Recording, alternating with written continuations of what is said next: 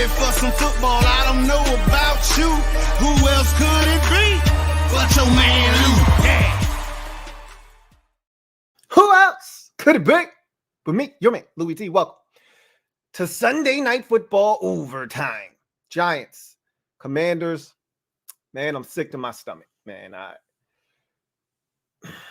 These are the types of games that really frustrate you, but it always just reinforces the same thing over and over again. So 2 things. 1, we need a quarterback. Like you're only going to go as far as that position takes you. And as much as I want to put a lot of this on Heinicke, the offensive line was terrible tonight. They were horrible. We need to fix the offensive line, and I knew this was going to be a problem when Wes Schweitzer was moved to center. He's a better guard than he is center. And I got to go back and watch the tape. I don't know who was the culprit, what was the issue up front, but I know there was a lot of penetration inside that forced him out, and he was moving around too much back there. He had to move constantly. So a lot of that's on the offensive line. But when you are in a position, you have to protect the football. And he didn't on that last possession. So that's disappointing. And then number 2, you make the King of the North said it best. And he was spot on. And I told him, I said, bro, you're absolutely right. This is why we're not going to blow the Giants out, but we will beat them. But this is what we have to do in order to make that become a reality. We can't do the things we did the first time around. We can't turn the football over. We can't have self-destructing penalties. We can't make the mistakes that allow the Giants, because they're not a better team than us. That's the thing that frustrates. If we lost to the Eagles today or we lost to the Cowboys, I would be able to take that on the chin and keep it pushing. We lost to a team that's not better than us twice, it feels like. They shouldn't have tied us, and they shouldn't have beat us tonight. We beat ourselves again. But guess what? They won the game. And you got to give credit where credit is due. They came in the house. They took it to us early in the first half, put us on our heels. We looked unprepared like we always do in these situations. The thing that I constantly said to you guys was, I don't know how the bye is going to affect this team. I don't know how the bye, and clearly they were not prepared to come out and win a football game. And the Giants were. And I'll take it a step further. I've said this all season long when it comes to comparing the 2 teams, because, again, the Giants are a terrible roster. They're not better than us. They're not a better football team. But you know what they are better at? Coaching. They're a much better coached football team than we are. And it showed again tonight. And I'll give you examples throughout the night on how they were able to take advantage of things we were doing and how we weren't able to do the same, or how we didn't make adjustments to the things that they were doing to us. It's sickening to watch. It truly is. I mean, that final drive that the Giants ended up getting a field goal on to push it out from 17 to 12 to 20 to 12. After the first Saquon Barkley run on a duo where they're double teaming up front, guess what I'm going to? Because what you're not going to do is you're not going to run this bitch down my throat. When I know you have to run, I'd rather have Daniel Jones have to throw it on 3rd and 8 or 2nd and 9. What you're not going to do is have a 13, a 15, and a 17.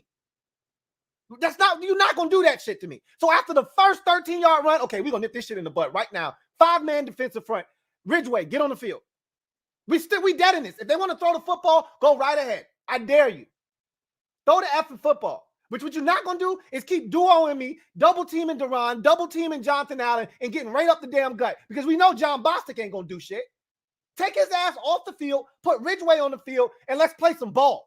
Nah, it took them until Saquon Barkley had 50 damn 1 yards rushing on the drive for them to say, you know what? We should put Ridgeway on the field. And after we did that, we shut the shit down. Why did it take you until they were past midfield for you to think, hey, we should take John Bostic off the damn field and put Ridgeway on the field? Just makes no sense. Because we're a poorly coached football team. That's why. Daniel Jones on a 4th and 9, you're going to sit back, soft coverage, man-to-man, soft-ass man-to-man coverage, I may add. You're going to sit back and let Daniel Jones cook? Heat his ass up. If you're going to blitz, this is the time to do it. Daniel Jones does not handle the blitz well. Blitz him. No, we sit back, rush 4, and that was probably the most disappointing part of tonight was we knew what they were going to do. They did the same shit they did the last time. The only thing they didn't do this time was run the ball with Daniel Jones. And we really weren't having that shit. They did have a good run at the end when they needed it. He picked up a big first down that forced us to have to use our timeouts. But other than that, his legs weren't a factor tonight. But they did the same dink and dunk shit, and we looked like we were ill-prepared. Same Saquon Barkley out in the flats, same little 5-yard stop route to Richie James. The same shit. They can't do nothing else. They don't have no talent. And yet we let them get away with the same shit. Bobby McCain playing 7 yards off, 5-yard stop, 5-yard out to Richie James. How many times are you going to let that shit fly before you do something about it? I get it. You don't want no cheap. You don't want anything cheap or nothing deep over the top. I get it. But you got to be aggressive. You got to force them to be uncomfortable. You allowed them to be comfortable all night long. That's frustrating. Make an adjustment. We ran it effectively in the first half. We had nothing to show for it. Why? Same shit as always. Sacks, penalties, stupid shit. Dumb shit. The same dumb shit we did the first game. We did the same stuff over again. Then you want to come out and be aggressive in the third quarter. You should have been doing that in the first half. You're running it that effectively. Brian Robinson was averaging damn near 7 yards a carry tonight. So the run is clearly impacting the game. You should have been going play action from the jump. We shouldn't have to get to the third and fourth quarter for you to realize, hey, we having some success on the ground. They got to respect the run game. We should be able to eat off of this. I've been talking about this for over a month. If you're going to run it as much as we do, if you're having success, there should be dividends paid off of successful runs. We didn't see those dividends tonight. Why? Because it took us too damn long to get to the shit. Over the bye week, Scott Turner, what did he say? Oh, well, we did some self-scouting. We got to be better in the red zone. Ron Rivera, we got to be better in the red zone. Were we better in the red zone tonight? I can answer that for you. No. I don't want to hear shit about the officials. We killed ourselves. We weren't on the line of scrimmage. That's our captain not on the line of scrimmage on the biggest play of the game. We did that to ourselves. I don't want to hear about that pass interference. We shouldn't have come down to that. It should not have come down to a pass interference on the final offensive snap in the end zone. I don't want to hear shit about the officials. We lost this game because we made mistakes and we turned the ball over and we did the same shit that we allowed them to do up in New York where it was a tie game. Same shit. And now we're not going to the playoffs because of it. Season's not done. There's still football left to be played, but we exhausted this for 2 weeks. We talked about how big of a game this was. We talked about what this game meant, the percentages. We saw the shit. We talked about it over and over and over again ad nauseum. So I don't need to tell you the importance of this game and what this loss means. The Giants still suck. They're going to go to Minnesota next week and they're going to lose. Doesn't matter. We can't finish tied with them now. We have to finish one game better than them. We put ourselves in a damn hole. The same shit. This is the thing I'm getting sick of. We dig ourselves a hole. We dig ourselves out of a hole. And then with all the energy that we exhaust to get ourselves out of the hole, we don't have any energy left to push down this final stretch of the season. We did the same shit last year. Start slow, pick up steam, and then you run out of goddamn gas at the end of the season. That's why this bye week was supposed to be important. It was supposed to refuel the damn tank. We weren't supposed to run out of gas this time. We weren't supposed to limp to the finish line. Well, here we are limping to the damn finish line again. Think the shit's going to get any easier? We got to go to San Francisco next week on a short week. You think this shit going to get easier? It's not. It's not. You put yourself in a position to miss the playoffs by losing this game. Everything you wanted was right there in front of you at home. All you had to do was go out and get it. I said the same shit about the Vikings yesterday. At least they won the game, though. At least their quarterback found a way to get them in the end zone and win the football game. But I said the same shit about the Vikings. You want to know why people don't respect the Vikings? Why everybody's looking at the Vikings like food, like, yeah, we would love to play you in the playoffs? Because of shit like this. You know why don't nobody respect Washington? You know why Eagles fans like to laugh at us and Cowboys fans dismiss us? You know why nobody respects us? Because of shit like this. A massive opportunity at the crib, and this is what you do. This is the shit I'm talking about. This is why I said don't look for respect. You want it, you got to go out and take it. For the second time in 3 years, we failed to beat the Giants. And I can't explain it because Daniel Jones is ass. He's garbage. And the talent around him sucks. And yet we somehow managed to make this man look like a real competent NFL starting caliber quarterback.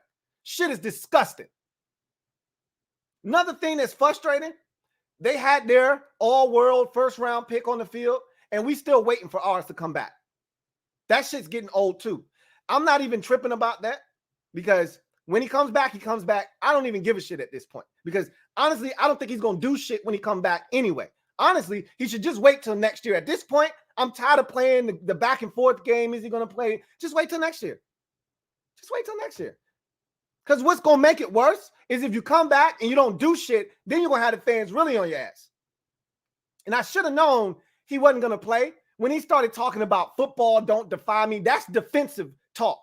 That's when you're putting up a wall because you're going to disappoint people. So you're putting up that defense mechanism. Oh, man, football don't define me. You know, football. Once you start talking, I should have known he won't play because he knew what was coming. He knew the criticism was going to come. He knew the backlash was going to come. So he was already building up that wall. Oh, football don't define me. At the end of the day, we had our opportunities, man. You can't we gave them a touchdown in the last game. We did the same shit this game, except this time it was a direct touchdown. The same dude sacked our quarterback at the same exact spot. This time he got the football out. Like, I mean, damn. Seriously. Can we not get our shit together? I mean, I am befuddled at how we let this Giants football team come in here and beat us. I mean, I am absolutely mortified. But again, we got outcoached. I got to give it to their coaching staff. They know who they are, and they stick to the script. Money over bitches, stick to the script. They cop, they re-up, they get back on their shit. I thought another big thing for me in this game, and I think this is Ron Rivera. You know, we hear about Riverboat Ron. Ron bitched up on us tonight. Ron was tight. The entire team was tight. The offense was tight. Taylor Heinicke was tight. Ron was tight. Ron was scared. Ron played not to lose. The Giants played to win. Example, case in point. First possession. It's 4th and 4. You're at the Giants 40 or 37-yard line. It's one of two things, bro. It's punt is not one of your options here, okay? You either kick it a long field goal, you think it would have been like 52 yards, or you're going for it. Option C doesn't exist. It's A or B. Either you going for it or you kicking the field goal. Punting the football and trying to pin them, that's loser talk, okay? That's loser bitch shit. This is Sunday Night Football. All the marbles are on the line. Either you want it or you don't. Scared money don't make money. You're over here holding on to a couple of dollars. The Giants laying all their $100 bills on the ground. Like, what's up? We over here clutching $5 and $1 bills like, man, I don't want to lose this. You scared. If you scared, say you scared. This ain't the game to be scared. We punt the damn ball. He don't even call a fair catch. We thinking, oh, he gonna call a fair catch. He run the bitch back to the 30. It's a net of 4 damn yards. You punted the ball for 4 yards. What are you scared of? The Giants had a 4th and damn 9, not a 4th and 4, not a 4th and 5, not a 4th and 6, 4th and 9, and they went for it. Them boys weren't scared. They came in here like they were the underdogs and they ain't had shit to lose. And we were playing like we had everything to protect. We were scared. That shit made my stomach turn. I'm going to take the edge off, though. I'm a little too hyped. And I knew I was going to be hyped, which is why I brought my wine. I told y'all yesterday, I said, I'm going to have my wine with me because guess what? One of two things is going to happen. All right, I said, we either going to celebrate, we either going to be celebrating a win, or I'm going to be drinking my sorrows away. One or the other. Either way, it's a reason to drink. So I got my wine. I'm going to pull up. I'm going to take the edge off so I can calm down because really, I saw this shit coming after the performance in the first half, but I still had confidence because I'm like, the Giants, we did this shit with them last time. The second quarter was awful. They scored 13 points in the second quarter, didn't score another point after the damn fumble that we gifted them. Like we did last game, we gifted them a touchdown. And I said, maybe the defense will shut shit down in the second half. And they pretty much did. It was 14-3 at halftime. The Giants scored 2 field goals in the second half. 2 damn field goals. Neither were close. They were both long distance field goals. You hate to give it up. And especially that last one at 17-12, because all you had to do was put a 5-man defensive front on the field. All you had to do was put John Ridgway on the field. And it would have shut that shit down. Now the duo is dead. It took you 3 explosive runs, totaling 51 yards before you decided, hey, I should put John Ridgway on the field and stop this shit and nip it in the bud. Too late now. Coaching, man. That's what it comes down to, coaching. How about when you run a pick play, you tell your receiver, hey, don't actually touch the dude. Just get in the way. Coaching. Jahan went and blocked the man. What do you think they're going to do? That's a foul. You can't do that.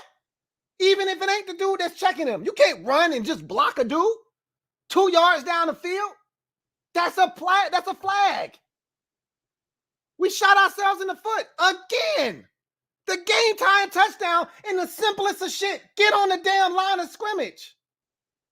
And we off the ball. That's loser football. What did I tell you? Bad teams do bad team shit. Sometimes you just got to move back and allow a team to lose a football game. You know what the Giants did? They removed themselves from the table and said, hey, y'all look like y'all struggling over there. How about we just remove ourselves from the table and we let y'all throw up all over yourselves? Call me when you're done. I don't want to see that shit. And your vomit stinks. Call me when you're done so I can collect my dub and get out of here. And that's what they did. They left the table, removed themselves from the room. We threw up all over our damn selves. They said, hey, y'all done yet? We said, yeah. Yeah, I think we done. They came in, got their dub, and they out. They 8-5-1, and we 7-6-1. And I'm disgusted. And you should be too.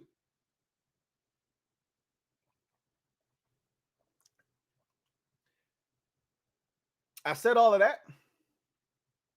And Jahan Dotson was outstanding tonight. Curtis Samuel played well. Our trio, our triplets, they did what they always do. They performed. Terry was really good. He eclipsed 1,000 yards on the season. Good for him. First receiver since, I want to say, going back to Santana to do it 3 years in a row in Washington. So kudos to Terry for that. This was probably Jahan's best game of his career. I'm going to go look real quick, but I think he was approaching 100 yards in this game. I don't think he quite made it, but I think he was approaching 100 yards receiving. Yeah, he had 105. Good for him. Terry had 6 for 70. Curtis had 3 for 44.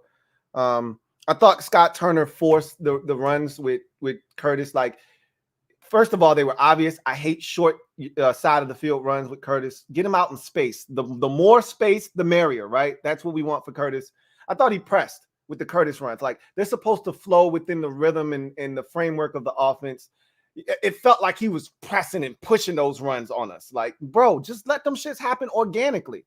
We in the rhythm and the flow of a drive. It's the, 7th play of the drive, and then you hit him with a Curtis run. Like, these shits was early in the drive. I felt like he was pressing.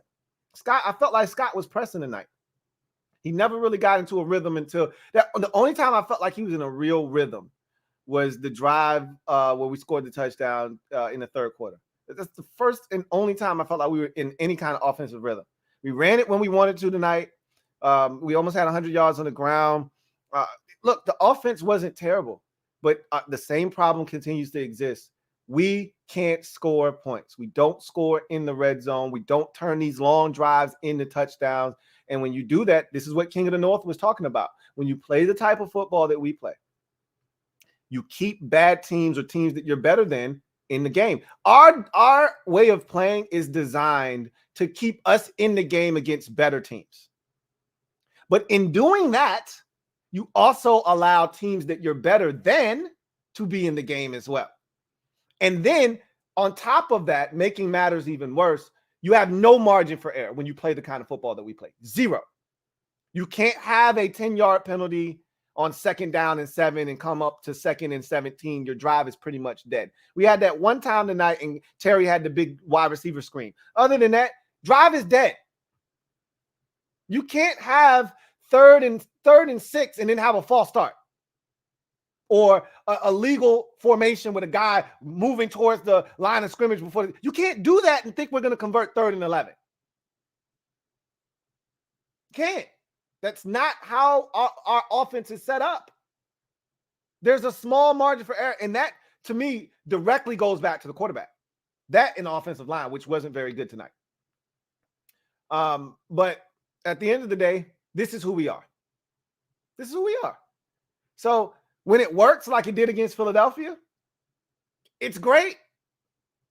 But when we play teams that we should be, and we'll be in the same type of game in 2 weeks against Cleveland, like this will serve us well next week against San Francisco. It'll keep us in the game. It'll give us a fighting chance. If we don't turn it over now, we do the shit we did tonight, turning it over, penalties, stupid ass penalties. We'll get blown out. We'll get our brains bashed in next week in Santa Clara. But against the Cleveland Browns, it'll be the same type of game. 17-13, nail biter, fighting for our lives. We could easily not win another game this season. I hope you guys understand that. We could easily finish this season up at 7-9-1. And it's because of the way we play football. It giveth, it taketh away.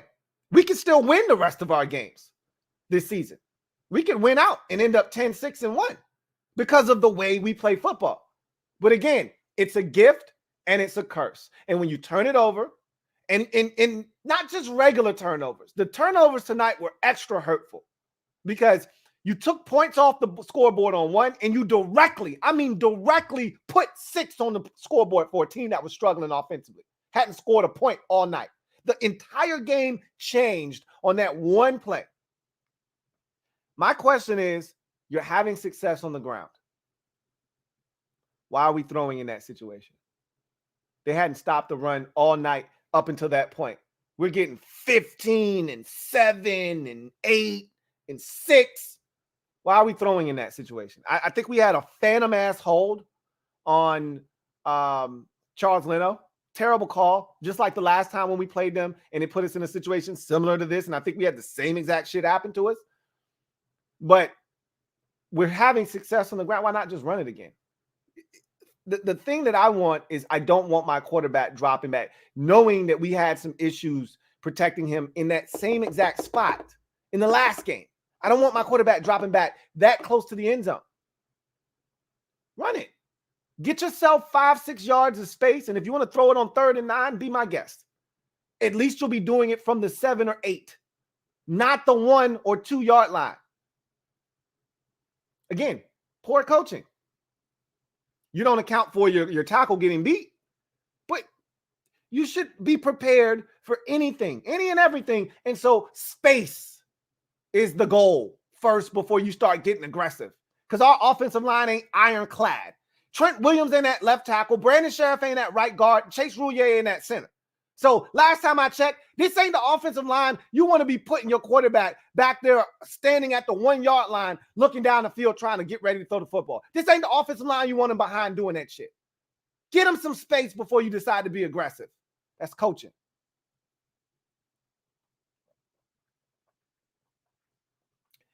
And as for the game and the crowd, I don't know about y'all, but I heard chants of defense multiple times in the fourth quarter. Multiple times. So as far as home field advantage is concerned, we'll never have it until Dan sells. Period. So Jonathan Allen can buy as many tickets as he wants. The media can try to play up the whole crowd angle. Our fan base isn't coming to games until Daniel Snyder sells the team. Period. That was evident. The first shot, I get it, it was behind the Giants bench, but the first shot I saw, because I didn't watch none of the pregame festivities. I don't care about none of that shit. You guys know that. First shot I saw was the Giant sideline, and all I saw was a sea of blue. And I knew that shit was going to be the case. And I can't speak to what the rest of the stadiums look like, And was blue smattered across that as well? I would assume so. But I know I heard chants of defense with our offense on the field, needing a touchdown and a 2-point conversion to tie. And another thing, who had confidence that we were going to convert the 2-point conversion after the touchdown had we scored? I don't. Does anybody out there have confidence in Scott Turner to draw up a 2-point conversion play that's going to get us in the end zone? Because I damn sure don't. So I wasn't even like excited when we scored initially before it was a flag. I wasn't even excited because I'm like, I don't expect to get this 2-point conversion.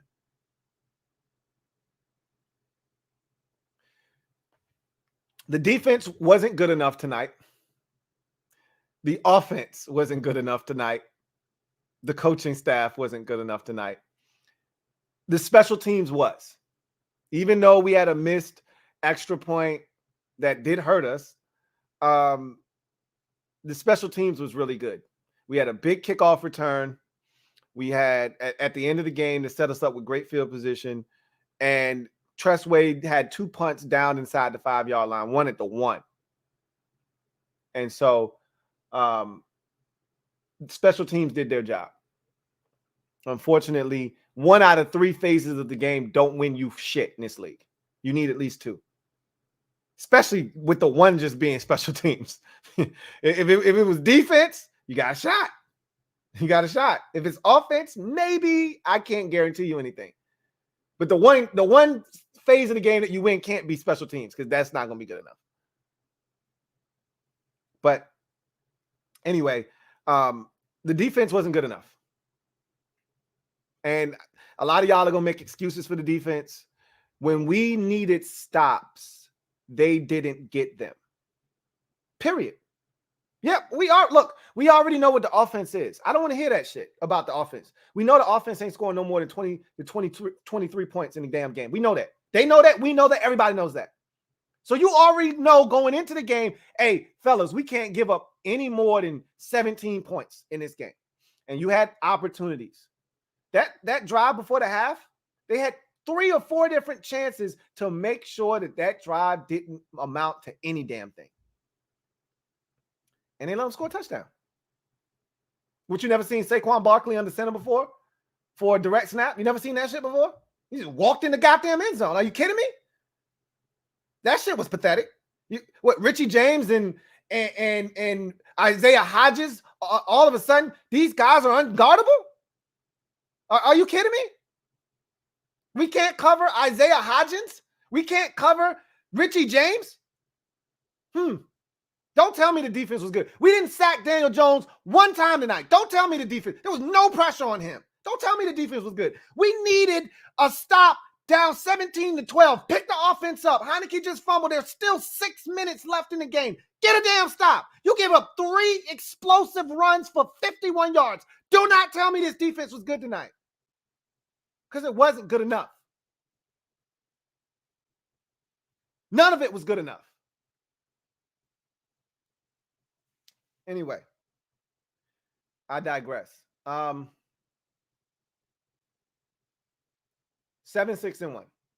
Season's not done. We don't have a 0% chance of making the playoffs. It's still 30%, but 30 ain't 90. We knew what was at stake. And we came out and we played like a team that was scared, playing not to lose instead of to win. The Giants wanted all the smoke. They came to win. They came here to win. And they did. We let them come in our house, smack us around, and leave with a dub. That shit is embarrassing. I'm sick to my damn stomach.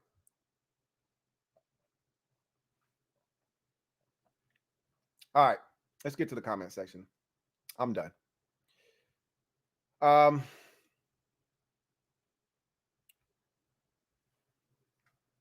Let's see.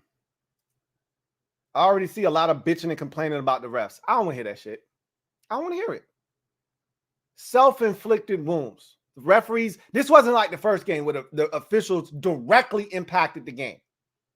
We did this shit to there were no phantom holds or, bad calls that impacted us the way that it did the first game. No, we did this shit. We had Logan Thomas running towards the line of scrimmage at the snap. We had Terry McLaurin not on the line of scrimmage on the biggest snap of the game from the 1. We did that shit. They didn't do that. We had Jahan Dotson blocking a guy instead of him just running a natural pick for a 2-point conversion. Then that forced the damn kicker back 10 yards and he missed the damn extra point. We did that.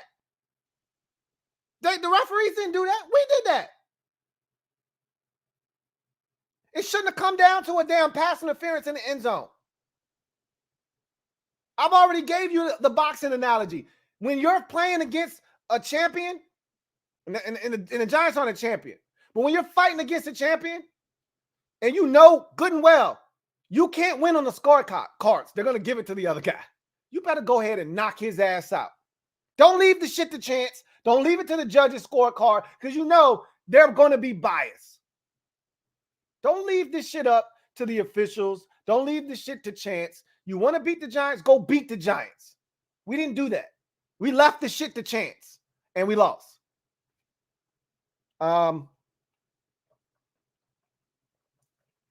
Let's see.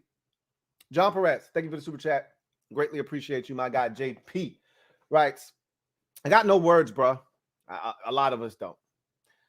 Terrible night and another badly officiated game. We don't deserve to go anywhere but home. Again, I don't agree with the badly officiated game. I didn't think the game was officiated badly at all. I thought they let us play. And I don't have a problem with them letting us play. I don't. I thought it was a well officiated game and we blew it. That's what I think. I think that we didn't come out prepared. We were flat on offense, and we didn't respond to adversity tonight very well. And I thought that the Giants came to win and we came not to lose. And there's a big difference in this league.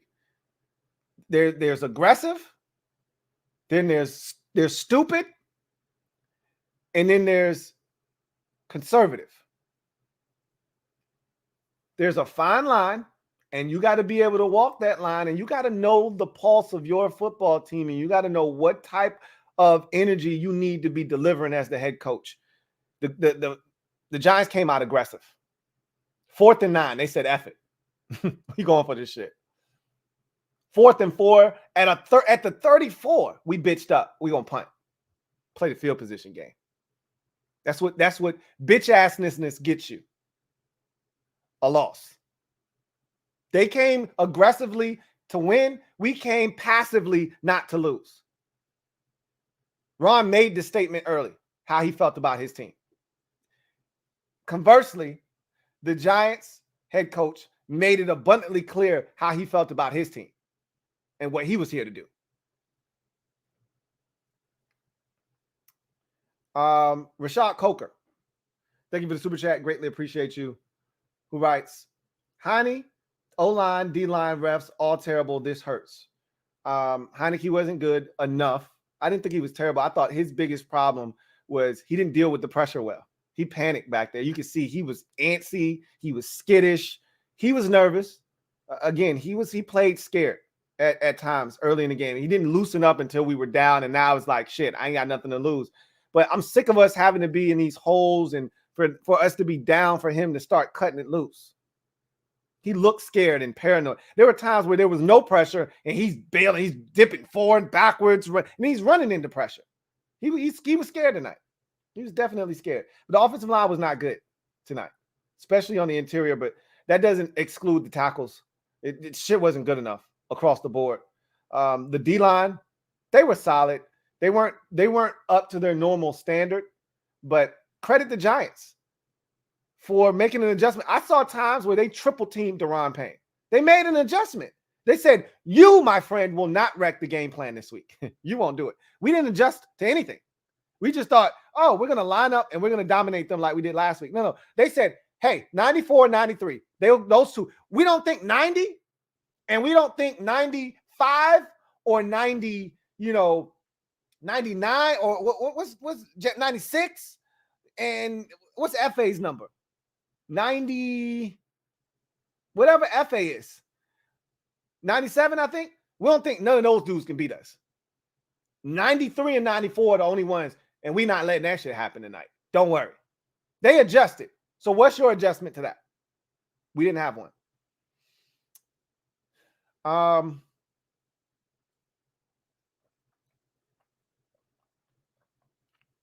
Let's see.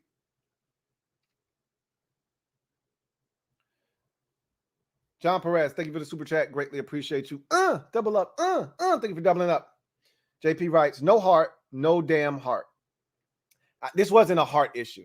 Like, our guys didn't quit in this game. That heart is into question when you quit and you lie down and you take an ass whooping. That's not what happened tonight. This wasn't a heart issue.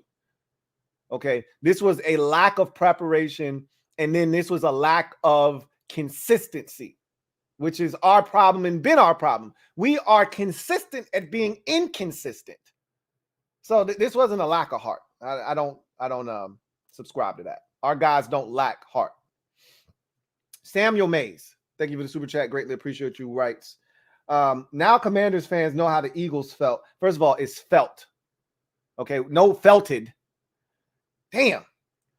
With their only loss coming from multiple okay, enough of that. Non-calls. We don't want to hear about a loss in week 10. Okay, y'all lost. We beat y'all already. Okay, I don't care about the penalties tonight. See, that's loser talk. A loser coming and wanting to talk about loser shit. I'm telling you right now, I don't want to hear shit about the officials. You crying about the officials, that's loser shit. I'm not crying about the officials. They didn't cost us this game. Okay. Losers worry about losing. That's why you talking about officials and still crying about some shit that happened 6 weeks ago. Move on, bro. We beat your ass. Okay. Move on. The officials have nothing to do with what happened tonight. We beat ourselves and the Giants beat us as well. It was 2-on-1. Red Wing 01. Thank you for the super chat. Greatly appreciate you. Thank you for being a member of the MOBB, who writes, I'm done. I'm so effing done. You're not done. Stop. Okay. Stop. He says, y'all told us to come out. Well, we came out, and that's how you repay us. Facts. You're not wrong. Right? Like, Ron, you can't keep saying, we're trying to earn your trust and we're trying to get you guys back out. And then you show up flat like that and you're down 14-3 at halftime. Like, that's not a way to get us to come back out. And you can't talk to us like you've been here for this entire torturous 20-year span of Daniel Snyder. You haven't been here. You haven't experienced what we've experienced. You can't ask us to forget about the past 2 decades and just start anew, give you a clean slate. That's not how this shit works. That's this shit called fandom. It doesn't work that way. We don't forgive, and we don't forget shit. Okay? You want us to give you some more rope? Earn it. Go out and win games like this so we can believe. This is why they don't come to the games. That and Daniel Snyder, of course. This is why we don't believe. This is why fans keep saying, hey, we're going to lose this game. You want us to change the narrative? Win one of these games.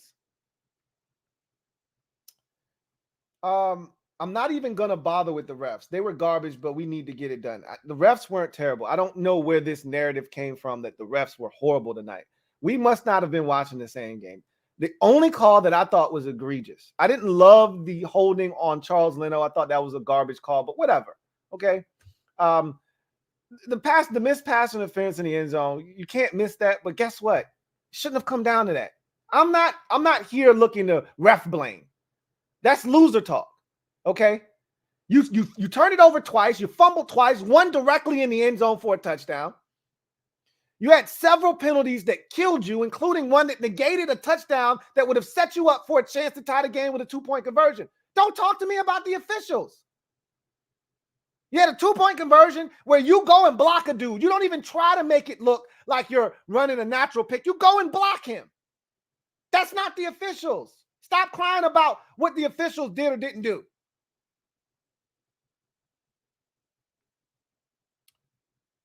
Clomie, thank you for the super chat. Greatly appreciate you. Will Kavanaugh, thank you for the super chat. Greatly appreciate you. Will Kavanaugh writes, left hand up. Who's not making the playoffs? The Commanders.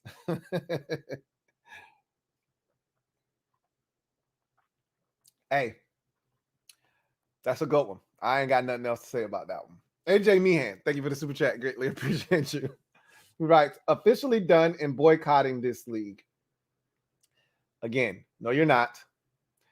Officially done. And you're not boycotting the league. Stop. Clomie, thank you for the super chat. Greatly appreciate you. Who writes, robbed. I don't feel like we were robbed of anything. I felt more like we gave it away. You know, we asked the Giants, hey, y'all trying to make the playoffs? We're not sure if we want to go yet. We still checking our calendar to see if, you know, mid-January is good for us.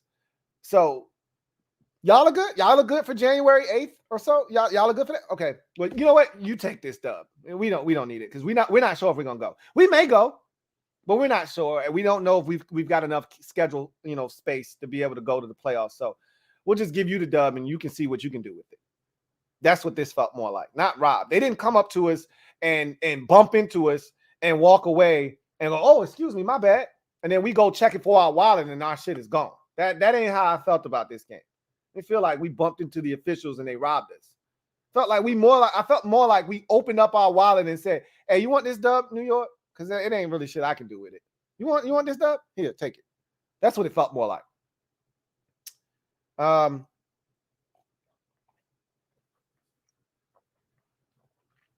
Rob, thank you for the super chat. Greatly appreciate you. Thank you for being a member of the MOBB. My guy Rob writes, 2 red zone trips and 0 points won't cut it. I tell you guys this all the time. If you want to go to 2 stats that will tell you the outcome of a game, go to red zone efficiency and turnovers. If I'm not mistaken, the Giants did not have a single turnover tonight. We had 2 of them. 1 directly leading to 6 points. We were 0 of 2 in the red zone, if I'm not mistaken. Let me check Let me just double check on that because I'm not quite sure how far that Jahan Dotson touchdown was. It could have been from the 19-yard line. I think it was further than that, though. But I'm pretty sure we were 0 of 2 in the red zone. We were 1 of 3. So that Dotson touchdown was in the red zone. Giants were 1 of 1. They didn't make many trips, but when they went, they scored. This is why I said, don't talk to me about the defense. They were good enough. They weren't, because you know what this offense is. You know what this team is. You know what your responsibility in all of this is. You've got to be extraordinary. You can't be just good enough. You've got to be great. And it sucks that it's that way, but that's the way it is. You know this offense isn't dynamic or explosive, and they're not going to score a bunch of points. You've got to hold the other team down. They get in the red zone, they can't get in the end zone.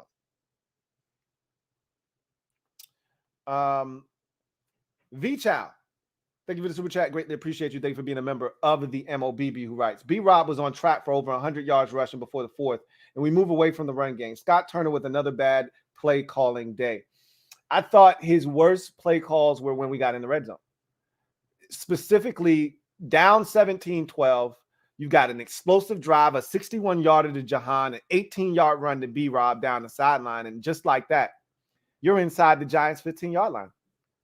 Can anybody explain to me? We're at the 11 because we could have gotten a first down at the 1. Can anybody explain to me why we're running the ball with Curtis Samuel? Okay.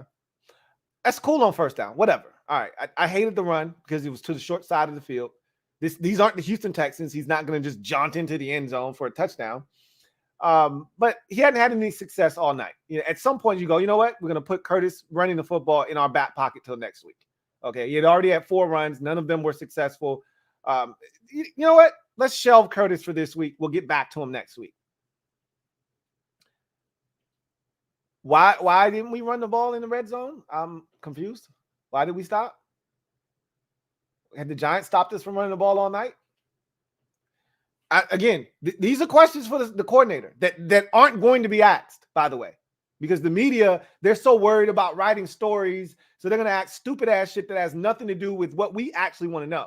They're so concerned with, hey, you know, your dad was here for 10 years, so what is it like being in a place where your dad coached for 10 years? I don't give a shit about that. I want to know why the hell you didn't run the football in the damn red zone. That's what I want to know. Why is Curtis Samuel running the football, having 0 success, yet Brian Robinson is averaging damn near 7 a pop, and he just broke off an 18-yard run, yet he doesn't get a sniff in the red zone? That's what I want to know. Help me.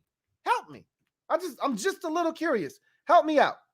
Give me a little bit of clarity so I can feel better. That's all.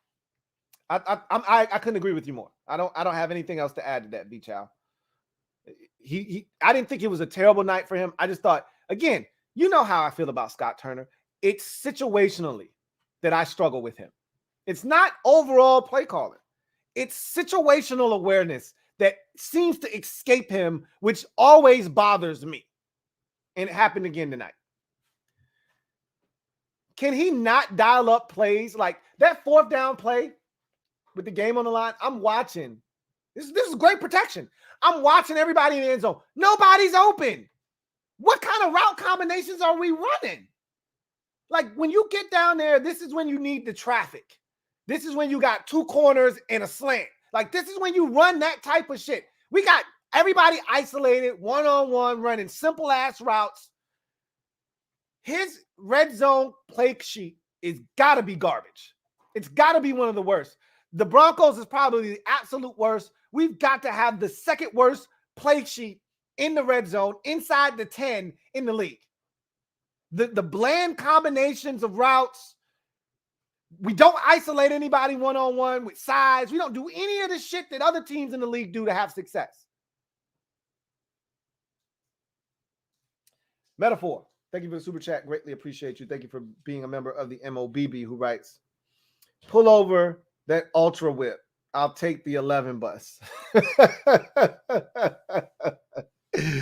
They may go, look, I don't think this is a Heinicke, like you put it all on Heinicke type of loss. This wasn't, the fumble was very costly. And he should have thrown a pick to McLeod at the end of the game. If he could catch, then we wouldn't even be having a conversation about Terry's penalty and pass interference in the zone or none of that shit. He almost threw the game away right there. That said, this didn't feel like Heinicke needs to be pulled type of game, but they may, like they may decide to go to Carson Wentz. Who's to say? We'll see. The only thing that guaranteed Heinicke continuing to start was winning, or rather not losing, okay, which he hadn't done a lot of. This is a costly loss. So at this point, and all bets are off. They could talk to Ron tomorrow. Ron could be, Ron will keep it pretty much status quo. And then Wednesday, we might show up and they might be talking about Wentz taking some starter reps. Who knows? I don't think so, but we'll see. You're not going to be alone. There's going to be a lot of people trying to get on that 11 bus. Our fan base is very fickle. I'm not ready to get on the 11 bus, but how about the offensive line protect better? How about Scott Turner be better? How about the defense be better? How about Jack Del Rio be better? I didn't think this was a particularly good game for Jack Del Rio either. I thought his blitzes were mistimed. We don't time up blitzes very well anyway, but I thought him calling blitzes were ill-timed. We gave up a play to Richie James where we're blitzing. Like it was so obvious Daniel Jones checked to a wide receiver slot screen to Richie James because it was apparent to him, because everybody knows when the safety lines up directly behind the corner, that corner is blitzing. So you know what Daniel Jones did? Hey, we're going to run a slot screen. And the safety's playing 80 yards off. He throws it to Richie James. And what does he do? He runs for like 16 yards. It's terrible. It's a terrible blitz, dude. It's a terrible blitz. But it's 4th and 9, and we're just going to sit back and let Daniel Jones have all day and throw for a first down. G-Style, thank you for the super chat. Greatly appreciate you. Thank you for being a member of the MOBB, who writes, the lack of crowd involvement didn't help tonight, Lou. The way we gave up that last field goal and red zone play calling is what sticks out to me the most tonight.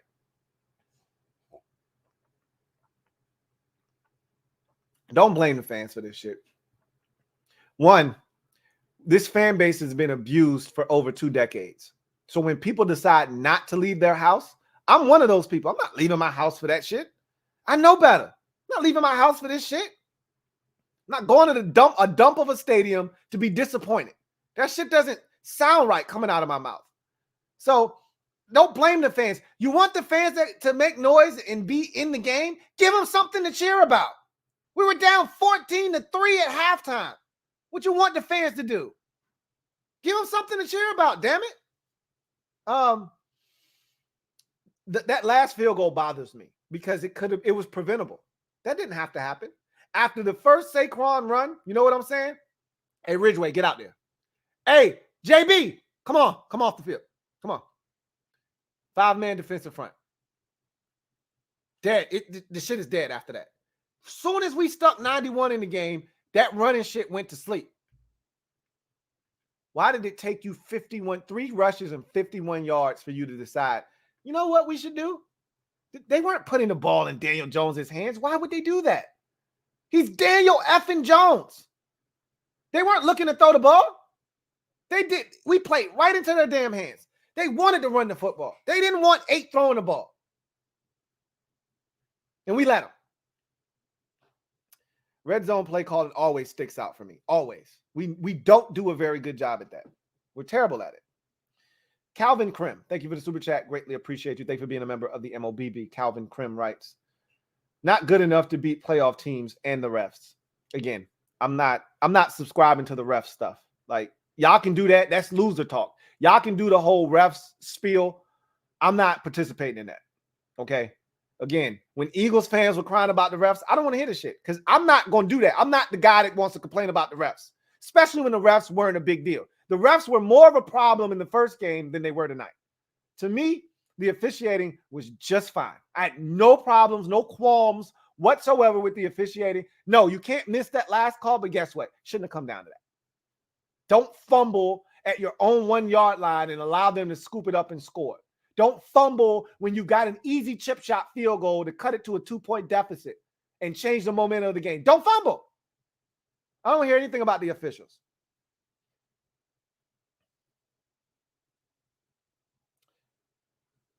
Brent Collins, thank you for the super chat. Greatly appreciate you. Who writes? Caleb Williams.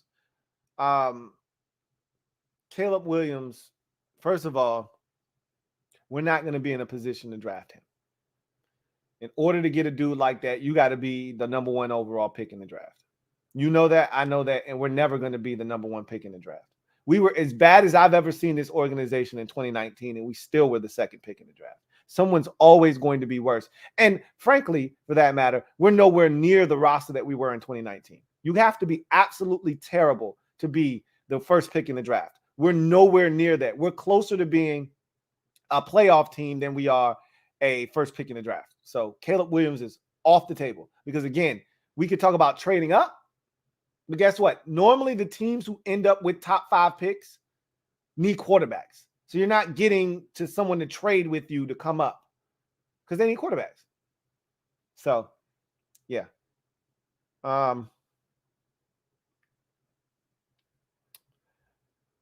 Journey Reed, thank you for the super chat. Greatly appreciate you. Thank you for being a member of the MOBB. Journey Reed writes, refs screwed us at the end, man. I don't care. We definitely didn't help ourselves out tonight, though. This one hurt. Giants wanted it more. #MobSquad.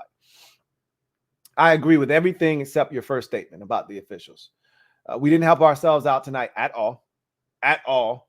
And the Giants, this one hurt for sure. I mean, I told you I'm sick. I'm sick right now. And the Giants definitely wanted it more than we did. They played to win. We played not to lose. It was apparent from the jump. The first possession of the game, we march it right down into Giants territory, and we get scared. We get scared, and we bitch up. Ron is clutching his little $5 and $1 bills and holding on to it like it's rent money. Meanwhile, the Giants are out here making it rain on 4th and 9. They weren't scared, and we were. Scared money don't make money, man. Scared money don't make money. It never has, and it never will.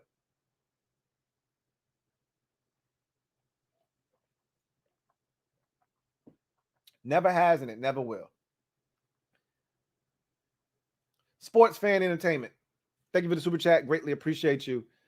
Who writes, is Heinicke better than Tannehill? We're too smart for our own good, bro. Shaking my head. Good game. At least Tannehill went out and fought today. I got a new level of respect for Ryan Tannehill for what he did in the game against the Chargers today. because that man literally was on one leg today, gutting it out. I got nothing but respect for Ryan Tannehill. Nothing but respect. But we both know you can't. There's only so far you can go with one of those dudes, the quarterback. And that's a sad state of affairs, but it is what it is. There's delusional fans within all these fan bases, yours and mine alike, that feel like you can get the job done with Taylor Heinicke or Ryan Tannehill. We know if you're smart enough, you know the answer to that. It's only so far you can make it to the playoffs with both of these quarterbacks. You can, but there's only so far you can go because eventually your quarterback's gonna have to make some plays, and your quarterback and my quarterback aren't out dueling the Joe Burrows and the Patrick Mahomeses and the Justin Herberts of the world. We're not doing that. Sorry, not sorry. Josh Allen, we're not beating Josh Allen in the Buffalo Bills. Neither are you. Anyway, Rob you, thank you for the super chat. Greatly appreciate you. Double up. Thank you for doubling up. Rob you, who writes, Lou, a golden opportunity for a statement game. We can't keep screwing around and Detroit or Seattle will slide right into that 7th seed. At this point, man, look at me in my face. Look at me in my eyes. Okay, look at me. All right, listen. Look at me, man. Look at me, man. Okay. We lost tonight. By losing tonight, we've put ourselves in a position where all bets are off. Detroit is right there behind us, chomping at the bit. You've seen their schedule. They don't have another game that they should lose on their schedule. Meanwhile, we're going to San Francisco this week, okay? The time for messing around, shit is over with. We had 2 chances to beat the Giants once, and we blew both of them. That's not a good Giants football team. So well-coached Giants football team. It's not a good team. And we lost to them twice. You might as well say the tie was a loss. We lost to them twice. You tied once and you lost once. Feels like 2 losses. Look at me. Playoffs are no longer a guarantee. I still think we're going to make it. But I honestly, after tonight's loss, it's one of those things where I'm not one of those fans that say we don't deserve to go. But it feels like a lot of the air and wind leaves your sails after a loss like this. And you're like, really? I'm not sure that y'all really are made for playoff football. I'm not sure y'all about that life. Because this was a test. And we failed miserably. Miserably. We had 2 weeks to prepare for this test. And we still got a 57. I don't know, man. That's tough. Brandon Davis, thank you for the super chat. Greatly appreciate you. Who writes, I so knew this, bro. All this talk about us being prepared, Jones 0-9 in prime time, every analyst picking us, I knew we would lose. That is the mentality of 97% of Commanders fans. We've been embedded in our heads that if we're not an underdog, we can't win.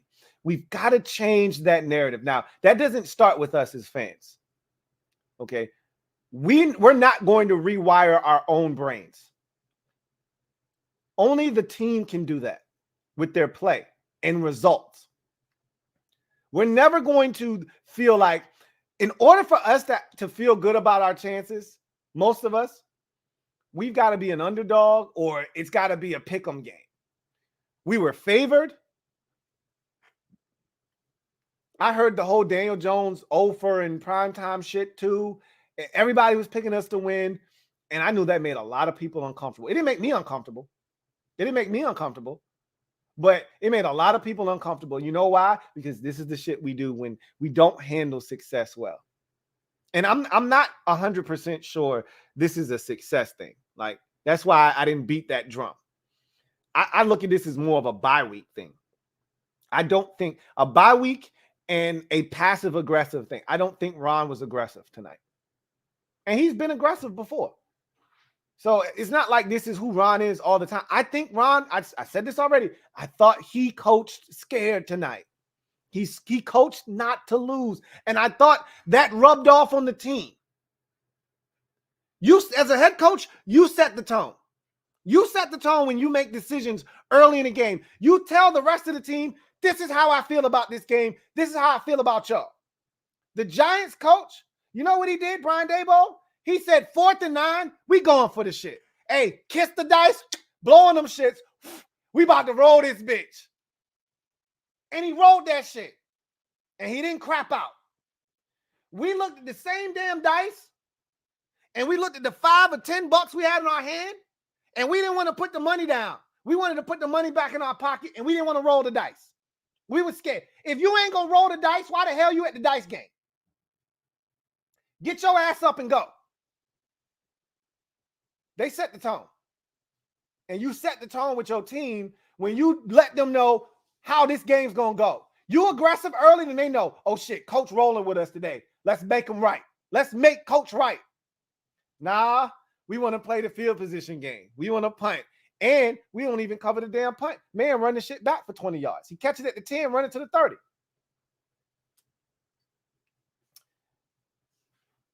I don't think this was we can't handle success. I think this moment was too big for us. Coming off of a bye week and how we coached and this moment was too big for us. This wasn't we were overconfident and smelling ourselves and everybody was telling us how good we were. That was the shit in the past.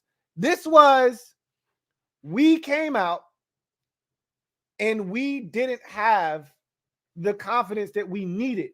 We came out scared. Like this moment was too big for us. Prime time at the crib, and we were not prepared for the moment. That's what it felt like. Red Wings 01, thank you for the super chat. Double up. Thank you for doubling up. Who writes, the Titans and Vikings game sucked the life out of me, but I don't think I've ever been more livid with this team than right now. Those games were tough to swallow, especially the Titans one. That's the one where if we don't make the playoffs, we look back on. That's the one I'm still tripping off of that one. Because the Titans, they suck. I've already explained that to you. That I feel the same way about the Giants that I feel about the Titans. You lost to a team that's not better than you. The Titans, specifically the Titans, because at least the Giants have a mobile quarterback that you respect. And then we weren't worried about Ryan Tannehill's legs. They just had one guy. They were one trick pony, and we allowed them to be. At least the Giants have Saquon Barkley. Darius Slayton is no slouch. Okay, he's no world beater, but he's no slouch. Daniel Bellinger is a problem when he wants to be, and Richie James hurt us tonight. Like, they got stuff. It's not great stuff, and you wouldn't take that stuff if you had a choice, but it's not the Titan shit. They don't have nothing, right? That one hurt more. But this one sucks because you're at home. It's prime time. You know what's at stake. You're playing much better. We were 1-3 going into that Titans game. We were not a good football team. Okay. We had been playing better football. We know who we are. We've established an identity. We know what we have to do to win, and we didn't execute, and we didn't do those things. This one hurts because you know everything. There were a lot of variables back in week 5. A lot of shit that we didn't know, things that we couldn't control, and there were a lot of factors, moving parts. Less of those in this game, okay? You know everything. You know what's at stake. You know what you got to do, and yet we still managed to find a way to play down to the level of the Giants and allow them to beat us with turnovers, penalties, and foolish mistakes. So again, I don't have any excuses. I don't hear about the refs or nothing. They beat us and we beat ourselves. So this one sucks.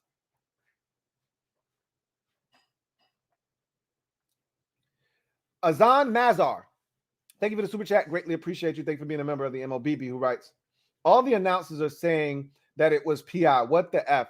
It was pass interference. Anybody with a set of eyes can see that it was pass interference. But again, that's like late in the ball game, in a basketball game, right? Officials really want to swallow the whistle. It takes a really strong, self-confident official to throw a flag in that moment, because there's a lot of criticism that comes with throwing a flag in a crucial moment in a game like that. No official wants to be that guy. You know what? The league is going to come. Ron's going to turn it in to the league. That's the stupidest shit I've ever heard. Turning calls into the league. For what? So they can tell you, yeah, we effed up on that one. My bad. Are you going to give us the play over? Are you going to give us a win? If not, why the hell do I care about you telling me the day after on a report, yeah, we effed that one up. That's our fault, Ron. My bad. I don't give a shit. You didn't call it when it needed to be called. Yeah, that was pass interference. Guess what? It should not have come down to that. So I get it. Yeah, that was pass interference. We should have had 1st and goal from the 1. You know what else we should have had? We should have had a touchdown if Terry McLaurin is on the ball and it's not an illegal formation. A lot of ifs, should have, could haves, and would haves, but guess what? We did it. Dynamic Dave, thank you for the super chat. Greatly appreciate you. Dynamic Dave writes, I'm so sick of you Heinicke critics. He played well. At least one Heinicke fumble was blindsided. NBC confirmed PI call and legal formation were bad calls. Also, late hit on Dotson after big catch. I thought Terry was enough on the line. I personally, I wasn't down the line, but it looked like he was on the line enough to where you can let that shit go. Personally, that's how I felt, but don't leave it to chance. That's my thing. Don't leave that to chance. Don't put yourself in a position where the official can feel like he can throw a flag there. Just get on the line, right? But whatever. The bottom line is we still would have needed 2. I still don't think we would have gotten it. I would have loved to have had that opportunity. But again, it didn't happen. So he says, also late hit on Dotson after big catch. They hit him late again. You're crying for spilt milk. I always, when I'm watching games, I cry for calls, right? I'm at the house with my mom and my dad and my sisters, and I'm like, hey, throw a flag right there. And my dad like, seriously, dude? And I'm like, yeah, I'm begging, man. I'm over here begging, like Keith Sweat. You begging for a call on the Dotson late hit. Bro, he was still fighting. He was trying to go down. The dude wouldn't let him go down, and he got hit. That's not something you should be crying about, okay? 61 yards. Be okay. Be okay with 61 yards, okay? At the end of the day, Dynamic Dave, Heinicke played well, but he turned it over twice. Now, to your point, the first one, he didn't anticipate getting hit from the blind side and he fumbled. The second one is on him. All right. When you know better, do better. The second one, you leave the pocket, you're getting contacted, put the football away. So as much as I would love to co-sign that, I can't co-sign Heinicke. You know, he didn't do what he needed to do. He made mistakes tonight.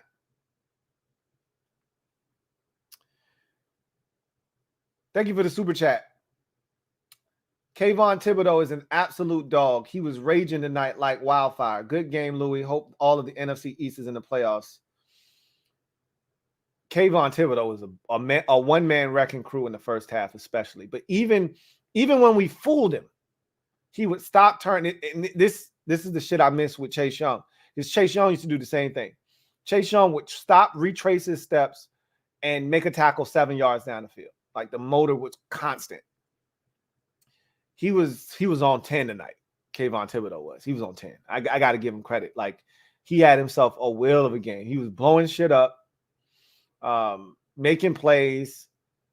I criticized him the last time we played for not forcing a fumble against Heinicke when he hit him. He went for the ball tonight. He got that bitch out tonight.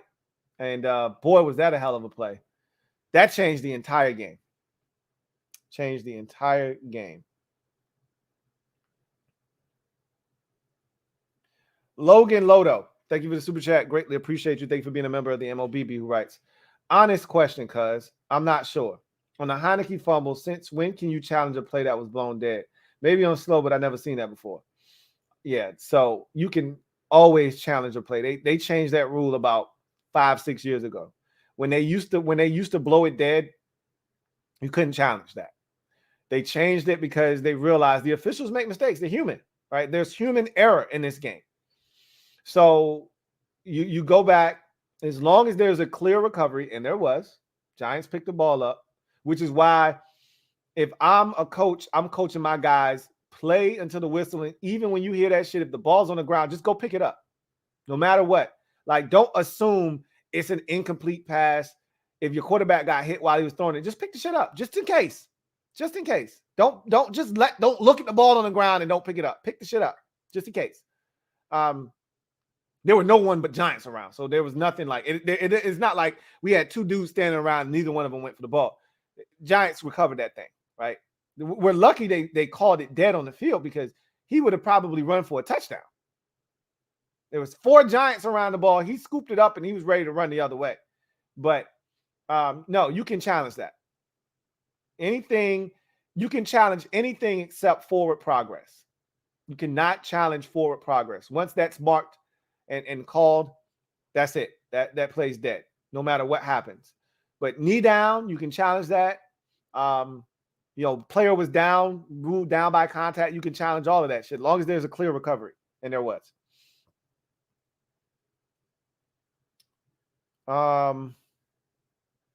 Let's see.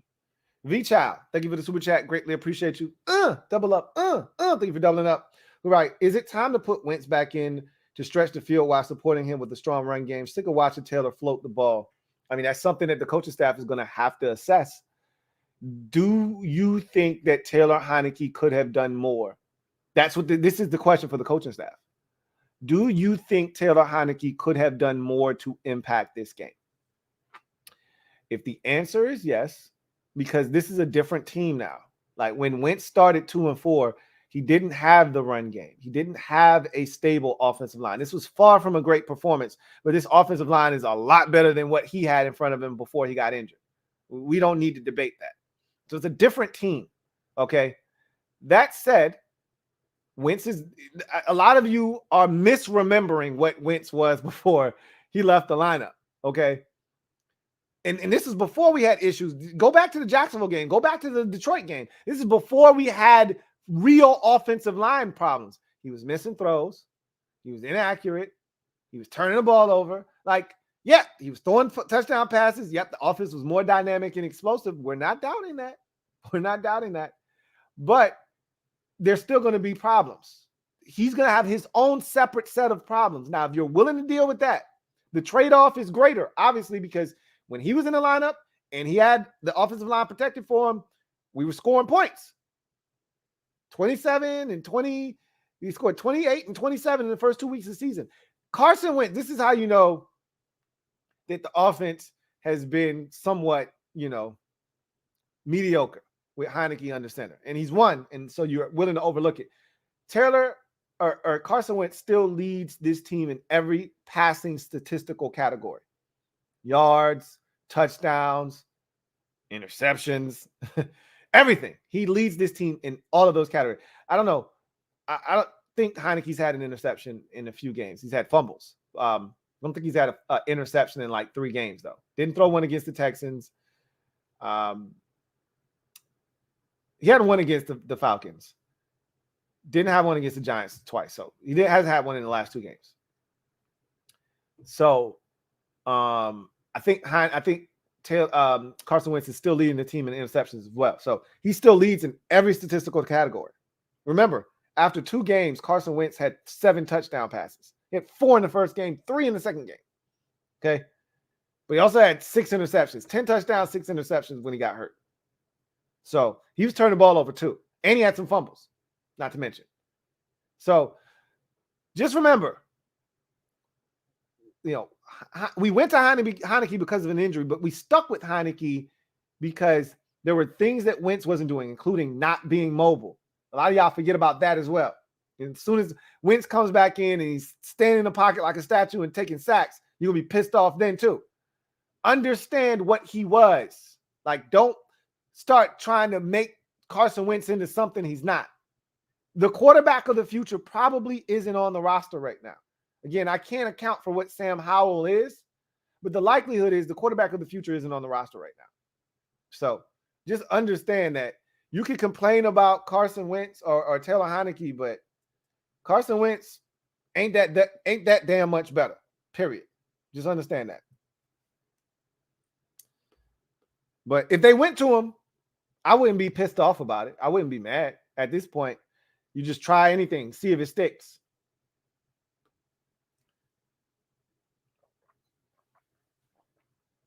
Rob U, thank you for the super chat. Greatly appreciate you. My guy Rob U writes, when can we get a game-changing strip sack like number 5? That's the disappointing part. Like, I get in arguments with fans all the time. One of my favorite guys to get in arguments with is my guy Derek B, because this is what we argue about. You know, Derek B, he loves the consistency of some of these players. One in particular, we go back and forth about. But these are the types of plays that I reference when I say, hey, and I'm not specifically talking about like Deron Payne, Jonathan Allen. Those guys are beasts, and we wouldn't be where we are without them. But I'm talking more like a guy like Montez Sweat. You know, I'm talking more about a guy like Chase Young. You know, these guys that we invested first-round picks in. These are the types of plays you want that we don't get from them. You know, we don't get sack, force fun. We got that from Chase in his rookie season. We didn't get it from him last year, and clearly we're not going to get it from him this year. But that's what you're looking for. You know, that's what you get out of Michael Parsons. That's what Kayvon Thibodeau provided tonight. When you spend the kind of pick we spent on Chase Young, that's the kind of dividends you're looking to be paid off on. And we got in his rookie season. I'm hoping that at some point we'll get that, you know, maybe next year we'll get it back. But that's what you're looking for.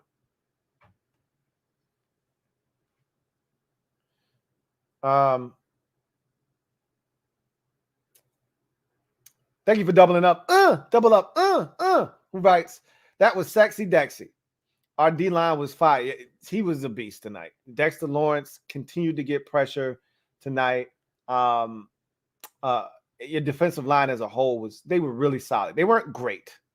They were really solid, though. They really applied pressure when they needed to in the red zone, on some crucial plays. They forced Heinicke off of his spot. Obviously, Kayvon Thibodeau sacked.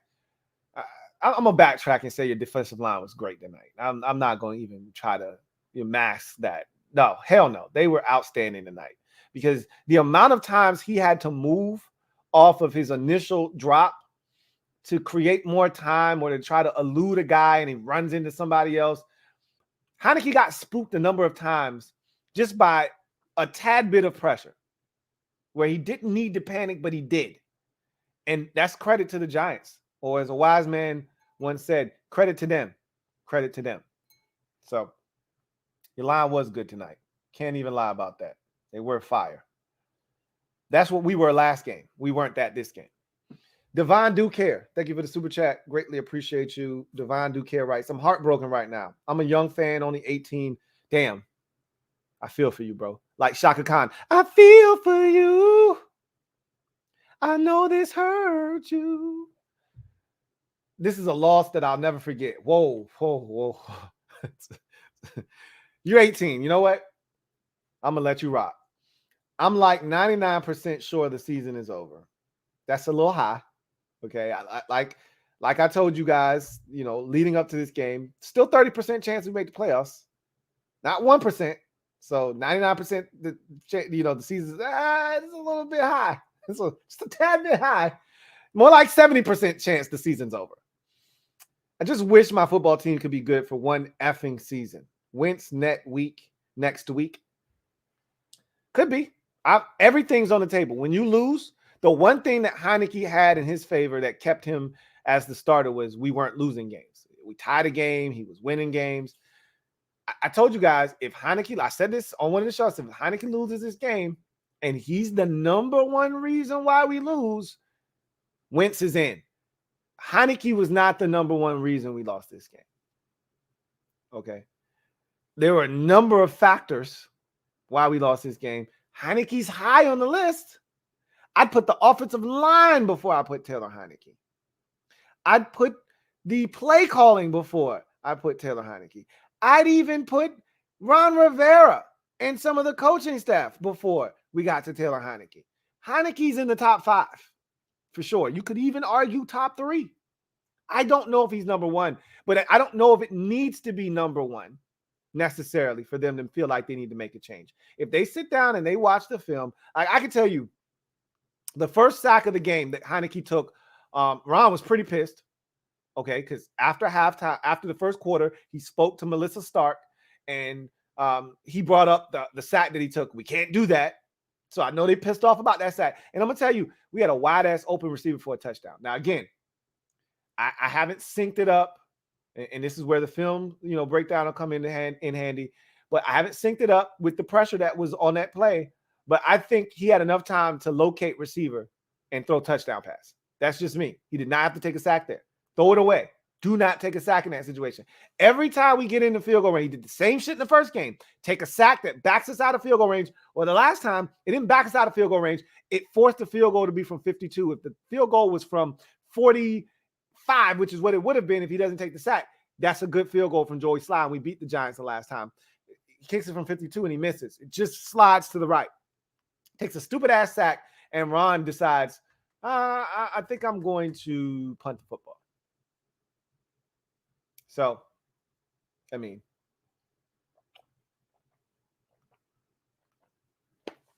I don't know.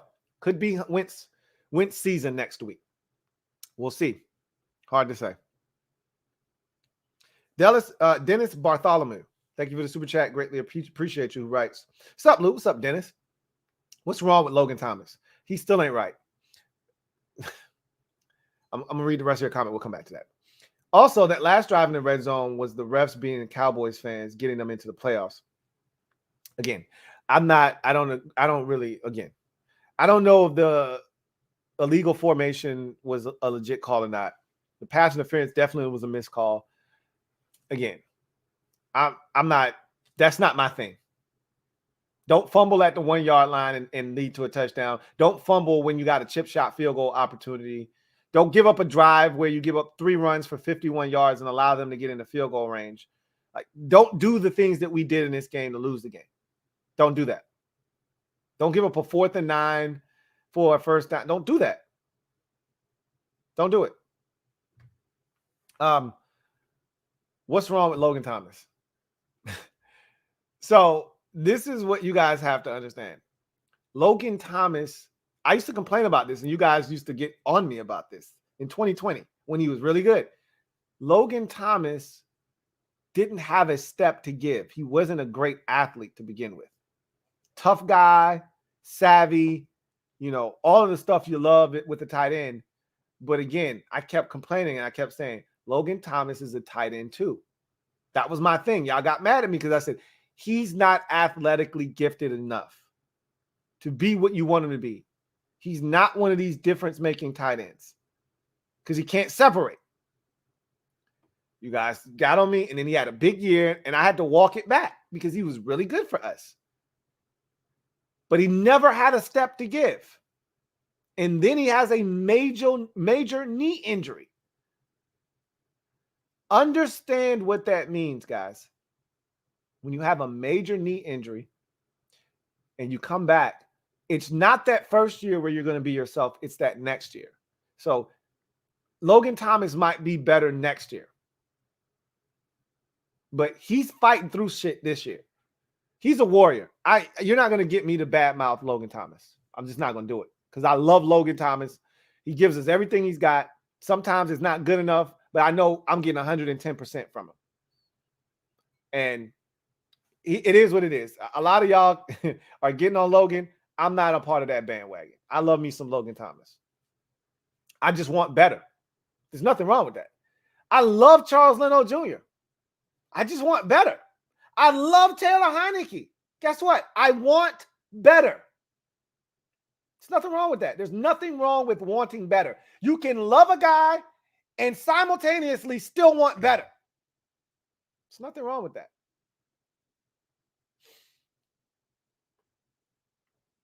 Rob Yu, thank you for the super chat. Greatly appreciate you. Who writes, coaching has to be better. Adjustments. I can't stress this enough. A lot of times when we lose games, we get out-coached. We got out-coached by the Titans. We got out-coached by the Giants the first time. That's how it ended in a tie. We got out-coached by the Giants this time. A lot of times we get out-coached. We got out-coached by the Lions in week 2. I hate when losses are on the coaching staff. The players are just as guilty, but it starts with the coaching staff. Because if you have your players prepared and you make the necessary adjustments, and I'm not one of those guys that we didn't make second half adjustments. It's so easy. That's like low hanging fruit for a fan, right? You don't even know what adjustments need to be made a lot of times. But there are certain things that you can see where you say, hey, and I point them out to you guys. I talked about the 5-man defensive front on that last drive where they got the field goal. You could have killed that dead in it. You knew what the Giants wanted to do. You knew what they were. They're running duo up front. We used to run duo with Jay Gruden. That was our only run play. You know what it is. You know what they're doing. Stop it by putting an extra defensive lineman on the field, and that's done. You waited until they got into plus territory to then put John Ridgway. Like, that doesn't make any sense. Make that make sense for me. It doesn't. It just doesn't, and it never will. It never will.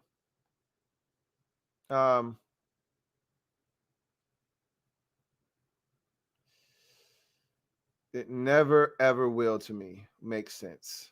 Sports Fan Entertainment. Thank you for the super chat. Greatly appreciate you. Double up. Thank you for doubling up. Who writes? Louie T. That's Louie with an E, not an S. It was hard to see, man. I'm right there with you in disappointment. Stay strong. It was a bitter pill to swallow. It's always tough when you lose to a team that you know that you're better than. I told you, I can accept losses to teams where I go, they're just better than us, man. Like, we weren't supposed to beat them anyway. It's going to be a long shot, but we give it a run. You know what I'm saying? Any given Sunday. That's not how I felt about the Giants. I just felt like we were the better team. And we had 2 opportunities to prove it, and we didn't prove it. Near a single time. And that is a bitter pill to swallow. And I think that's where coaching comes into play. Because if you have a better team, the only way the other team can beat you is if they out-coach you. Because on the field, they don't have enough talent to beat you. So that means the other coach has to scheme it up in a way that gives his team the best possible opportunity to beat you because you have more talent. You know what teams in basketball do when the other team has more talent? You have 2 options. You can press the hell out of a team, speed them up, hope they turn the basketball over, right? Which either can work in your favor or it can backfire. But you got to try something, right? Or you can slow that bitch down. Grind it to a halt, which is what we do. Which is how we play. We try to grind the game, grind it to a screeching halt, slow your ass down, burn and bleed clock. You look up, the game started an hour ago and it's halftime. You're like, shit, where did the time go? Well, we just put together, like the Giants did, an 18-play, 97-yard, 9-minute drive. Yeah, that's how you get your ass beat. They out-coached us. They out-schemed us. They came in to win. We came in not to lose. I'm going to stay strong, man. I always do. I've been here before. This is not my first rodeo with disappointment. And it won't be my last. Pearson W3. Thank you for the super chat. Greatly appreciate you. You stay strong as well, my guy. You do the same because you fighting for your life over there too. The Jags coming for that division. You fighting for your life just like I am. So shit, we in the same boat. A little different, but we still in the same boat. Pearson W3 writes, don't complain about the defense. They only gave up 13 points. TH lost this game. I'm going to complain about the defense because they didn't have to give up 13 points. Y'all are too lenient on the defense. You're too damn lenient on the defense because they didn't have to give up 13 points. The Giants didn't give up 13 points. They gave up 12. 12. You know what? If the defense only gave up 13, we still lose the damn game. Okay? You didn't have to give up the touchdown. Okay, they had 1 trip into the red zone. 1! They scored a touchdown.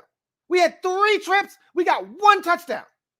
Their defense stood up when it matters most. I've already explained to you when the most important downs and the most important parts of the game.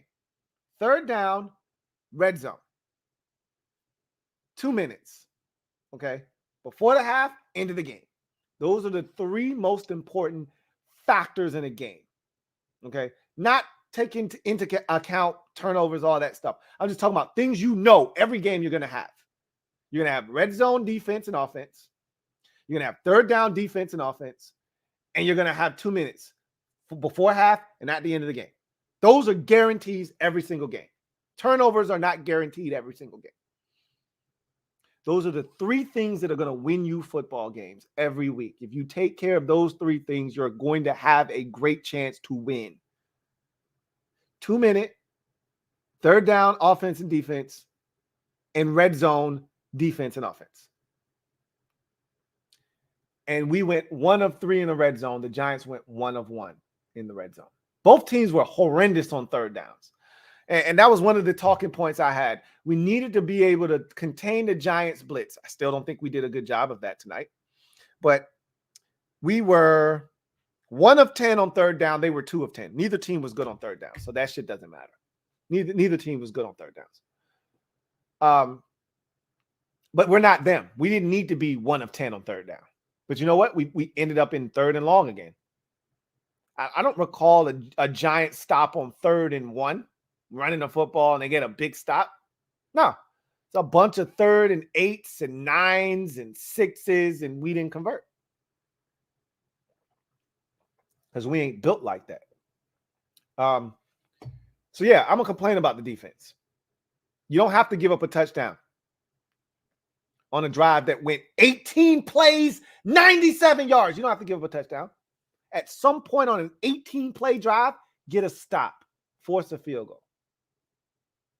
We need the football. Yep. Heinicke just fumbled. Yeah, that shit hurts. 6 minutes left. Get me the damn ball back so I can win the game with a touchdown and not tie it with a touchdown and a 2-point conversion. Give me the ball back. You know, you give up a field goal. No, I'm not letting the defense off the hook. I'm not doing that.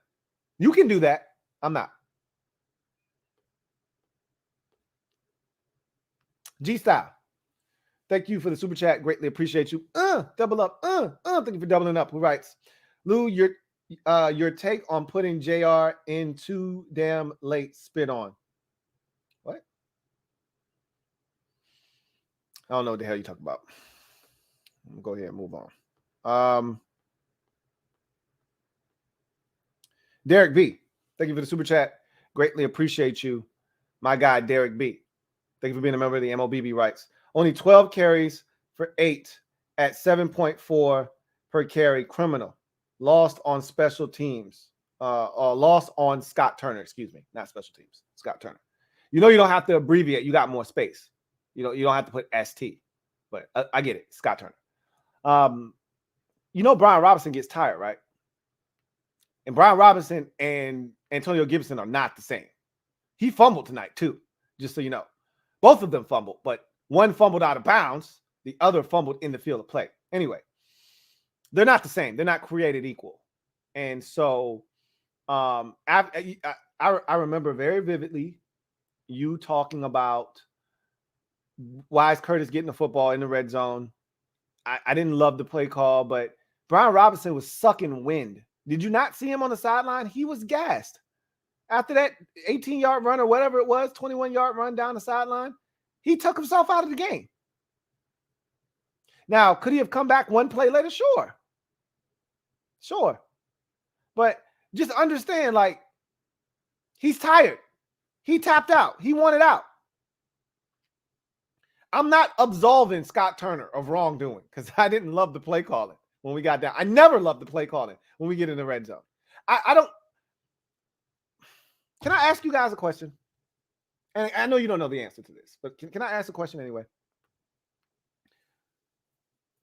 Remember week 1?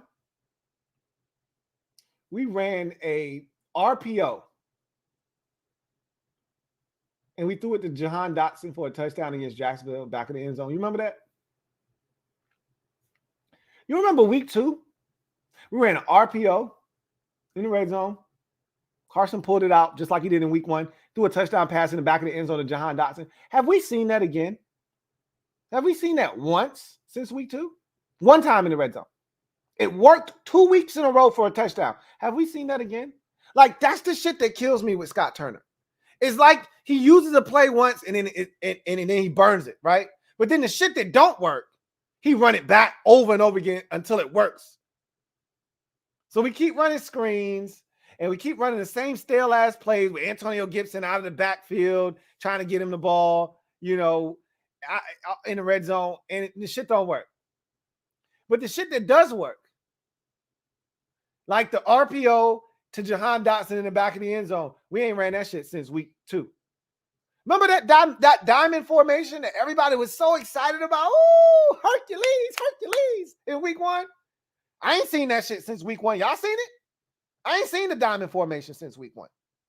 I could be wrong. And they could have snuck the shit under my nose. I got a pretty big nose. They could have snuck the shit right under my nose. I don't think they did. These are the problems I have. Like, if his shit ain't broke, why are you fixing it? If Brian Robinson is digging in their ass, why did we stop giving them a colonoscopy? I just need answers. Help me understand. If Brian Robinson is digging in their ass, why did we stop giving them a colonoscopy? Again, that's the question my guy Derek B is asking. I'm just telling you, Brian Robinson was tired. That doesn't mean he has to be out of the game for the next 3 plays. Just needs to be out of the game for a play or 2. It is what it is. I can't answer these questions for you. I wish I could. I wish I could ask Scott Turner and watch him mumble and stumble through an answer and try to talk his way around some shit. Try to talk football jargon like I don't understand. No, Scott. Shit's not rocket science. You make it a lot harder than it needs to be.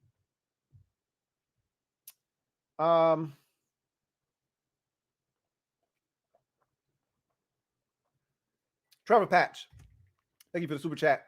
Greatly appreciate you. Thank you for being a member of the MOBB, who writes, outnumbered again in our stadium. Gave it our all. Voice gone. Hands numb from beating the outhouse and pads. J.A. kept trying to keep spirits up. Good for him. Bless Jonathan Allen's heart. But you want to keep the spirits up, win football games. That's the best thing you can do. You can't beg the fans. You can't buy fans into the stadium. I love him. He's a leader, and he wants to affect change here. The best way to do that is to win. That's what you can do. And sadly, they can ride for Taylor Heinicke all they want in that locker room until they fix the quarterback, until they find a real guy at that position. This is who we are. This is who we are. And it's not going to be good enough in games like this. Excuse me. When we go into a game every week saying, hey, we know the quarterback going to turn it over at least once. And you can say, hey, he got blindsided. Doesn't matter. Doesn't matter. I see guys get blindsided all the time that don't fumble the ball. I mean, don't send me down that road. I don't want to go down that road tonight. But he got hit while he was throwing. There was nothing he could do about that. But anyway, we know Heinicke's going to turn it over. Whether it's his fault or not, he's going to turn it over at least once. At least once. He doesn't play clean football. Never. I think he's done it one time in 8 starts. What was tonight? Tonight was his 8th start. He's now 5-1. He's now 5-2-1. 5-2-1 as a starter. People keep wanting to give him 6 wins. He did not start against the Bears, okay? He did not win that Bears game. So stop giving him that game. He's 5-2-1. In 8 starts, he's got 1 game he did not turn the ball over. That was against Houston, and the only reason he did not turn it over is because Jalen Petrie dropped an interception on the opening possession of the game. He is a turnover machine. He's going to turn it over at some point. You can't go into a game saying, hey, my quarterback's going to turn it over. Can we overcome it? Can you get it out of the way early so we don't have to worry about it late? He still turned it over again later in the game. I was convinced, hey, we got the turnover out the way, just like we did against Atlanta when he threw the pick before half. Cool. He got that shit out of his system. Now we can go play ball. Nope, he fumbled again and tried to throw another pick.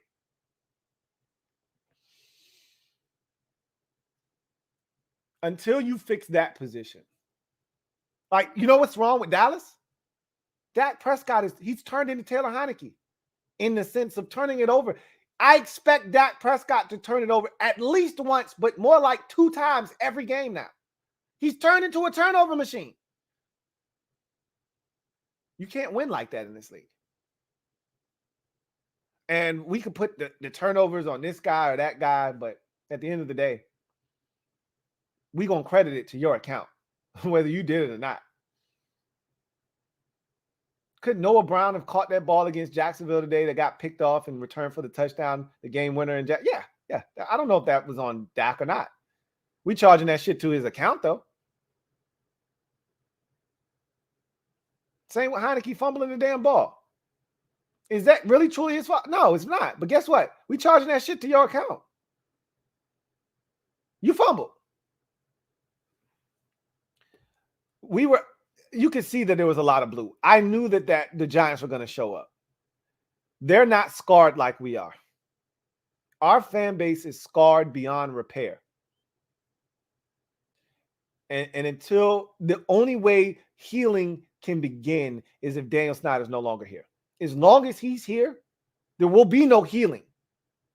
So we'll always be outnumbered by Philadelphia, New York, and Dallas. You thought that was bad tonight? Wait till week 18. Cowboys fans are coming. And they taking the bitch over. Whether we need it or not. Lance Eubank, thank you for the super chat. Greatly appreciate you. Thank you for being a member of the MOBB who writes, the O-line wasn't terrible. Heinicke holds the ball too long. JDR having us in 4-2-5 instead of 5-1-5 is inexcusable. Fire everyone. I'm not a fire everyone guy. I agree with you in terms of Jack, especially late in the game when you knew the Giants were going to run the football. There's no excuse to be in 4-2-5. John Bostic doesn't help you at all whatsoever. Get him off the field. You rather that be John Ridgeway than John Bostic. Swap him out. And I know Landon Collins is feeling so good right now because he had a couple of nice tackles and he was impactful tonight.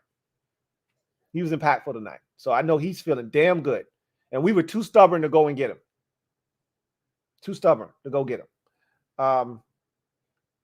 The O-line wasn't terrible. Terrible isn't the right word. They weren't terrible. They just weren't good enough tonight. And and I think I've made that abundantly clear about the team. No facet of the team was terrible tonight. The defense wasn't terrible. They just weren't good enough. The offense wasn't terrible tonight. I bet you we had close to 400 yards of total offense. I bet you we did. Close to 400 yards of total offense. 387. The offense wasn't bad tonight. Just wasn't good enough. The defense wasn't terrible. It just wasn't good enough. Special teams was actually pretty good. Still wasn't good enough. We missed a field goal or extra point. Still wasn't good enough.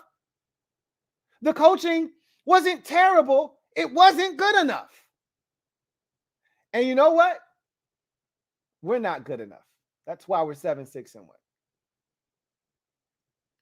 But that's the problem when you're the Washington Commanders. Your margin for error is razor thin. You don't have the luxury of not being good enough. You have to be. No excuses, no equivocations. You don't get any excuses. You don't get to blame the referees. You don't get to turn the ball over. You don't get to miss extra points. You don't get to have self-inflicted penalties. You're not good enough. You don't have a large enough margin of error to do those things. You got to play clean football. You got to take care of the football. You got to score when you drive the football. You can't have empty possession. You can't take bad sacks on second and third down. Can't do those things. Can't be scared to roll the dice on fourth down. Can't do those things. You got to be willing to go and sell out to win a ball game that was there for the taking, and we weren't willing to do that tonight.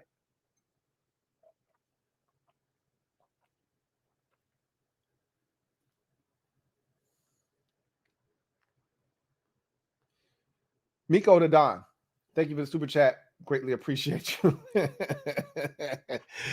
Miko the Don writes, Richie James looked like Cole Beasley. We made Richie James look like Wes Welker. We made Richie James look like the most dynamic slot receiver in the league tonight. Poor Bobby McCain, who is now our nickelback. He tried, man. Bless his heart. I feel like, I feel like that old lady at church. Oh, bless his heart. Oh, yes, he did try. He tried so hard tonight. When they had that person come up and sing to the church and that person can't sing at all. But you got that old lady out there. Sing, baby, sing. And you like, don't encourage this. Her ass sound terrible. But she had the courage to get up there and sing. That don't mean she sound good. That's how I feel about Bobby McCain in the slot. Bobby's solid. He'll make tackles. But Bobby ain't trying to get beat. Bobby playing often soft. Bobby made Richie James look like a bona fide stud. And you remember I kept talking about Richie James. He had a concussion last week. And I was like, hey, man, it'd be nice if Richie James ain't played, man, because Richie had some catches last time we played them. He was even more impactful this week. Big problem for us. We really need some cornerback help. We really, truly do.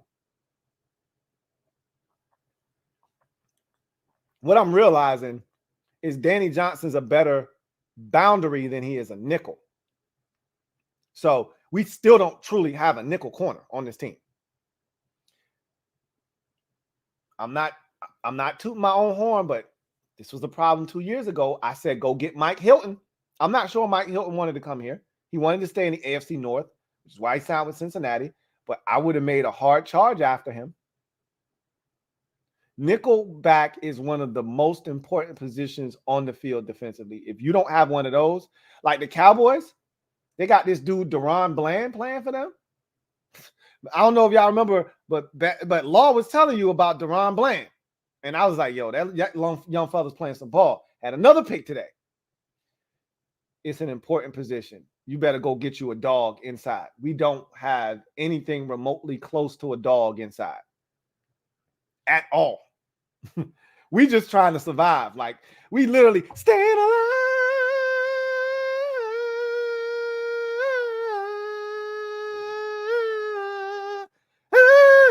We just trying to stay alive like the damn Bee Gees. Just trying to stay alive inside. Outside, we fine. Inside, home. Thank you for the super chat. Greatly appreciate you. Who writes, don't care about playoffs anymore. Team can't win long-term with this quarterback and coaching staff. Only thing I care about now is the potential sale of the team. Hail to Bank of America. I'm not giving up on the prospects of making the playoffs. I still think we're going to make the playoffs. I don't believe in the Lions. They're playing excellent football. I don't give a shit. They're still the Lions. And somewhere down deep inside, they're gonna line. Okay. I don't believe in this Giants team. Sucks. But I think they're going to lose next week. I don't know who they play after the Vikings. I think they play a winnable game against like the Colts or somebody like that. Somebody they should beat. And then they finish up with the Eagles. And I don't know Philadelphia.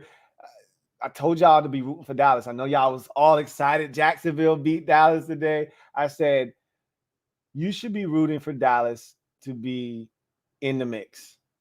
Because if Philadelphia doesn't need the game in week 18, and this is why I said just win so we don't need anybody to do shit for us. I don't like relying on somebody else to do my work because now you get desperate and you asking for help. And that's not Philadelphia's problem. That's not in the best interest of the Eagles. If they don't need week 18, you're getting Gardner Minshew. You're getting a bunch of backups, as they should. And if the Giants can't beat a bunch of backups, then they don't deserve to go to the playoffs. But I specifically said, I know this is going to hurt, but you should be rooting for the success of the Dallas Cowboys. That loss today did not help us. It hurt us. Why? Because now, even if Dallas beats Philadelphia next week, doesn't matter. They still got a nice, sizable cushion. The only thing that losing to Dallas can do is put them in a position where Minnesota's knocking on the door. And Minnesota still ain't even close because they can't finish tied with Philadelphia. They got to finish one better because Philadelphia beat them head-to-head. So essentially what I'm saying to you is the Eagles probably won't need Week 18. And we'll need them to need Week 18, and they probably won't. That's what losing tonight did, is it effectively now forces you to need teams to do shit for you. And I'm in my life, I don't like asking people to do shit for me. So you know how I feel about asking other teams that I don't even like talking to. I don't want to talk to the Eagles. F the Eagles. I ain't got shit to say to you. I already beat you in Week 10. I ain't got shit to say to you. Get out my face. Now I need help from them. What I look like coming back and like, yo, Philly, I know I said some real greasy shit. My lips was all kinds of greasy. I said really, really greasy, slimy shit. But hey, let's let bygones be bygones. We family, right? We family, right? And the Eagles like, man, get out of my face. Get out of my face. We 13-1. Leave me alone. I ain't got shit to say to you. And I'm like, come on, man. Don't be like that. Come on, man. I might need you in Week 18. They're like, oh, okay, cool. I'll make sure to keep that in mind when I put Gardner Minshew in there and make sure we lose to the Giants in Week 18 so your ass don't go nowhere. That's what happens when you want to lose games like this. So I'm not giving up on the season. I still think we're going to make it, but we never take the easy path. We always take the path that's the beaten one. You know, the shit that's paved of rocks, you know, some glass shards, all of the shit that's rough. That's the path we want to take. We don't never want to take the clean, easy, paved road. No, we want to take the rough shit. That's always us. Trevor Patch, thank you for the super chat. Greatly appreciate you. My guy Trev writes, I think this is a double up for you, Trev. Go ahead and empty this bottle. Told you I was going to pull up tonight. I told you I was free to join me. You know, free to join me. I already told you one way or the other we was going to be drinking tonight. Double up. Thank you for doubling up, Trev, who writes, Chase Young on Bryce Love watch. # disappointed. I'm not putting him on Bryce Love watch. I'm not doing that. Bryce Love never played a snap for this team. They're not one and the same. Bryce Love didn't win Rookie of the Year. Okay. We've seen what Chase Young can do. We know what he's capable of. So Bryce Young never played a snap for the Burgundy and Gold. They're not one and the same. So they're not even in the same sentence. Chloe, thank you for the super chat. Greatly appreciate you. Double up. Who writes, Turner running consecutive reverses. Play calling was odd. The play action backside was open all night. That fumble, bad play call. Run one play to go. I thought that was a 4-down situation. So if you know you're going for it on 4th down, why not? And that was the problem. They didn't know they were going for it on 4th down. I don't think they were going to go for it on 4th down. Because if they did, they would have gone for it no matter what. With Heinicke taking that sack, he only lost like 2 or 3 yards. You know, obviously they didn't go for it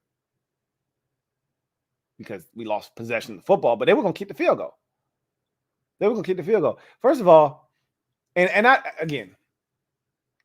I don't know if they knew Heinicke really fumbled. But in my mind, if I think there's any doubt, I'm hurrying to my field goal unit out there. I'm hurrying to the line of scrimmage to go up for it on 4th down. I'm doing something. They're going to have to hurry and throw the challenge flag. I'm not going to let them have 50 million looks at it. And then, like, Joey, hurry up. Get in your effing stance. All right, I don't need you taking your little 5 steps back, 2 steps to the left, and then nodding yes. Get your ass back there and kick this 25 goddamn yards. Get back there and kick the shit. Hurry up, set up operation, set up shop so we can get these 3 points. Everything was just too damn slow. But if they see you rushing, they probably going to throw the flag anyway. But we gave them too many times to look at the shit. I said this. I felt like with the Curtis stuff, I thought Turner was pressing. Like he was forcing that. Normally when he calls runs for Curtis, they're within the rhythm and flow of the game. It's within the framework of that possession and that drive. And it it flows in seamlessly, right? It weaves in and you don't even notice it. Like, yeah, that was a nice little run for Curtis for 7. You don't even really think, like, he went out of his way in this game. Like, you script your first 15 of every game. 3 of Curtis's runs were in the first 15. I'm like, bro, whoa, this is aggressive. What are we doing right now? You forcing this on us. You don't think Curtis hurt them last? You don't think they know he's getting a rock? Like, let's ease into this. Hit him over the head with B-Rob, and when they least expect it, give him some 10. He was forcing that on them. Play action fake. We don't do it enough. We did it one time and Jahan was wide open. I've already said this. We don't run boot enough. We don't run boot. Play action fake, come out the other side. The Giants live in boot. They live in play action fake. We don't. It's not a staple of what we do. We run it. And this is the thing that kills me, Scott Turner.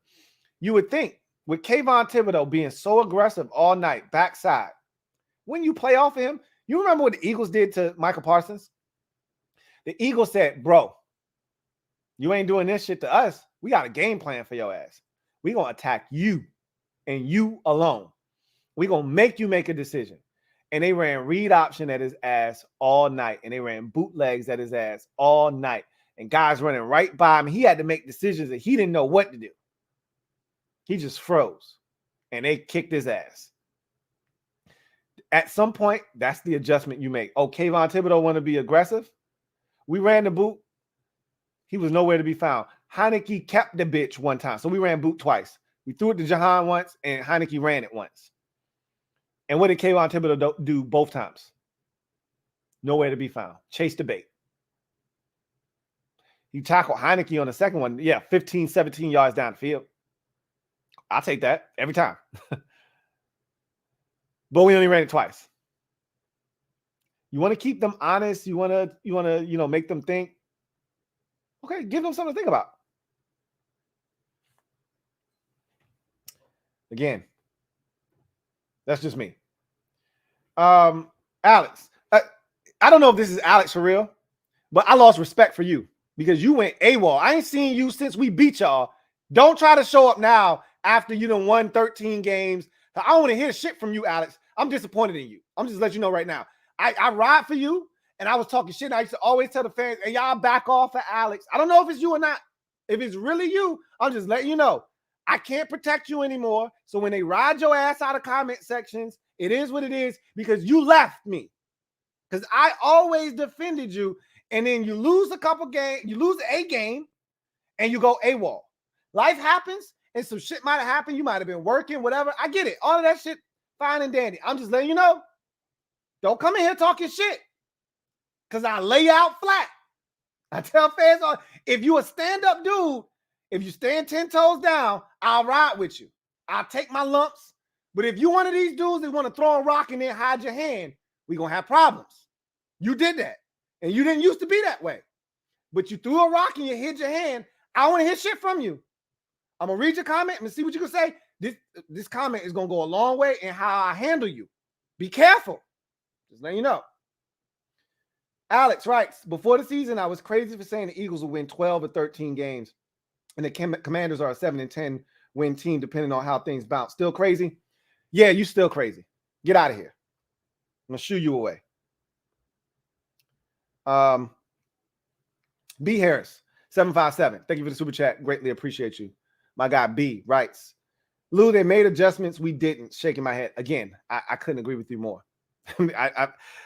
They clearly said that 93 and 94 weren't going to beat them today. I saw multiple plays where 93 and 94 were double teamed. And they said, hey, your defensive end is going to have to beat us, and we don't think they can. And they didn't. Credit to them. Credit to them. They got it, and they did the same thing. We didn't adjust. The last time we played them, what did Daniel Jones do? Quick passing game. He was 15-16 with the one incompletion spike at the end of the first half. You knew what they wanted to do. Everything underneath. That's all they can do. They don't have no talent. And we still let them do the shit anyway. I'm pressing them. I'm making them run by me. I'm making Daniel Jones make throws because I don't think they can do that consistently. Make them make throws. But what I'm not going to do is I'm not going to play often soft. I'm not going to let them have the easy underneath completions. I'm not letting Saquon catch a little swing route out of the backfield. That shit is dead to me. They're going to have to do something else. Your little rinky-dink, dink and dunk, nickel and dime offense, that shit is dead. Dead, I tell you. If I was coaching the defense, they're going to have to hit me over the top. And if they do, tip my cap. You got me. But you're not going to nickel and dime me. That shit's dead. But we didn't adjust, so.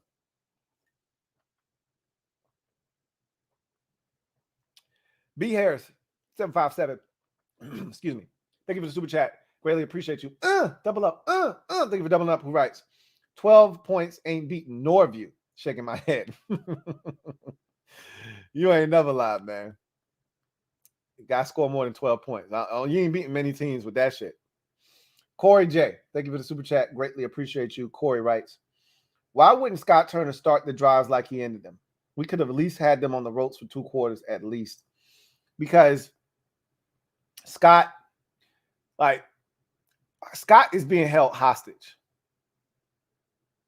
We know who Scott Turner really is. We all do. We've watched him for long enough now. He's been here 3 years. We know who he is. At his core, he wants to throw the football. You saw what we did the first 2 weeks with Carson Wentz. Ron put a gun to his head and said, bro, run the football. You know what? I've been knew this, but I had this epiphany over the weekend when I was watching the Saturday games. And the epiphany was when you suck at the quarterback position or you have a less than stellar quarterback, you have a average at best quarterback, which we do, position, you have to run the football. You have to minimize that quarterback's involvement and impact on the game. And what I realize is I look around the league and I look at all the teams that don't have a quarterback, a real quarterback that they trust. This is what they do. What the shit we do is what they do. And it's just amazing to see that. And then when you look at the teams with QBs, they're the ones that really don't really give a F. They'll run it, but they don't have to run the shit. And it's just funny watching the stark contrast between teams with a dude, with a dog at quarterback, and teams that just trying to minimize that guy's involvement in the game. Scott Turner wants to run his offense like he's got Joe Burrow at quarterback. Like he's got Josh Allen at quarterback. He wants to run his offense like he's got one of these elite dudes, which is why we were throwing it 40-something times a game with Carson Wentz the first 2 weeks of the season. You know, first 4 or 5 weeks of the season, rather. Not just because we were down. We weren't down big against the Cowboys. We weren't down big against Jacksonville. You know, but that's what he wants to do. He wants to throw the football. Now, Brian Robinson coming back, you know, definitely changed some things, but Scott Turner at his core wants to throw the football. And Ron said, bro, that ain't who we are. Run the football. And so Scott's kind of conflicted because he wants to throw it, but Ron told him run the football. So it's a little uneven. That third quarter drive, the best drive of the game, when we scored the touchdown, that's who Scott Turner is right there. Taylor Heinicke was 5 of 5 on that drive. Okay? 5 of 5. I don't know if Heinicke threw 5 passes total on the first 2 drives. He didn't throw until it was necessary on those first 2 drives. It was run. Now it's third and penalty or a sack. Now it's 3rd and 9, 3rd and 11, 3rd and 6. Now you got to throw it. on that drive in the third quarter, we didn't just first down, Brian Robinson's getting the ball. Now it was play action fake. Now it was bootleg. Now we had chunk plays. Why? Because he wasn't afraid. He turned Taylor Heinicke loose. Like, we don't have to be like a lot of y'all want to run the ball. Yeah. This ain't 1986. You play ball control and you make a mistake, a penalty, a batted ball, a lost yardage on first down. We had like 2 or 3 of those where you lose 2 or 3 yards on first down. Now you're in second and 12 or 13. Can't run your way out of this shit. Now you got to throw it. God forbid that this second and 12 is incomplete. Now it's third and 12. What are we going to do? Heinicke is capable of throwing the football. I told you already, I don't want more Heinicke. That's not what I'm asking for. But it's okay to throw the ball on first down. You don't have to run on first down every single time. It's okay to go play action fake. I didn't have a problem with the flea flicker on 2nd and 3. I didn't have a problem with it. Be aggressive. You know what sucked about the first quarter? We moved the ball with regularity in the first quarter. It was all on the ground, nothing through the air. And you know what happens to drives like that when you don't keep going on the ground? Eventually, they stall out, especially if you want to make mistakes with penalties and a sack and all that shit that we were doing in the first quarter. Eventually, they flame out. A wise man once told me, points in this league come through the passing game. He ain't lie. He ain't never lie. Our problem is we want to run the damn football, and then when we get down in the red zone, we can't throw the bitch. The best red zone offenses run the football in the red zone. So you're not good at throwing it in the red zone, and you don't even try to run it in the red zone. Well, damn, what can you do? Kick field goals. Couldn't even do that tonight. I don't know why. Corey J. Stop asking. I wish I had the answers for you.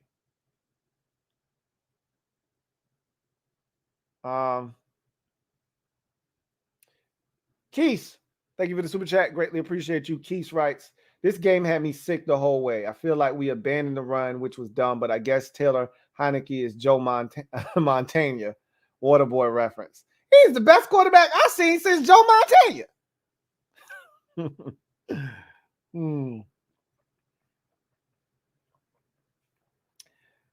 Derek B has been asking the same question. What happened to Brian Robinson? At one point, he was 12 for 87, I think. Let me see what he ended up. I'm curious. He was 12 for 89. Man, average 7.4 yards a carry. My goodness. Heinicke, 3 for 33. Gibby, 5 for 21. Everybody was eating. De'Ami Brown, 1 for 15. Everybody ate except for Curtis Samuel. 5 for 1. 5 carries, 1 yard. We ran for 6 yards a pop. They had no answer for the ground game. Honestly, we threw the football with great success. I mean, honestly, again, the turnovers were a problem. We fumbled 4 times in this game. 4. Lost 2 of them. Okay. We did not hit Daniel Jones but 2 times in this game. We did not sack him. We did not have a tackle for loss in this game. We were so dominant up front against them the first time, and we had 1 tackle for loss in this game. No sacks. They neutered us up front. They made the adjustment. The adjustment was 93 and 94 were game records the last time we played. We will not allow that to happen this time. The 1 tackle for loss was Jonathan Allen taking their guard, Nick Gates, into the backfield and tackling Saquon Barkley for a 4-yard loss. That was it. The rest of the game, those guys were, be very quiet. And they did that. That wasn't because those dudes were ineffective. One of our biggest attributes is twists and stunts in the shit we like to run, the games we like to play up front. Can't do that when Daniel Jones is 3-step drop ball out of his hands. You know why he can beat 3-step drops, ball out of his hands? Because we're playing 7 yards off. Because Bobby McCain is scared of getting run by. Because Danny Johnson is scared of getting run by. So the 5-yard out, the 5-yard stop is there for Daniel Jones. So his back foot hits the ground. Ball comes out. It's an easy 4 or 5 yard completion. Saquon Barkley out of the backfield on the swing route. Instead of us being on top of that, he's throwing that out there and they're getting 4 or 5 yards off of that. So he never had to hold on to the football. So you can't run the twists and the stunts and the games up front. Again, adjustments. That's on the coaching staff. You see what they're doing. You come up and you make them adjust to you. They want to take it deep, make Daniel Jones make a throw. G-Style, thank you for the super chat. Greatly appreciate you. G-Style writes, that punt on the first drive was loser talk, Lou. That's what I'm saying. Like, that was our statement that we came to not lose. And the Giants had a 4th and 9. They went for it and they got it. They came to win. That's what that said to me. That was clear. And it was as clear cut as it gets. They came to win. We came not to lose. Enough said. I was like, okay, I see where we at. What we doing tonight, Ron. I keep waiting. I'm a dummy too. I'm a glutton for punishment. I keep waiting. Anytime it's 4th and 1 and we got a punt, I keep waiting for them to snap it to Jeremy Reeves, who's the up back. I just keep waiting for him to snap it to him one time for him to just run for a first down. I see everybody else in the league going for it on these fake punts and shit like that. They punter throwing the ball, all kinds of shit. I keep waiting for us to just one time say, you know what? What the hell? Let's do it. I don't know if our special teams coordinator ain't speaking up or Ron is like, nah, F that. I don't know what it is. But I just know that we never try anything. When Trust comes on the field, we punt the football. And I'm just waiting for an opportunity where they say, hey, it's 4th and 1. All we got to do is have an up back catch it, and all he got to do is like a quarterback sneak. Just get to the line and put your head down, and we just going to push you forward. Nah, we ain't never doing that shit. If this wasn't the game, when is there a game that's big enough? If this game wasn't big enough for you to pull, we had a 4th and 1 when Landon Collins tackled Curtis Samuel on 3rd and 3 for a 2-yard gain. It's 4th and 1. That was the time I was looking for the fake punt. Snap it to the up back, the personal protector. Snap it to Jeremy Reeves. I was waiting on it. I was like, hey, this might be it. Of course it wasn't it. Trust Wade's punting the football. We came not to lose. The Giants came to win. We bitched up. That first drive was, to me, setting the tone for what the game was going to be. Brian N., thank you for the super chat. Greatly appreciate you. Thank you for being a member of the MOBB, who writes, hey, Lou, what's up, Brian? Says, what a letdown. What did they do during the bye week? Scott Turner shouldn't be back next year. If we can't score 20 points against the Giants, we don't deserve to win. Well, you know Scott Turner's going to be back because they signed him to an extension in the offseason. Excuse me. That's a great question. What did they do during the bye week? I mean, they told us what they did during the bye week, but did we see evidence of that? No, we didn't. You know, they told us, yeah, we worked on red zone. No, you didn't. Clearly, you didn't work on red zone. What else did they tell us? We need to be able to stop the run better in the first half. I think they did that. But Ron also said, and we need to make sure that we don't wait until they run the football on us to stop the run. Well, didn't do that on that final drive when they scored the field goal now, did you? So that's a great question, Brian. What the hell did you do on the bye week? Except for rest up, get some R&R. I don't know. I wish I could tell you. B Harris 757, thank you for the super chat. Greatly appreciate you. Who writes, been telling people I'm taking Collins over Bostic. Look, they don't play the same position. John Bostic is more of a middle linebacker, but who isn't taking Landon Collins in the box over John Bostic? And I get it. Bostic, heavier, thicker, can take on blocks better. Landon Collins is still, even though he's a pseudo linebacker, he's still a safety, right? He's still 215 pounds. He's not 245 like John Bostic. That said, You're not wrong. I take John Bostic over. I mean, I take Landon Collins over John Bostic any day. They were too stubborn to admit that they were wrong about that. They should have re-signed Ron. He was out there. He was sitting out there, and he showed interest in the team. They should have brought him back, especially when they saw that we had no depth at linebacker. All they had to do was talk to Landon and say, bro, this is going to be your role on the team. If you want it, it's yours. If you don't accept that you're a linebacker, then you can't come back here. They never even engaged conversations with him. And again, I can't say what they did or didn't do. I just know they didn't sign him back. They didn't bring him or Eric Flowers back. So, it is what it is. Anyway, I digress. Got another super here. This one is from Tony P56.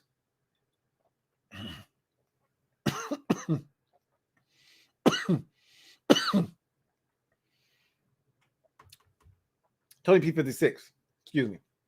Thank you for the super chat. Greatly appreciate you. Who writes, I hate that we lost, but damn, Lou rants are epic. I don't like doing these shits. Because they only come after devastating losses. And I don't like having to go through this to do that. Y'all may enjoy them. I don't enjoy doing them. And these aren't orchestrated. These aren't rehearsed. These shits are straight from the hip. You watched it just like I watched it. It's frustrating. Ben Hanniger, thank you for the super chat. Thank you for being a member of the MOBB. Greatly appreciate you. Who writes, the last 2 weeks have shown me I wish I had some competency at middle linebacker. A lot of people, it was so funny listening to so many people talk about how Cole Holcomb, is this defense any different with Cole Holcomb out of the lineup? You're damn right it is. John Bostic got his ass. He fell on the ground. Saquon didn't even do anything. He gave him a slight hezzy, and the man fell down, almost tore his damn knee to shreds. And this is the guy that y'all are trying to say is comparable to Cole Holcomb? You must be, that sound clip that Law likes to play? You must be out your goddamn mind. You got to be out your goddamn mind if you think they one and the same. And there's actual people out there that are pushing the narrative that we don't miss Cole Holcomb. Okay, sure. Miko to Don, thank you for the super chat. Greatly appreciate you. Double up. Thank you for doubling up. Who writes, why don't we isolate Kirk on one side of the field just to throw off the ball off snap? I'm thinking 17 of this. I'm thinking 17. I'm 17 thinking of this. Yeah. There's a lot of things that we see that we are Monday morning quarterbacks, armchair quarterbacks, call us whatever you want. But we see the shit, and y'all get paid to do this, and y'all don't see it. That's the stuff that bothers me. I know we're a grinded out, win time of possession team, but it wouldn't hurt you every now and again to go tempo if you know that's what Taylor Heinicke does well. For the sake of trying to acquiesce to what he does well, how about you put aside the whole narrative of we got to win time possession for a possession so that he can go up tempo and change it up just to give the defense something to think about. You catch him in the look with some guys on the field that you think you can exploit, keep them on the field. No, we don't do that. It's like we're stuck in the 90s offensively. We don't do anything, that other teams do. We're not necessarily risk takers. We don't run some of the same concepts we see. We don't use the creativity in the pass game. We use creativity in the run game. We don't use creativity in the pass game very often. Everything's kind of vanilla in the pass game. We don't use tempo at all to aid and abet us. We only use it out of necessity. We're stuck in the 90s. The league is ever changing. It's ever evolving. And it seems like we still haven't caught up to the latest trends in the league. It's a copycat league. You should be watching what the Eagles did to the Giants last week and say, hey, we should try that shit this week. Nope. Scott Turner wants to run his shit. F what the Eagles did last week that had so much success. I want to do my shit. You should be watching Andy Reid and seeing what Andy Reid, what new flavor of the day did Andy Reid pull out? I might steal that from him. Nope, I want to run my shit. Man, they're doing some pretty creative shit over there with fill in the blank. Nah, I'm good. I'm going to run my shit. Man, it'd be nice to run some hurry up. Nah, we're good. We'll only run it when we need to. It's a lot of things that we suggest they should do, and it makes a ton of sense, but they don't do. And that's the part that's really frustrating is if we sitting at home and we thinking this shit, I mean, this is what you get paid to do all day, every day. Miko to Don, thank you for the super chat. Greatly appreciate you. Who writes, that would be an extension of the run game. Exactly. That's what the Giants do. They're swinging to Saquon Barkley out of the backfield. That's an extension of the run game.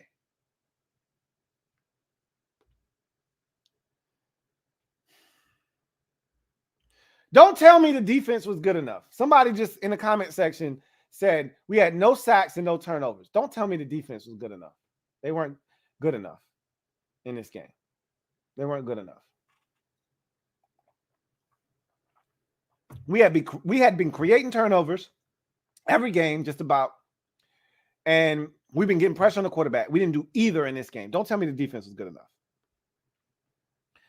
And I'm gonna check Saquon numbers because felt like we did a good job against him early in the game, but ultimately when we needed to stop him, we didn't. Saquon averaged damn near 5 yards a carry, 18 for 87. Look, most of it came on that last drive. Who are we kidding? I mean, he had 3 carries for 51 yards. The man had 87 in the game. So you do the math. Take away 51 yards and go to 15 carries. He had 15 carries for 36 yards before that last drive. So his ass was in check. And then we decided we could stop him with 4. We won't need to put a 5th guy on the field. They ate our ass alive. Daniel Jones, I didn't realize he ran the shit 10 times for 35 yards. We shut his shit down in this game. Problem is, when we needed a stop, we couldn't get it. Lance Eubank, thank you for the super chat. Greatly appreciate you. Double up. Thank you for doubling up. Lance writes, Art Monk, Gary Clark, Henry Eller, Terry McLaurin. List of 3 straight 1,000-yard receivers.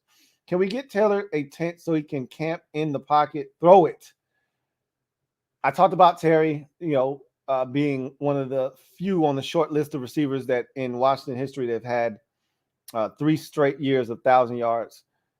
That's the list, I think. I think the list was very short, and I think I said Santana Moss. Clearly, he's not on this list. So, shout out to Terry. So the last guy that did it was Henry Eller. In the mid to late 90s, probably, I think Henry Eller would have been like 94, 95, 96, or 95, 96, 97, something to that effect. But good for Terry McLaurin, man. I'm proud of him because he's dealt with a lot of shit at the quarterback position. He's dealt with a lot of change on this team, and he's been the one constant on offense. So shout out to Terry McLaurin. Taylor held on to it tonight. I told you, I think, and the frustrating part is the Giants secondary isn't very good. They're without their number 1 corner. They're not a very good secondary. And I blame that on Scott Turner again until I watch the film, and then I might see guys running open, and I say, Taylor, what are you doing? And this is why he might get benched. They may watch the film and say, Taylor, what are you doing? So we'll see. If they stick with Taylor, then it's a Scott Turner problem. If they move on from Taylor, and I watch the film and I say, man, we should have scored 30 on these boys, Taylor Heinicke stunk. And remember, I did that after the Falcons game. Like, was it the Falcons or the Vikings game? I can't remember which game it was, but I was not. I think it was a Falcons game. I wasn't happy with Taylor Heinicke after one of those games. He wasn't good enough. I think it was the Falcons game. I may watch this game and feel the same exact way. The difference is we won the Falcons game. We didn't win this game, so a change could be coming. We'll see. Got a super chat here from Kevin the PRF. Thank you for the super chat. Greatly appreciate you. Thank you for being a member of the MOBB, who writes, early super chats are in. All I can say is if Ron values his job, we'll have a new OC by March. I think a lot of you are assuming that Ron views Scott Turner as a problem. I don't think he does. I don't think he feels like Scott, or as he likes to call him, Scotty. I don't think Scotty did anything wrong in Ron's mind. Scotty's not the problem. All right. So let's go to socials. See what we got. All right. I think most of these have been read. I know a lot of these were early. Let's see.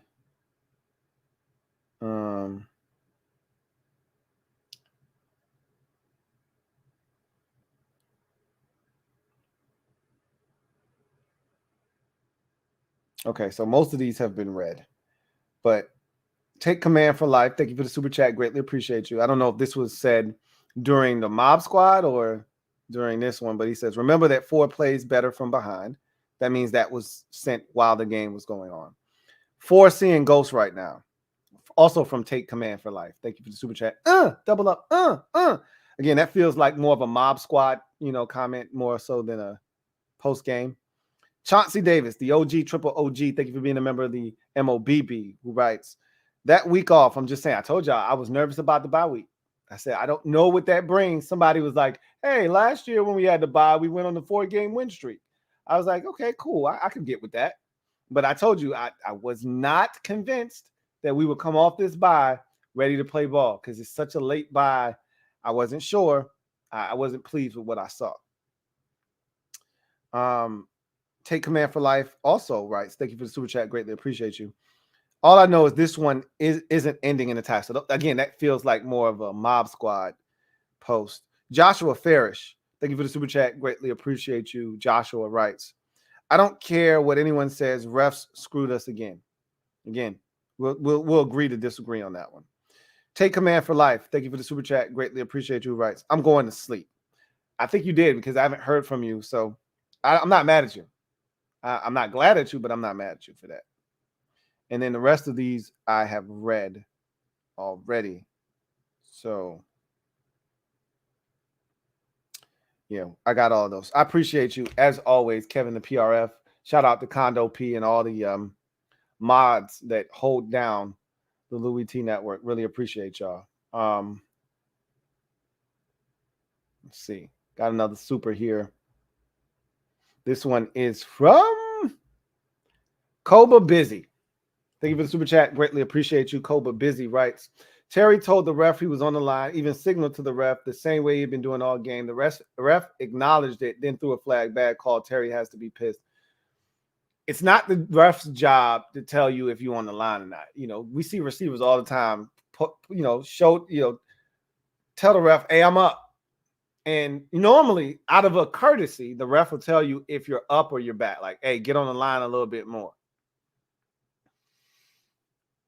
Again, I didn't have the right angle. I just saw the replay like all of you did. I'm just telling you from the vantage point that I had, looked like Terry was far enough up on the line. We all saw him point to the official to tell him, hey, I'm on the line.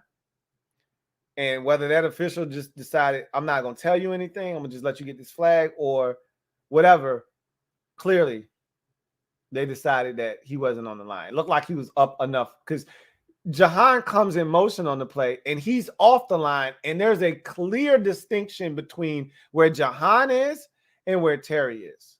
So it felt like Terry was on the line, Jahan was off the ball, but clearly they didn't agree. It is what it is. I told you, I'm not crying over officiating because we made our bed. Now we got to lie in it. Y'all, too often, y'all like to take the blame from where it belongs and place it somewhere else. Don't deflect from what the real issue was. We turned it over twice. We had penalties in this game. We gave up an 18-play, 97-yard drive. We were down 5 with 6 minutes to go, and we gave up 3 runs for 51 yards, and then we gave up a 12-yard Daniel Jones quarterback keep on read option. Don't blame the officials. Okay? It's enough blame to go around with just looking at the team. Don't blame the officials and use them as a scapegoat. Were they perfect? No. Human error is a thing. Okay? And I personally like human error. Okay? It's a part of the game. We can always bitch and complain about the officials every week if we want to. But you know how you mitigate what the officials do? You know how you circumvent that? Stop turning the damn ball over, stop having penalties, and score goddamn points in the red zone. Case closed.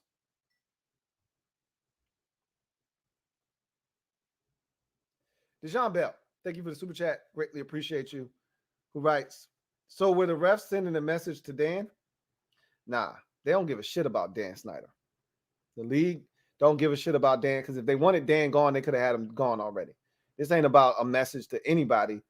This is just about us effing up. Y'all gotta be accountable, man. Y'all gotta be accountable. Y'all gotta hold them accountable. Y'all gotta stop pointing the blame elsewhere. We did this shit to ourselves.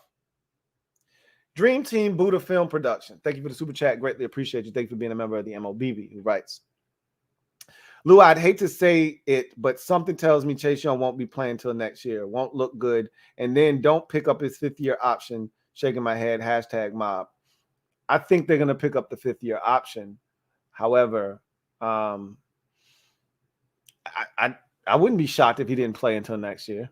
I mean, at this point, I'm almost like, you should just sit out until next year. I mean, clearly this is on him. And the frustrating part is the staff has already made it abundantly clear that this is his decision. He's made it abundantly clear. And I hate when people keep saying, not people, Chase keeps saying, I just need the green light. You have the ability to make the light green. You keep making it a red light. No one's stopping you. The doctors aren't stopping you. The coaching staff isn't stopping you. You can make the light green, and you keep saying, nah, I just need a little bit more time. And you know your body. This is the thing. This is why I don't get bent out of shape about it. You know your body. He knows his body, and if he feels like he's not ready mentally, okay. That's that. There ain't nothing else to talk about.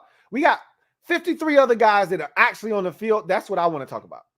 The 53 guys that played tonight, or the 46 or 47, whatever the number is on game day. I want to talk about those guys that played tonight and didn't get the shit done.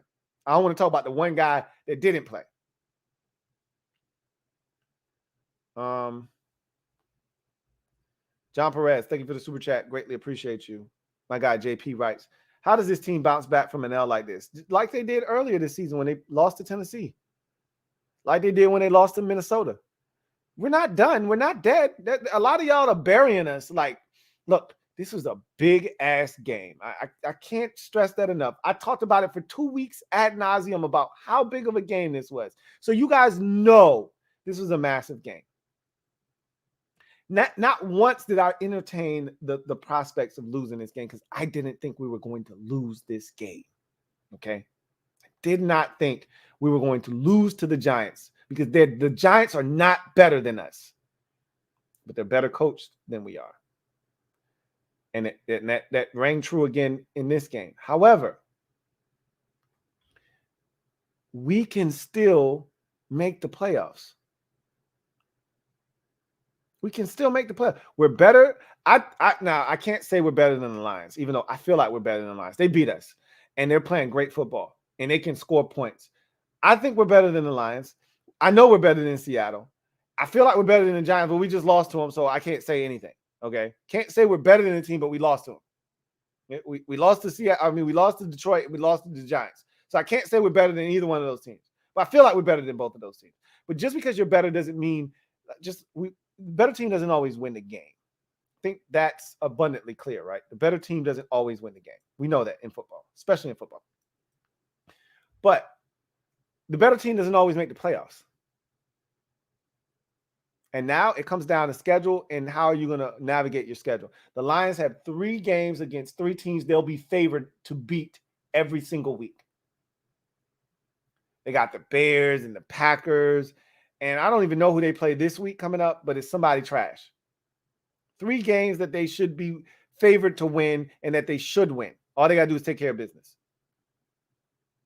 Meanwhile, we got San Francisco, then the Browns, and then Dallas. We could easily lose all three of those games. Don't know who the Giants have. I'm pretty sure it's Indianapolis. Pretty sure it's Indianapolis. It's Minnesota, Indianapolis, and then Philadelphia. Let's check and see.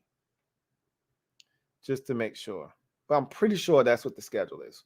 Yeah, we've done this a million times. We do it every Tuesday on the program, right? Vikings, Colts, Eagles. That's their schedule. They could easily win all three of those games. They could win 2 out of 3 of those games.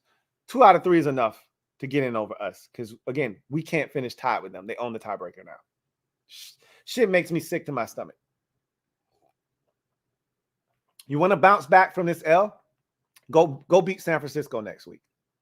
That's how you bounce back. You remember how we lost to the Vikings? What did we do the next week? We went on the road in a hostile environment, in a game where nobody gave us a chance. And what did we do? We went and beat Philadelphia. We can do that to San Francisco. Is it likely? No. Is it impossible? No. Make it happen. That's how you overcome this L. That's how you bounce back. Billy A., thank you for the super chat. Greatly appreciate you. Thank you for being a member of the MOBB, who writes, I don't blame the defense. They gave up 13 points. You know, if we look at the score, 13 ain't enough to win this game.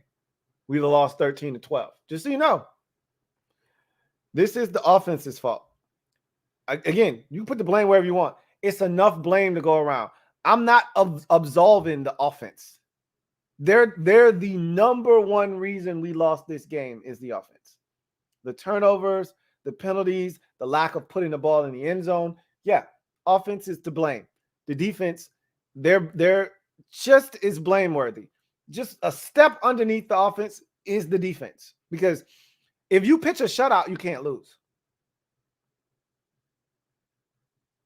All right? If you pitch a shutout, you can't lose. Offense gave up a touchdown. That doesn't mean you got to give up a touchdown. You gave up you guys understand we gave up an 18-play, 97-yard drive, right? You do realize that, correct? We on the same page here, right? You're not just neglecting the fact that happened, right? You don't have selective memory, do you? 18 plays, 97 yards? That's okay for us to give that up. That's okay. You think that's okay? The one trip the Giants get into the red zone, we just let Saquon Barkley jaunt into the end zone untouched. That's okay. 13 points isn't a lot of points. Ask the Denver Broncos defense how much is enough to give up. We've already had this discussion. You know what this offense is. You know what you're going into the game against. Make it happen. Make it enough. My thing isn't that the defense wasn't good in this game, because they were good. They weren't good enough. Why weren't they good enough? Because when we needed them, they didn't step up. No sacks, no turnovers. 17-12, 6:06 left on the clock, and you let the Giants move it into field goal range, burn off 4 minutes of the clock, and kick a field goal and go up 20-12. Don't talk to me about the defense being good enough. Okay? They had their opportunities in this game. 4th and 9, they let the Giants convert. Don't talk to me about the defense being good enough in this game, because they weren't. They were good, not enough. Oh, did I finish that? All they had to do was not give a turnover. We can score more than 12.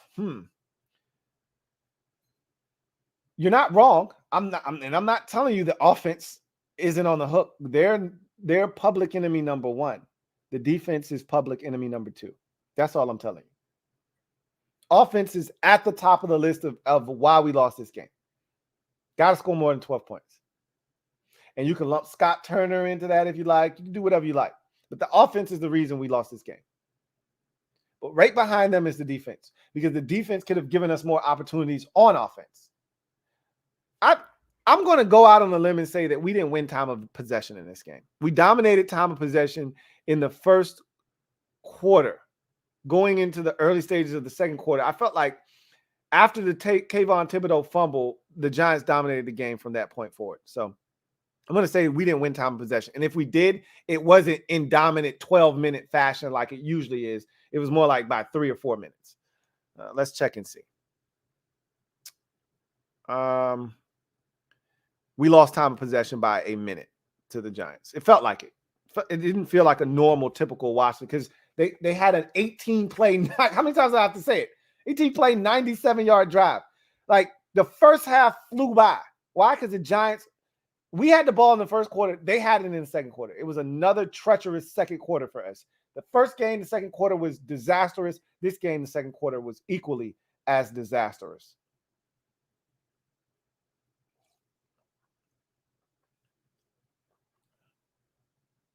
Wilfredo Elias, thank you for the super chat.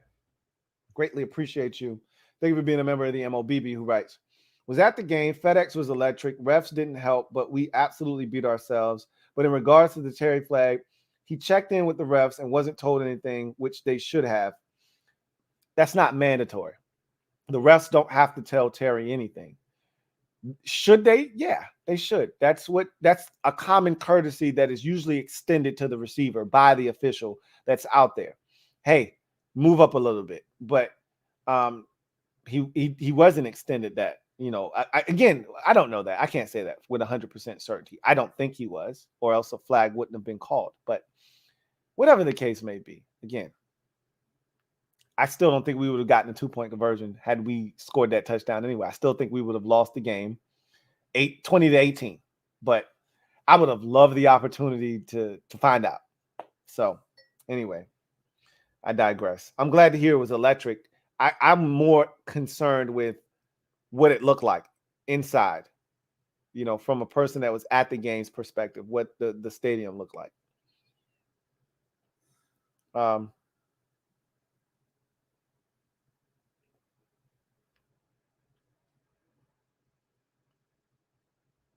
Eddie Behringer, thank you for the super chat. Greatly appreciate you, my guy, Eddie B. Thank you for being a member of the MOBB, who writes, Lou, I was here. This hurts. I feel we are better than this. Are we? Damn. That's the question you got to ask yourself. That's the empty feeling that you feel after a loss like this, after a tie against the Giants the first time, is, are we better than this? I feel like we're better than this, but are we better? You are who you are. Your record says what you are. We just lost to the Giants. We're 7-6-1. We're a 500 team. We are what we are. Not quite 500, but we're close. We are what we are. Are we better than this? I don't know. Maybe. I mean, it's not like we're scoring 30 a game and tonight we scored 12. Like, this is the shit we do. We had a primetime game earlier this season where we scored 12. That just happened to be enough. You know why it was enough? Because the defense gave up 7 points and forced like 2 or 3 turnovers and was absolutely rock solid in the red zone. Don't talk to me about the defense being good enough. Make 12 enough, like it was against the Chicago Bears on a Thursday night. Make 12 enough. They did it against the Bears. It wasn't easy, but they did it. Make it enough. I wish I had the answers. I wish I could tell you we're better than this, but I thought we were better than this, which is why I thought we were going to win the game, and we didn't. So we are what we are. Spence Callis, thank you for the super chat. Greatly appreciate you. Thank you for being a member of the MOBB, who writes, my biggest worry is Chase. It's a must-win game, and he said he needed 1 more week. There are no more weeks. Sometimes you must play hurt. He says we need a QB. So on one hand, I agree with you, Spence. This was a big, important game. I've already stated this. Chase knew the importance of this game. And it'd be one thing if he was dealing with an ankle. And he had already played 8 games this season, and he had been out with an ankle injury the last 3 weeks, and he decided, hey, I'm going to give it a go. Ankle's not 100%, but I know they need me. I'm going to get out there. The man is coming back from the first time in his life he's ever had major reconstructive knee surgery. The man did not just tear his ACL. He also did other damage to ligaments, and he ruptured his patella tendon. Okay. The man did serious damage to his leg, not just his knee, his leg. And he's struggling with the mental side of coming back. Now, if you've never been through something like that, which most of us have not, then you can't begin to understand what he's going through mentally.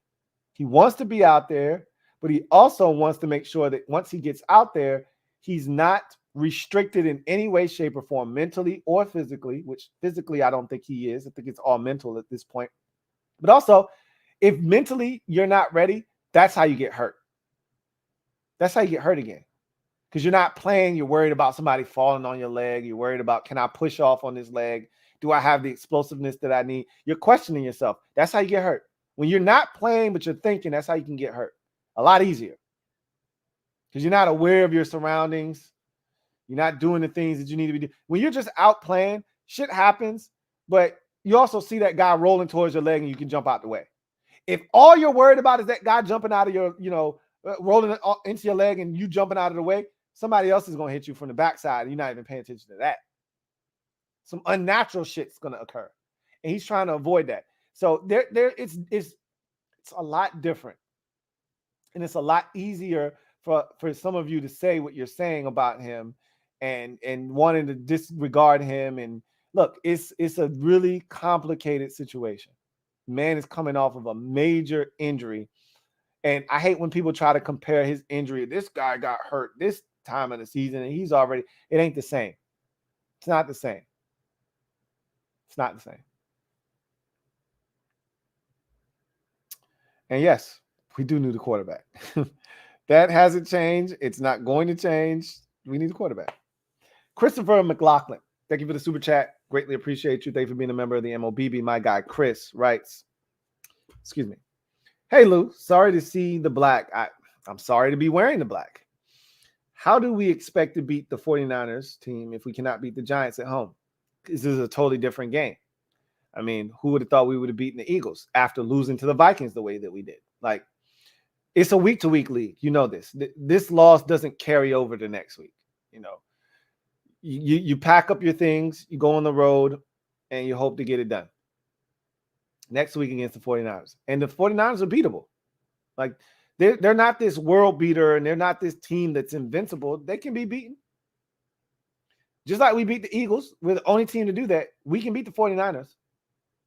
But again, our margin of error is small. Can't have the mistakes that we had in this game. Can't have the penalties that we had. Can't have the turnovers, all the stuff that we had that hurt us that were self-inflicted wounds. Can't have those in the game. He says, 2 big plays, going for 2 in penalty and missed extra point and Heinicke fumble. Both were massive plays in the game.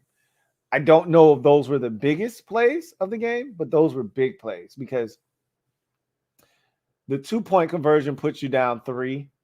And after, knowing what happened and how it happened,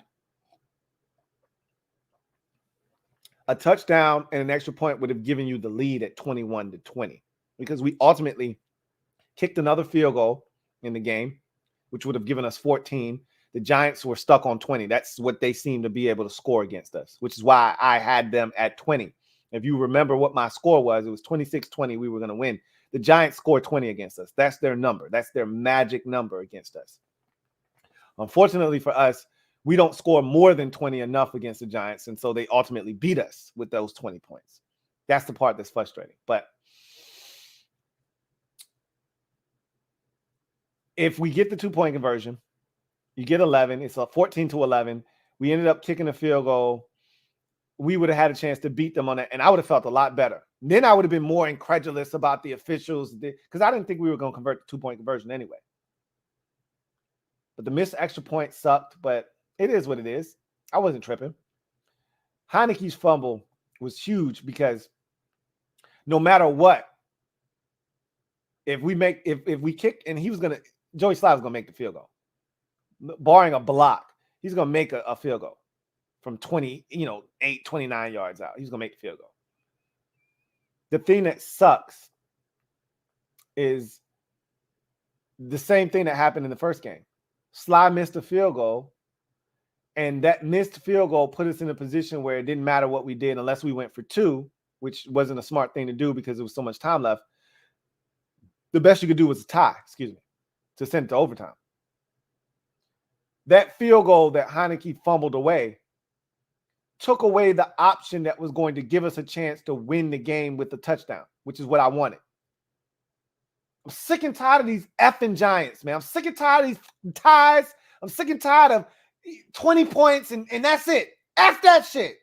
That field goal was going to give us 15, and the touchdown would have gave us 21 or 22 or 23 if you decided to go for 2, which would have been the right thing to do because there's no difference between 1 or 2, and you win the goddamn game in regulation. That's what I wanted.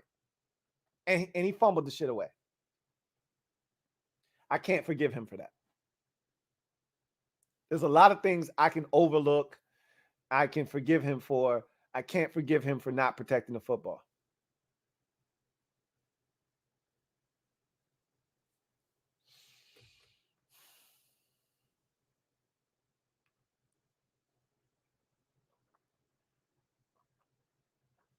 Going Commando. Thank you for the super chat. Greatly appreciate you. Thank you for being a member of the MOBB who writes, Lou, this is exactly why I was astounded at the confidence last week that we were winning this game. Like we just forgot about who this team was and is. Until I'm shown otherwise, this is expected. You're not wrong. I was hoping that type of mindset would be in the rearview mirror after a game like this. This team had given me confidence that they were past efforts like this. But the one caveat that I couldn't account for, and it might not have mattered, we could have played them last week and we might have still done the same shit, was coming off the bye. That's the one thing I couldn't account for. The only thing I felt good about the bye was, A, we're getting healthy, and 2, so not the only thing. There were a couple of reasons I felt good. One, the team gets R&R, get away from football, recharge the battery, and guys get healthy. And then 2, Scott Turner had extra time to prepare for the Giants. I felt really good. I was really, disappointed in the outcome, obviously, and how we played in the first half. I really wanted to get off to a fast start. And the first drive was so indicative of how the night would be.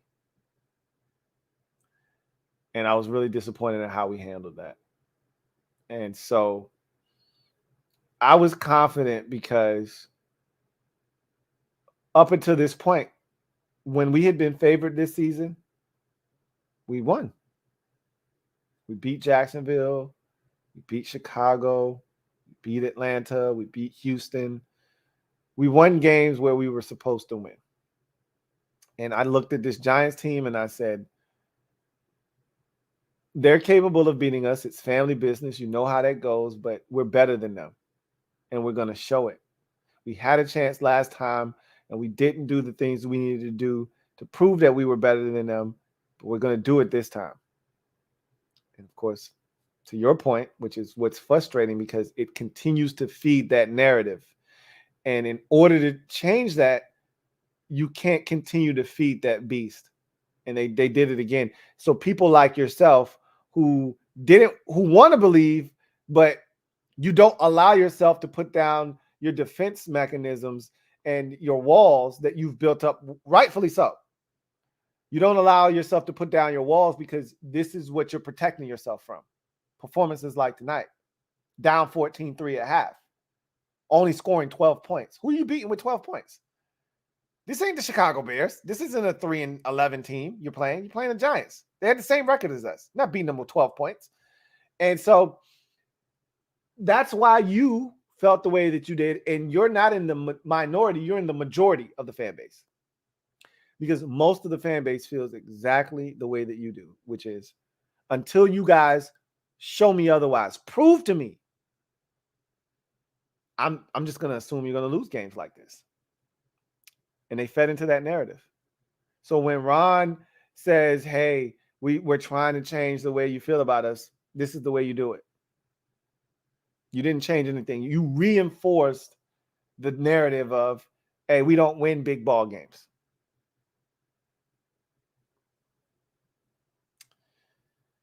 So going commando,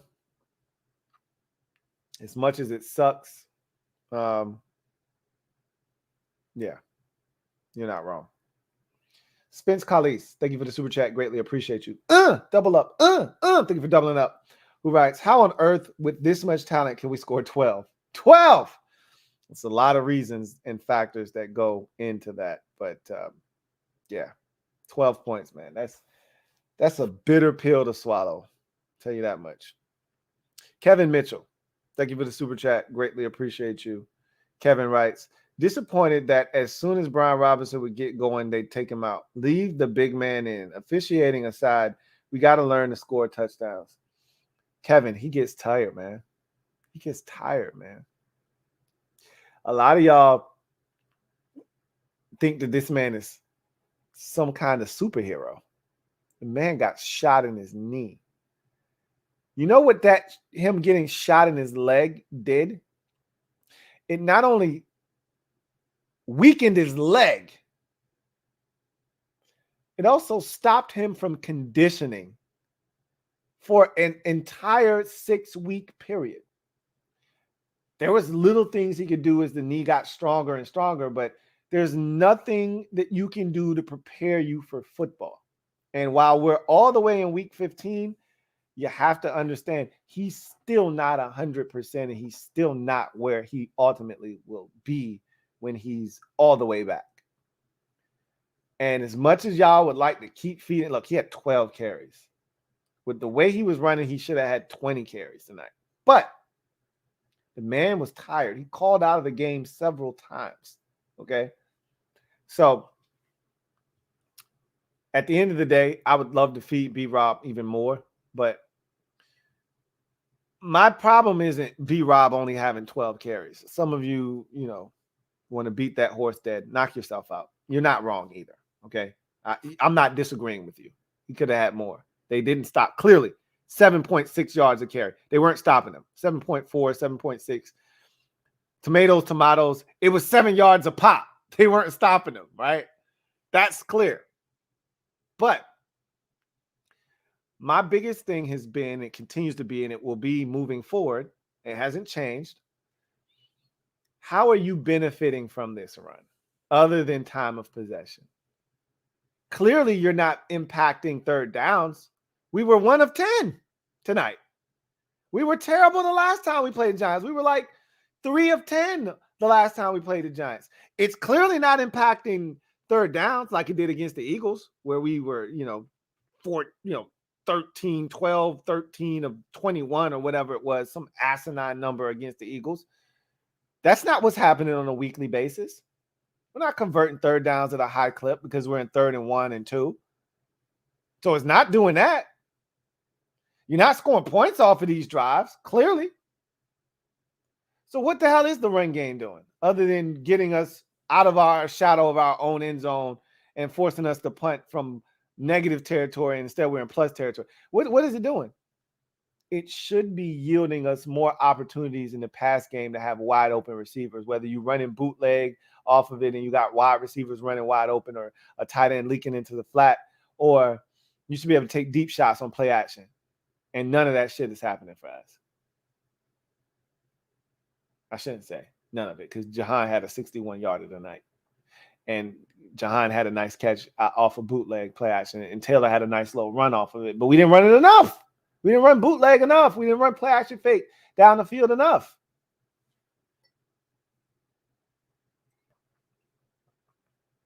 Kevin, long story short, the big man was asking out of the game. He was tired.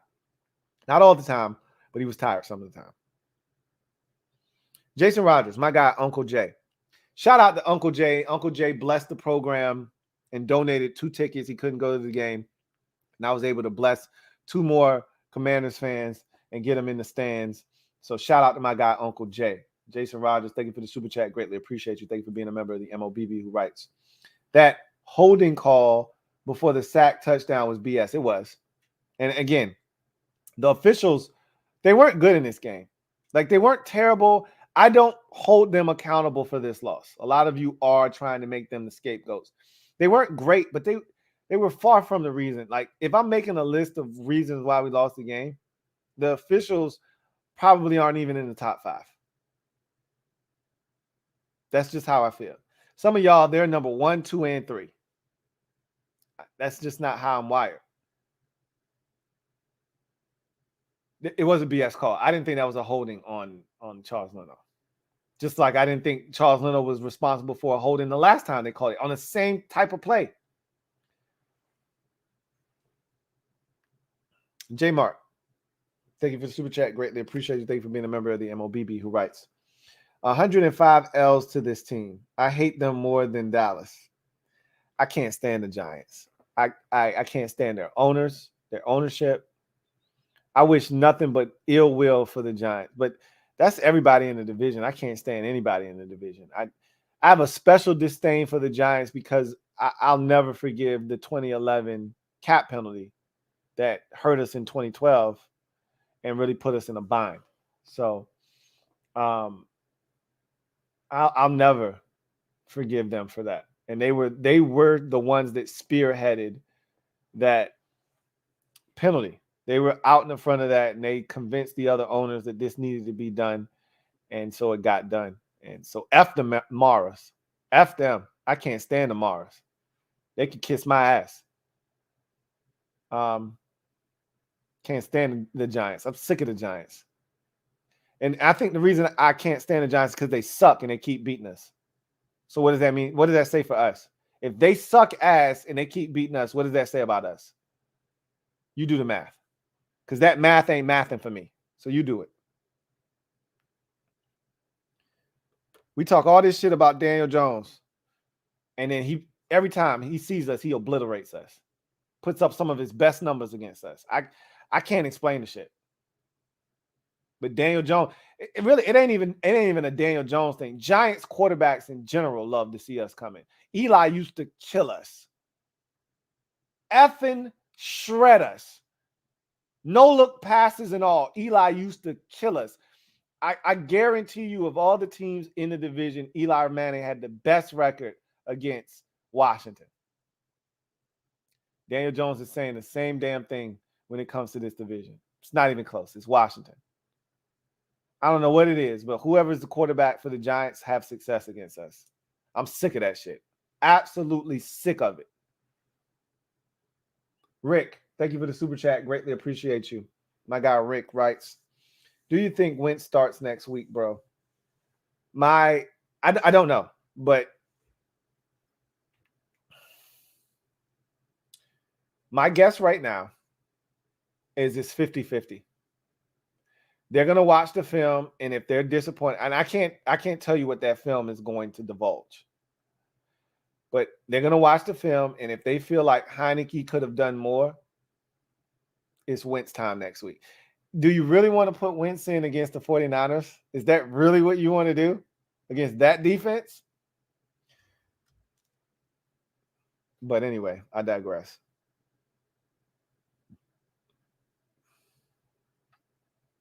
The Magician 804. Thank you for the super chat. Greatly appreciate you.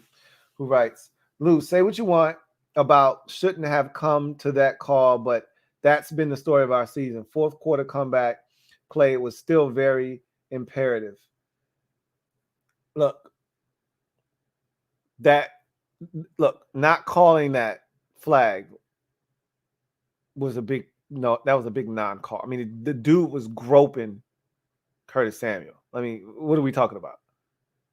The man was on his back like a book bag. Are you kidding me? It's a flag. But if you're looking for me to come up here and bitch and complain about the officiating, this is the wrong channel for that. Bitch-assness is about complaining about shit like the officiating when it's not as big of a deal. Is that a big call? You damn right it is a big call. Is the Terry call a big call? You damn right it's a big call. Were they the right calls? I don't know. Clearly, the pass interference was not the right no call. But they were letting shit go in the secondary all night. They were letting us play. I don't have a problem with that. It shouldn't have come to that. Scott Turner needs to dial up a better play call. We shouldn't even be in a position where where Curtis has a dude on his back and Terry's allowed to be double teamed. If Terry's getting double teamed, somebody should be wide ass open. Make them pay for that. No, we running these bland ass routes so they're able to bracket Terry. You got a guy stopping at the goal line with a defender on his back. These are stupid routes that we're running. No route combinations that are synchronous with each other. Just individual one-on-one routes that don't make sense. None of them like taking advantage of a mismatch of a 5'11 corner on a 6'4 receiver or tight end. None of that shit. Just everybody running regular ass routes. Give me a break. Yes, those calls impacted the game, but are those calls more impactful than 2 fumbles and the other penalties, the sack that Heinicke took on the first possession, Ron Rivera's unwillingness to be aggressive and do something to change the tide, whether it's go for it on 4th down or fake a punt on 4th and 1 after a stop?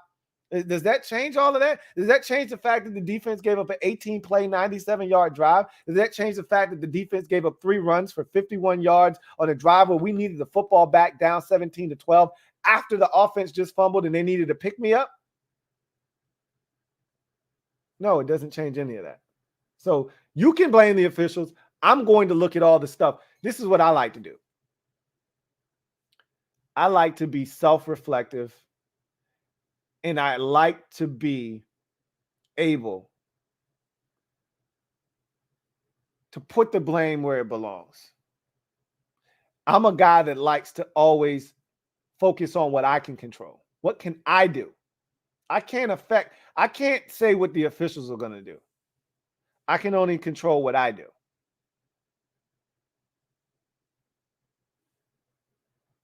I can't control if the officials are going to throw the flag for me getting molested in the end zone. I can't control if the official is going to tell me, hey, bro, you need to scoot up on the line just a little bit more so I don't have to throw this flag. I can't control that. What I can control is being on the line of scrimmage so that he's not in a position to throw a flag on me. I can control a better play call so that a guy doesn't jump on on Curtis's back and have that be the reason that pass isn't complete. Not having that guy in that position to be able to do that. What happened to the diamond formation that we ran against Jacksonville? What happened to the read option, the RPO rather, that we threw to Jahan in the first 2 weeks of the season for a touchdown in successive weeks? What happened to that? We were 6 yards away. We weren't 11 yards away from the end zone. We were 6. Why does it have to be this hard to get in the end zone?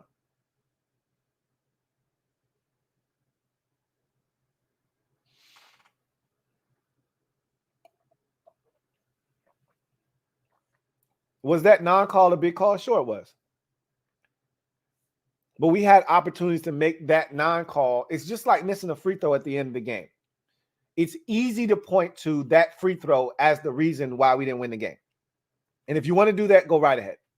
But there were other plays before that missed free throw that could have altered the outcome of the game. There was missed layups, missed open threes, turnovers, easy opportunities, 3-on-1 fast break, and you decide to take a 3-pointer instead of taking it to the hole and getting an easy layup. We did that. We did that to ourselves. I'm not looking to deflect blame. I'm looking for this magical word that some of you guys don't want to accept. It's called accountability. If you've been watching me, you know how big I am on accountability. It's what Robert Griffin III didn't have, which is why I couldn't stand him. Own your shit. I tell the youth of America this all the time. Own your shit. Don't blame the officials. Own your shit. Did the officials play a part in this? You damn right they did. Were they the reason we lost this game? No. You don't get to do that. You don't get to use the officials as the scapegoat. Accountability. Own your shit. We didn't sack Daniel Jones. We didn't force a turnover. We gave up an 18-play, 97-yard drive. We turned it over twice, one leading directly to a touchdown. We missed an extra point. We had penalties in crucial situations. Don't deflect. Own it. We weren't good enough. Were the officials good enough? No. But I've stressed this already. I don't know how many times. Do you want me to say it in Spanish? You want me to say it in French? The defense wasn't terrible. It just wasn't good enough. The offense wasn't terrible. It just wasn't good enough. The officiating wasn't terrible. It just wasn't good enough. Washington wasn't terrible. They weren't good enough. The coaching wasn't terrible. It wasn't good enough. How else do you want me to spell that out for you?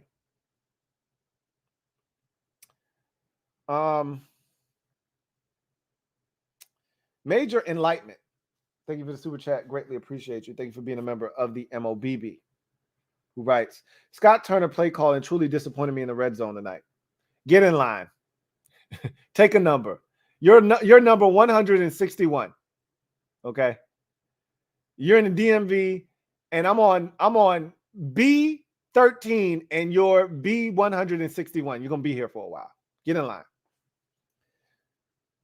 The D never showed up, and we're not playoff ready. We didn't take advantage of the bye.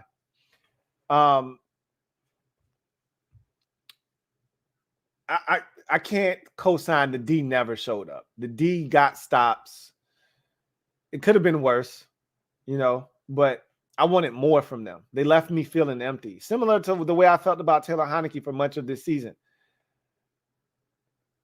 I want more. I feel like, when you got your cup, right? You see this glass, see how much is in there? You get your food when you're a kid, you're 8 years old, and your mom gives you a plate of food, and you got to eat your food, and you got a cup, and you want your mom to fill up your cup because you got a lot of food here, but she only gives you like this much. And you're like, God damn, Mom, fill my cup up. That shit ain't enough. But that's her way of telling you, hey, bro, don't drink all this juice. You ain't getting no more. Eat your food, and you wash it down with this liquid here. Don't use the liquid and gobble all of that up and think you out back. That's her way of training you, or his way of training you. Don't drink up all your juice. But you're like, yo, fill my shit up. Fill my shit up to the top. Give me a chance. That's how I feel about the offense, the defense, the officiating. This little bit right here that you put, this ain't enough. Fill my shit up. That's how I feel about the offense and the defense. It ain't enough. Fill me up. Always leave feeling unfulfilled, like there was more left out there. The defense, they showed up tonight. They got stops. They just didn't get them when we needed them. Like, we needed all of them. You're going to give up points. Nobody's perfect. You're going to give up points. Teams are going to score. They're going to make plays. Those things happen in an NFL game, right? The Giants went on, I can't say this enough. I feel like a broken record. They went on an 18-play, 97-yard drive. At some point, something had to go wrong, or you make something go wrong where they have to settle for a field goal. They scored a touchdown. The Giants have Isaiah Hodgins. Okay. The Giants have Richie James and Darius Slayton at receiver. Are you effing kidding me? Get a fucking stop. Okay? Get a stop. They did, but a lot of times it was after the Giants were in field goal range. That's my problem. You had chances and you didn't get off the field. Tressway did his part to pin them deep in their own territory, and you let them get a first down or two, or you let them go 18 plays, 97 yards. The defense did show up, though. They got stops at times. Like I said, they weren't terrible. They just weren't good enough. Are we playoff ready? This is who we are. This is who we are. King of the North said it best. Our style of play is suited to beat teams that are better than us because you drag them down to our level. Like, that's why we got a chance to beat San Francisco next week, because we can win time of possession and we can get to Brock Purdy once or twice and really affect him and have a shot. Win time of possession by 12, 13 minutes, and we can have a shot.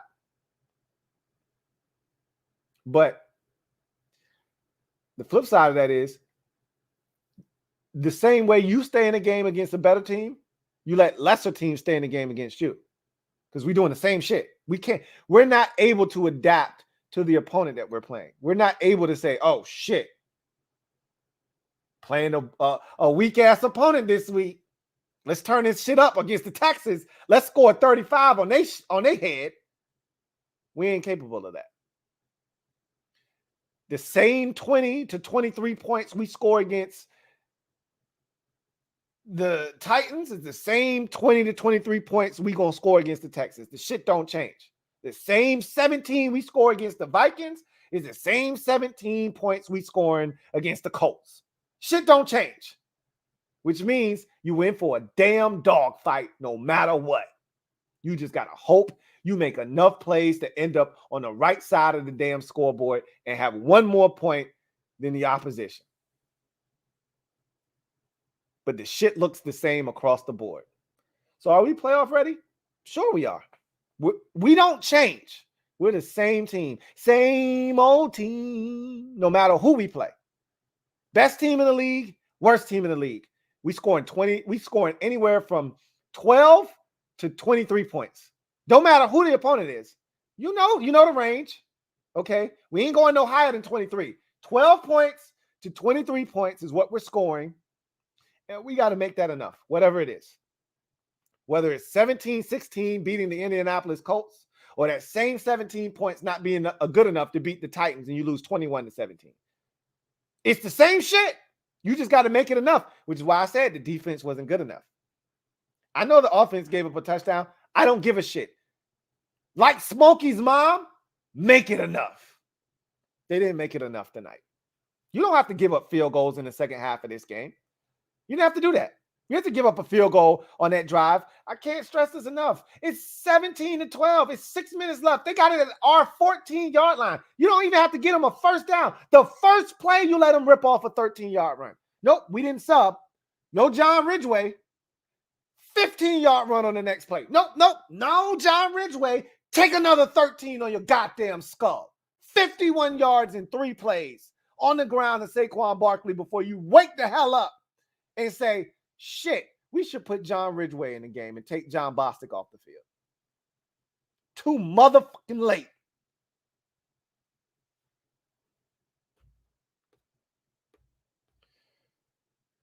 Jamil the King. Thank you for the super chat. Greatly appreciate you. Writes, good game to you guys. Hope you make the playoffs too. I wish I could say the same to y'all. It was a good game. I have to give you that. And I love your coaching staff. Your staff is outstanding. I don't want y'all to make the damn playoffs. I ain't going to even sit here and sugarcoat it. But if I had a choice between y'all and, Seattle or somebody else, I'd rather all of us make the playoffs than some outsider. But F y'all. F the Giants. I ain't even going to lie. I'm going to keep it a buck with you. I can't stand the Giants. I can't stand the Mariners. This has nothing to do with the players that are actually on the field. It has everything to do with the people that run the organization. The Mariners. Okay? The son, his grandson, his son. F all of them. I can't stand them. I ain't never met them. I don't want to meet them.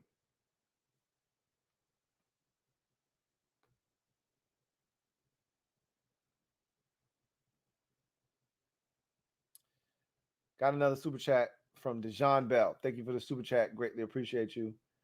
Who double up. I think it's a double up for you. Ship chase to IR.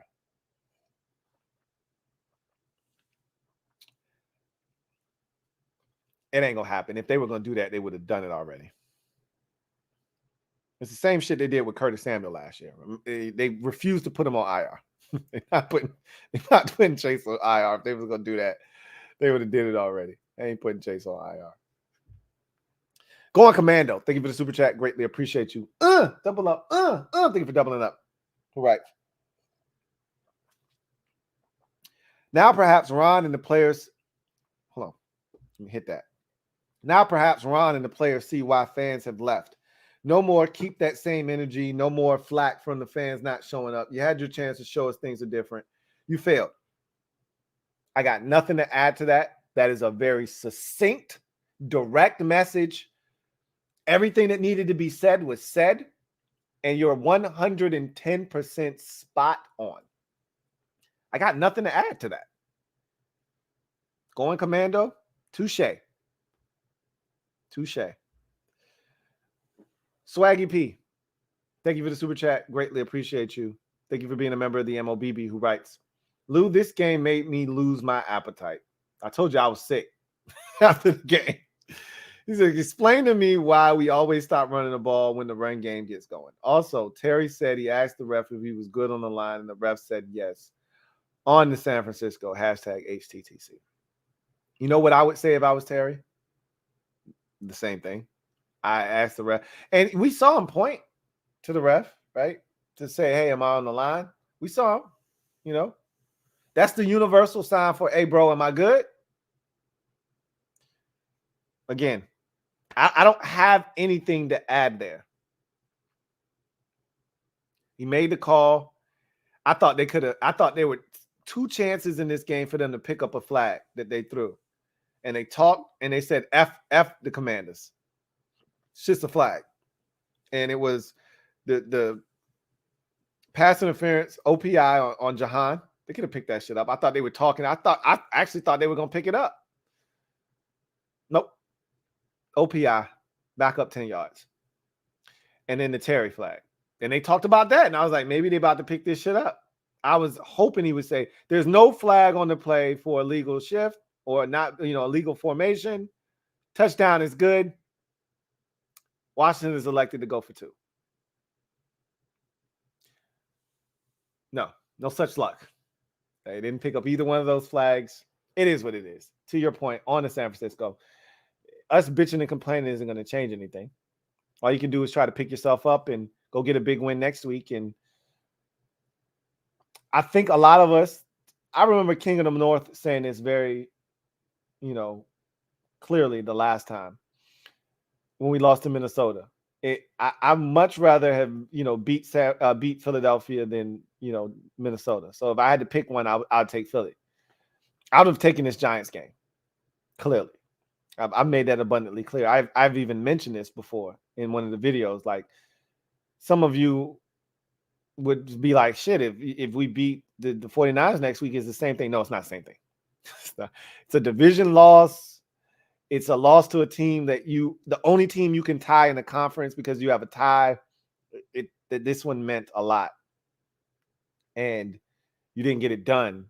So going on the road next week and beating San Francisco would be a statement like, hey, don't sleep on us because we can beat anybody. We can lose to anybody, but we can beat anybody. And we know this to be a fact. But it doesn't change the fact that even if the Giants lose next week on the road at Minnesota and we beat San Francisco next week, they're still ahead of us because we're tied and they own the tiebreaker. And that's why this was so important. And that's why this sucks ass. On to San Francisco, as you mentioned, see what we can do there. Mr. 600 class, thank you for the super chat. Greatly appreciate you. Who writes, Skins for life. Ish sucks, but we ain't done yet. I don't think we're done either. I truly believe that we are still in the mix, but we'll see. Matthew Ryan, thank you for the super chat. Greatly appreciate you. Thank you for being a member of the MOBB. My guy Matthew writes, Louie, thanks to you and whomever donated the extra tickets. As I mentioned already, that was my guy, Uncle Jay, who donated the extra tickets. I was so glad I was able to bless you and your wife to be able to go to the game. He says, environment seemed pretty 50-50. Definitely a lot of Giants fans. I expected that to be the case. He says, heartbreaker. Can't believe Jack refused to use 5-man defensive fronts. Disappointed in our coaching staff. As was I. I was truly disappointed in the lack of adjustments when they were there to be made. And they weren't hard ones. I can sit here and bitch about Jack not blitzing, but you pick your poison. Do you want to give up a slant to Richie James, or do you want to give up a slant to Darius Slayton? And because you blitzed, they make one guy miss and it's off to the races. I get it. Keep everything in front of you. Make them earn it. They didn't earn it very often this game, but they earned it enough. But I get it. I understand why you don't blitz, why you don't be over aggressive against a team that doesn't have a lot of weapons and talent. I get it. At the same time, the lack of 5-man defensive front on that last drive where they got the field goal is inexcusable. The fact that you wait until they ate up half of the field on 3 plays before you decide, maybe we should adjust. That's loser shit. But I'm glad you had a good time. You had a mission to carry out. Unfortunately, you weren't able to do that, but I'm glad you enjoyed yourself. And I'm glad I could help. I always appreciate the fact that on this channel, I do my part. I couldn't say that before, so I wasn't allowed to bitch about the environment. I'm not going to bitch about it anymore because I understand the plight of the Commanders fan, the Skins fan, the Washington football team fan. I understand the plight of Skins fan. I get it. I've lived it. I understand. I know why you're not going to games. I know why 50% of the stands was Giants fans. That would have never been the case 30 years ago, 20 years, 25 years ago. 15 years ago, that would have never been the case. I understand why that is the case now. I understand. Roosevelt Ellis, thank you for the super chat. Greatly appreciate you. Thank you, Rosie. If I see a comment from you, I'm going to read it. Swaggy P, thank you for the super chat. Greatly appreciate you. Double up. Thank you for doubling up. Swaggy P writes, we are the type of team to lose to this trash Giants team and then catch the Niners slipping and beat them. That's exactly who we are. But again, King of the North laid it out eloquently and beautifully for all of you. And I made sure to disclose that to you guys so you could see that he had it perfectly encapsulated. The style of play that we have it's made to upset teams that are better than us, because you're taking the air out of the ball, you're winning time of possession, you're keeping their offense off the field, you're keeping the score low, and that gives you a chance to win.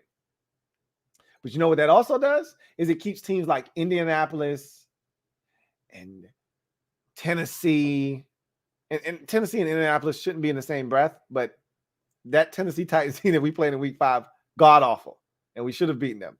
And so it allows teams like Tennessee and Indianapolis and Atlanta and, Giants and so forth. It allows those teams to be in the game against you as well, because we're not capable of doing what Philadelphia or the Cowboys did to the Giants. Even though our rosters are comparable offensively, are comparable to that of the Giants, the Eagles and the Cowboys. It's comparable. Biggest difference is those teams have quarterbacks that are playing at extremely high levels, and we don't. Their offensive lines are much better than ours too. I don't want to forget that. But those teams are explosive. They're dynamic. They score points. We don't. So you let a team like the Giants hang around, they beat you. The Cowboys let them hang around, and then they disposed of them in the fourth quarter. The Eagles never let them have a chance. Beat the shit out of them from the jump. That's not who we are. We don't have that in our arsenal. It's not in our DNA. It doesn't flow through our veins. So, yep, we can go on the road next week, beat San Francisco, and I wouldn't even blink. I wouldn't flinch. Not one bit. Because I know we're fully capable. Doesn't change the fact that we just let one slip through our fingers, and we made it tough on ourselves for no reason. William Batts, thank you for the super chat. Greatly appreciate you. Who writes, scared money don't make money. B-Rob is a beast. Yes, sir. Yes, sir. Amen to that.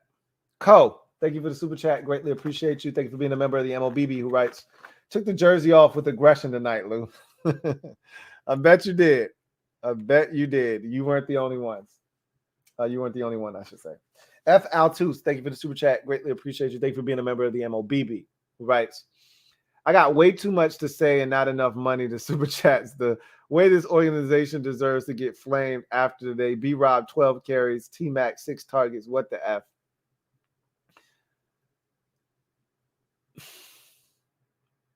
There's a lot I can say about all of those things. And you're not wrong. Their secondary wasn't capable of covering any of our receivers. Not Terry, not Curtis, not Jahan. Hell, I don't even think they could cover Diami. Diami got behind him twice, and Taylor, look, we talk about Taylor's arm. Taylor let that bitch rip on that flea flicker. Shit.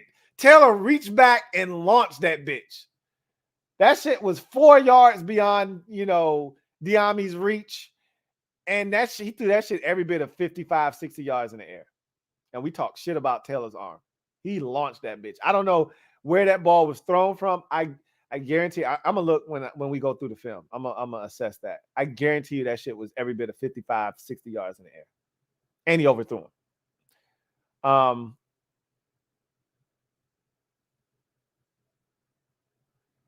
I don't think they could cover our guys. And I said this in the MOBB, watching the game.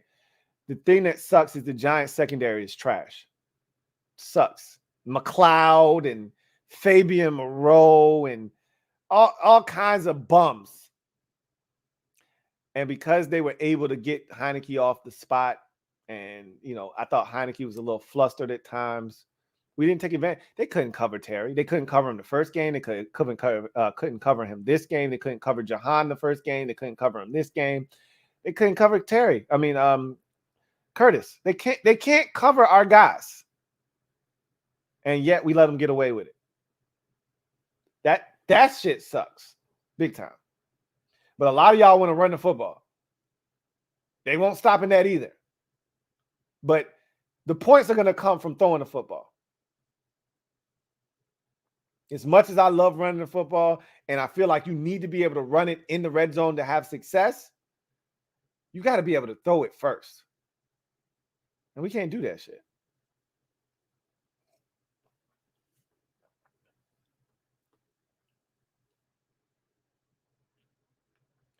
All right. Got another super here. FL2s, thank you for the super chat. Greatly appreciate you. Double up. Thank you for doubling up. Who writes, Richie James cooked Bobby today. No investment in the slot, in the O-line, in linebacker. All got abused by the Giants today. We've had these discussions before. When we were all ready to jump off the cliff after the Week 5 loss to the Titans, we all had these discussions on the lack of investments in specific positions, and that the chickens were coming home to roost, right? Linebacker, we said the one position we said, hey, we could ill afford any injuries, and we were doing good the first 5-6 weeks. Then Cole Holcomb goes down. What week did he go down? It was much later in the season than that, right? What game was it? It was Philly, right? Week 10, was it Philly? Or was it the week before that? Week 9 against Minnesota. Maybe it was Green Bay. I think Green Bay was his last game. That was week, 7? I think it was week 7 against Green Bay. Last game. Either way, we said, hey, can't afford a linebacker injury. We don't have any depth. You want John Bostic on the field? They call him Mr. John Bostic. Mr. Fantastic. About to lose an ACL out here on a simple ass hezzy. Damn, he's so garbage. Couldn't afford any injuries at corner. We talked about that. Trade away William Jackson III, and Juice gets injured.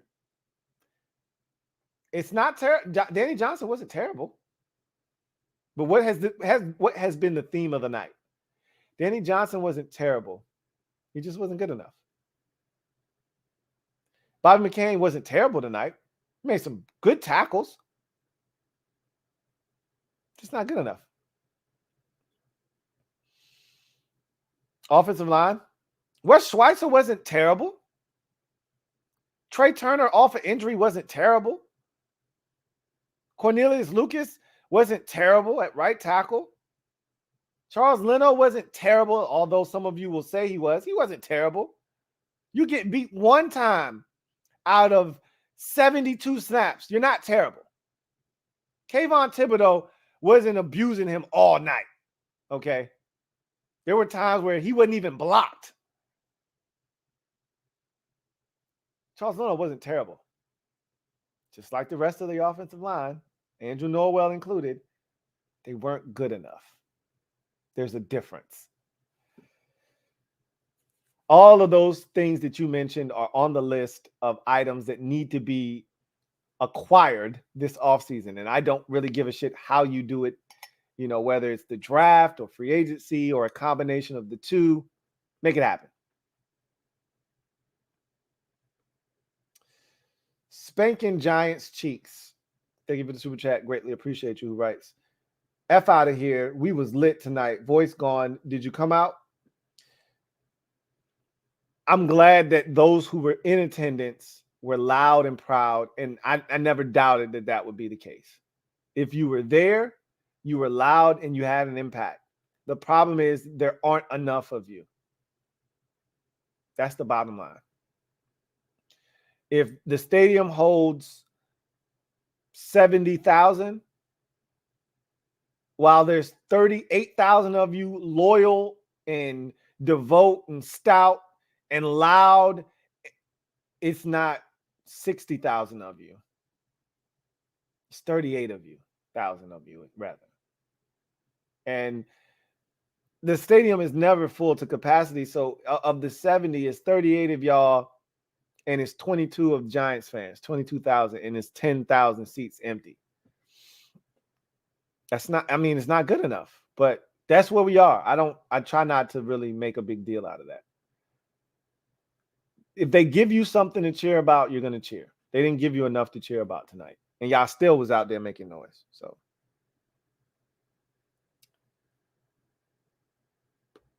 F. Altus, thank you for the super chat. Greatly appreciate you. Who writes, the coaching deficiency is night and day. Scott has no feel for calling games. JDRD couldn't get stops or turnovers, and Ron just staring into the distance. Ron was active tonight. I disagree with that. Ron was active tonight. He was working the officials. He wasn't happy about a couple of calls. He wasn't happy about the OPI on the 2-point conversion.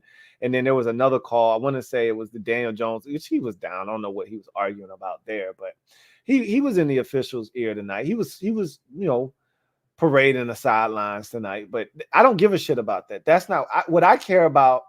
Is Ron going for it on 4th down and whatever it was on the first possession. What I care about is Ron giving his special teams coordinator the green light on 4th and 1 to go for it. What I'm more concerned with, to me, Ron staring into the distance is interesting. What's important is Ron didn't push the button tonight. He didn't go aggressive tonight. He sat on his hands in terms of being aggressive and was passive, and he allowed the Giants to take the fight to him instead of him taking the fight to the Giants. That's what I'm more concerned with.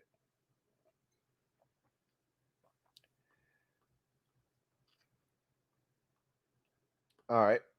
Got a super chat here from Mike Stevenson II. Thank you for the super chat. Greatly appreciate you. Thank you for being a member of the MOBB, who writes, Lou, we ain't looked too good today, man. Justin Fields annoying. He is. But you got it done. You know, every game ain't going to be pretty. And he poses a real threat and a challenge to your defense. And you still sacked him. One thing, now you want to talk about holding on to the ball? That brother holds on to the ball way too long. But that said, you got after him. You did what you needed to do, and you found a way to win. It wasn't pretty, but nobody gives a shit about aesthetics. I've already mentioned that. 3 weeks from now, we won't be talking about 25-20. You beat the Bears. Okay, it's in the left-hand column. That's all that anybody cares about. So, yeah, it wasn't pretty. And They ran the football on you, and I still think that's a problem for you. But Justin Fields is so unique, right? Like he's there's only like 2 or 3 of those in the league right now. Dudes that really keep you up at night because of what they can do. He's in that. It's a small group. It's just him and Lamar Jackson, I think, and Kyler Murray. Those 3 in particular that really can F you over with their legs. There are not many of those dudes in the league. So you got blessed a little bit today. It could have been worse, but you won. That's all that matters. You won the game. Going Commando. Thank you for the super chat. Greatly appreciate you. Going Commando writes, we don't win because of TH4. We win in spite of him. Can only get away with that for so long. Cultists would defend him if he threw 23 interceptions tonight. This is the thing. I've already said this before. It's the same thing that happened with Kirk Cousins. The people that are, in favor of Heinicke are the minority, okay? The majority understand that we need to upgrade the position. The minority here was the people that wanted Kirk gone. The majority realized that Kirk Cousins was the closest thing we had to a franchise quarterback in over 30 years, and we needed to keep him. But the minority, they were louder than the majority. Because the strong move silent, the weak start riots. That's what a wise man once told me. And so the people who think they don't have a voice, they get loud. And they get in an uproar because they want you to pay attention to them.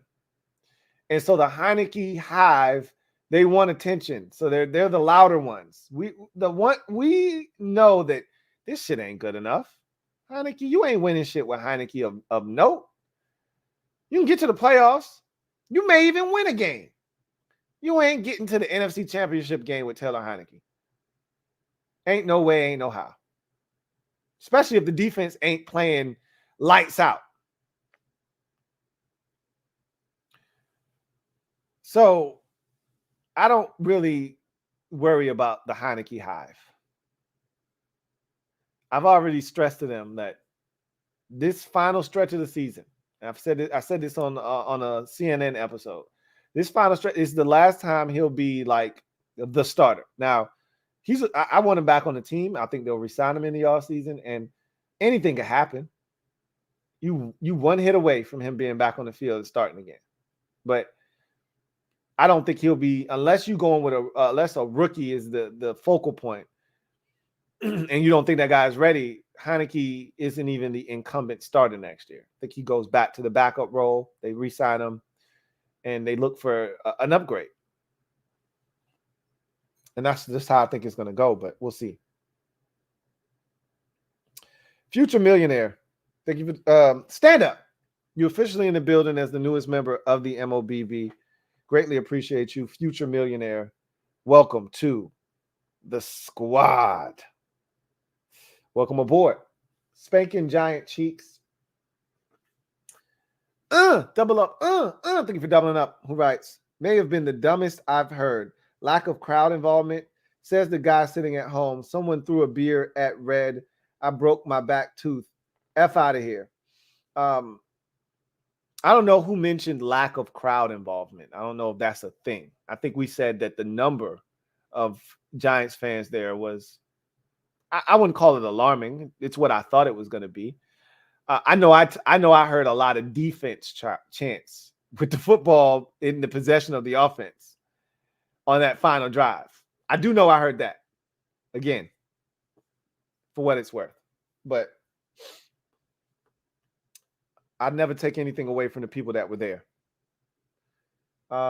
Spanking Giant Cheeks. Someone, thank you for the super chat. Greatly appreciate you.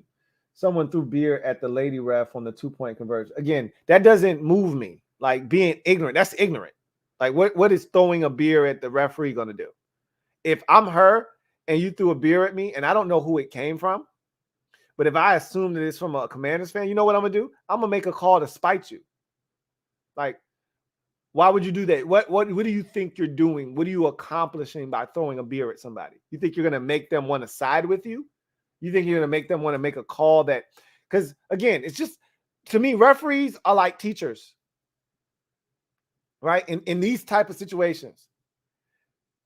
If I like you, or if I rock with you, and you on the cusp of a C, but you really probably earned a D, but you right there, it's like a D minus, C plus, it's in that neighborhood, and me, rather, just how I feel about you is the swing vote. If I like you, you got a C. If I can't stand you, if you a little knucklehead, you always talking shit, hey, you got a D. Or it's a D versus an E, which means either you pass or you fail. And I'm in control of this. I got the ability to control your fate, your outcome, by deciding whether I give you these points you need to get to a D, or whether I can say, bro, you got to take this whole course over again next year.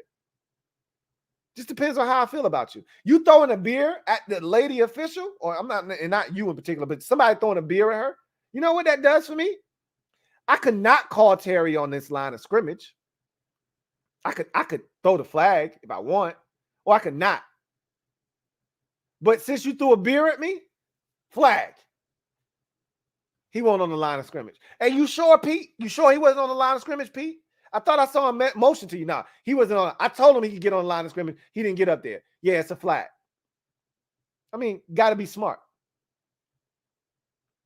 That doesn't help us at all. Throwing something, you know, at an official. That shit don't help at all. Honestly speaking. Cartoon Novak PG. Thank you for the super chat. Greatly appreciate you. Who writes? Ron timeout management trash. Hashtag Ron don't scare you.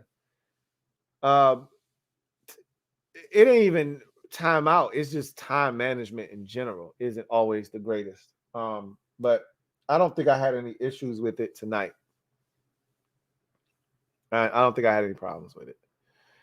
Would I have used my timeouts a little bit earlier in the game? Maybe, but I didn't have a problem. And he ended up with one timeout left with the football. I didn't have any problems with his time management at the end of the game. I usually complain more about his time management before half. Metaphor, thank you for the super chat. Greatly appreciate you. Double up. Thank you for doubling up. Who writes? Not riverboat Ron, flotation device Ron. Yeah, he was flaccid tonight. He was flaccid. I was disappointed. He didn't live up to the moniker that he had been placed with back in the good old days, the golden days. J Mart, thank you for the super chat. Greatly appreciate you. Double up. Thank you for doubling up. J Mart, who writes, nail on the head. 2 weeks to prepare, and we got a 57. That's what we scored on the test. We had 2 weeks to prepare for this final exam, and we got a 57. That's disappointing. Very disappointing. Spence Collies, thank you for the super chat. Greatly appreciate you. Who writes, this is why we can't have nice things. We are scared. Scared money don't make money. I can't stress that enough. And Ron set the tone on that first possession by deciding that he was going to punt the football instead of going for it. You had, even if we didn't convert, you had an opportunity to set the tone for the entire night, to let the players know, let the fans know in the stadium. I heard fans booing for the decision. They had every right to boo. You had a chance to set the tone, to let everybody know, hey, we coming here to win this game. We ain't with the shit. We ain't with the tomfoolery tonight. We ain't leaving it to chance. We ain't leaving here with a tie. Either we going to win this bitch, or we going to lose, or we going to die trying. But guess what? We ain't going meekly into the night. He punted the football. He set the tone. He let them know, this is what we doing tonight. We punting. We ain't going for it. We're not being aggressive. Red House, not Roadhouse. Thank you for the super chat. Greatly appreciate you. Who writes, also getting tired of Scott Turner always being in the box. Bring your punk ass out in the cold like everybody. Now you just nitpicking. He's more comfortable. He can see the field better from up above. Leave him be up there. He was down on the field earlier this season. The shit did not work out well for us. Let him take his ass back up there where he belongs. He's fine up in the box. F. Altus. That's funny though. That's some shit. That reminds me of when a girl says to another girl, she thinks she cute. You're like, why you don't like her? She thinks she cute. Okay. And she thinks she cute by what? What did she do to make you feel that way? And usually they don't have an answer. She just thinks she cute. Like you don't. That means she just don't like her. You just don't like Scott Turner. That's what you. That's essentially what you just said with that comment. Is you just don't like Scott Turner. He should be out in the cold with us. FL2, thank you for the super chat. Greatly appreciate you. Who writes? What's sad is we flashed explosiveness on offense today, but our coaches bitch up and are scared of their own success unless it comes in Ron's predetermined package. Embarrassing display from him today. That's been my problem all season, is that they tantalized us. We saw it in against Jacksonville week 1. We saw it in Detroit in the second half. We've seen it. We saw it against Tennessee for the 2 touchdowns that we scored in that game. We've seen it in bits and pieces, the Packers game, Terry going over the top there. We've seen it in Terry against Philadelphia. We've seen explosiveness. We've seen what this offense can be at times. And unfortunately, it's just inconsistent. And I've said this already. We're consistent at being inconsistent. And that's the part that first, because we know we got talent. We know we have talent. So why don't the results reflect that? There's nothing else I can think of other than coaching.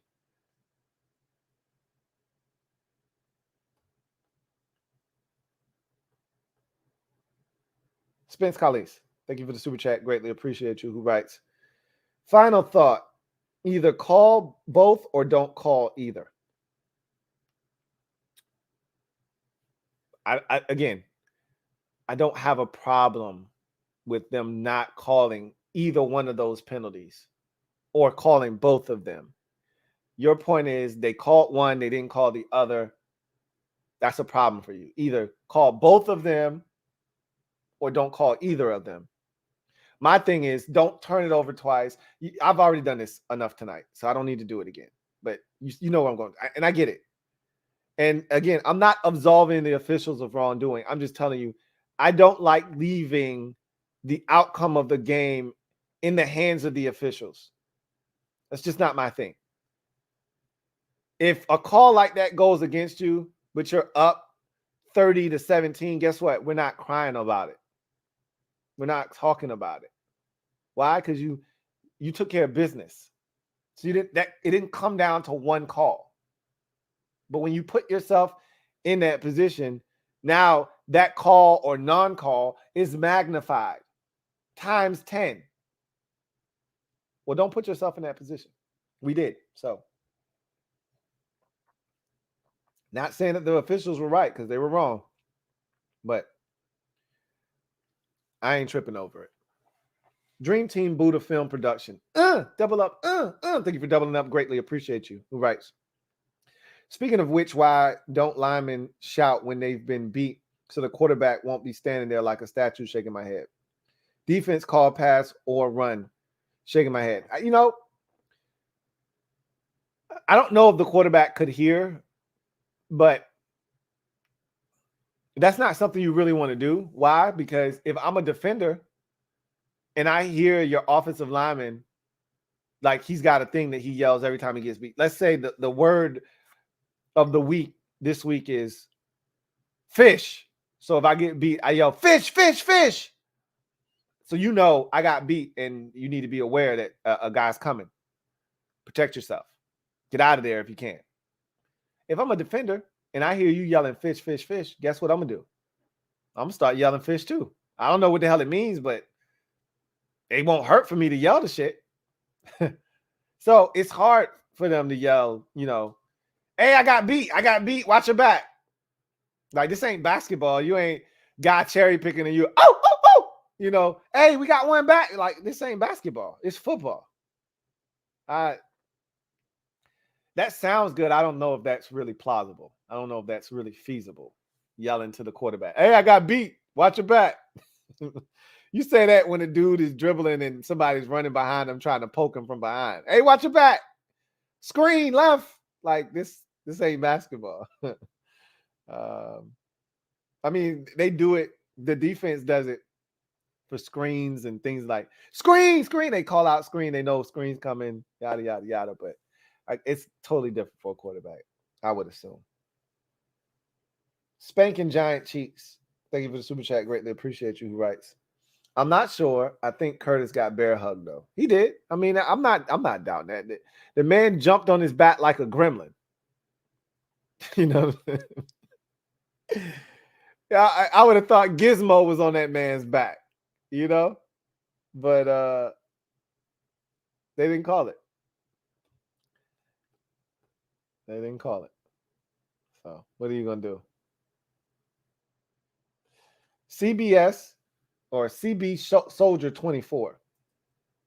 Thank you for the super chat. Greatly appreciate you. CB Soldier 24 writes, if you're an 80s baby, be thankful you are still alive for enduring 4 decades of tragic football. Yes, Louie, 4 decades. Late 90s, 2000s, 10s, 20s, 70s babies, y'all can sleep at night because you witnessed 3 Super Bowls. No lies detected. I mean, it still sucks. You want to see your team play well, but at least you got to go to a ticker tape parade. You knew what it was like to play in these types of games like this and actually win them. These were a regular occurrence, and we won these a lot of the time. A lot of us don't know what that feels like. I can only 99 was the last season that I thought we had a real shot at winning the Super Bowl. Never thought we were winning it in 05, 07, 2012, 2015, or 2020. Even though 12 would have been interesting if we had a healthy Robert, but we didn't. And I didn't fool myself into thinking that he was healthy. I knew he wasn't. He barely could run in that season finale against Dallas. He barely could run in that late game against the Giants late in the season. He barely could run. He barely could move. I already knew what we were dealing with. I just wanted him to stay upright, and he didn't. But I didn't think we would have beat San Francisco regardless. 99, I thought we could have beaten anybody. And we were this close from playing in the NFC Championship game against the greatest show on turf, Rams. Don't know how we would have done in that game. Would have loved to have found out, though. Jeremiah C. Thank you for the super chat. Greatly appreciate you. Thank you for being a member of the MOBB, who writes, we bring teams down to our level by allowing around 24 points or less, but we can't complete the mission. Coaching hurt us tonight. Well, this is, again, King of the North said it eloquently. This is the style of play that we have, and this allows bad teams to remain in the game with us. And I don't want to keep saying bad teams like we're this juggernaut of a football team. We're not great. We're on the level of a lot of these teams. We're not that far removed from the Giants. I try to separate us from the Giants like we're not the same, but we the same. I just think our roster is better. But where they lack in roster, they make up for in coaching. And it's vice versa for us. I think our roster is better, but we lack the coaching to maximize the roster. So it evens itself out, and you end up being the same team as the Giants, just in a different capacity, which sucks. Because I feel like we should be doing to the Giants what the Cowboys and the Eagles are doing to the Giants, because we're capable of doing that. But because we don't have the coaching, you're not going to do that to them. J Mark, thank you for the super chat. Greatly appreciate you. Who writes, shoulda, coulda, woulda. Ifs was a fifth, we'd all be drunk. This team just can't seem to get out of its own way. Execution is an issue we cannot fix. And I take it a step further.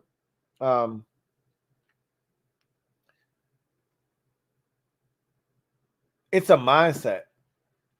And it doesn't seem like they're consistent with that mindset. There are games where Ron decides, I'm going to be aggressive today. We going for it. And then there's games where, like tonight, where he's playing not to lose. And like, I think the problem with like the Chargers and Brandon Staley is that there's too many mixed messages. We criticized the hell out of Brandon Staley for going for it, being overly aggressive. And look, some of it was dumb. I thought the play against the Browns earlier this season where he went for it was a stupid play. They ultimately won the game, so nobody really made a big deal out of it. But I thought it was a dumb decision to go for it on 4th down at that juncture of the game. And luckily enough for them, the Browns missed a game-winning field goal, or I think it would have been a game-time field goal, whatever the case may be. It wasn't smart, but at least you know where he, stands. He's aggressive, sometimes to a fault. And because of that, you may give up some points or some opportunities for the opposition to score, but at least you know where your coach stands. You know, hey, we going for this shit. Some weeks we are, some weeks we aren't. That's a problem for me. We don't try any trick. We don't try any fake punts or anything like that. At some point, you got to give your team a reason to believe. Why do I believe that we're going to do this? Why do I believe it's going to be different this time around? Thank you for the super chat, J Mark. Future Millionaire. Thank you for the super chat. Greatly appreciate you. Thank you for being the newest member of the MOBB, who writes, Terry checked in twice, Lou. Ref said he was good, and crowd was rocking when we were on our shit. Again, give the crowd something to cheer for. There were drives where the crowd was into it. It sucks that they didn't have more to cheer about throughout the evening.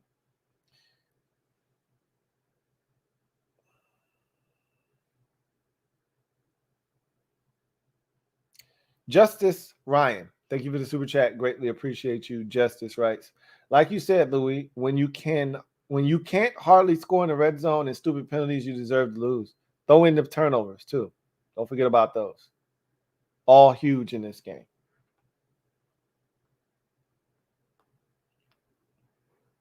Future Millionaire, thank you for the super chat. Greatly appreciate you.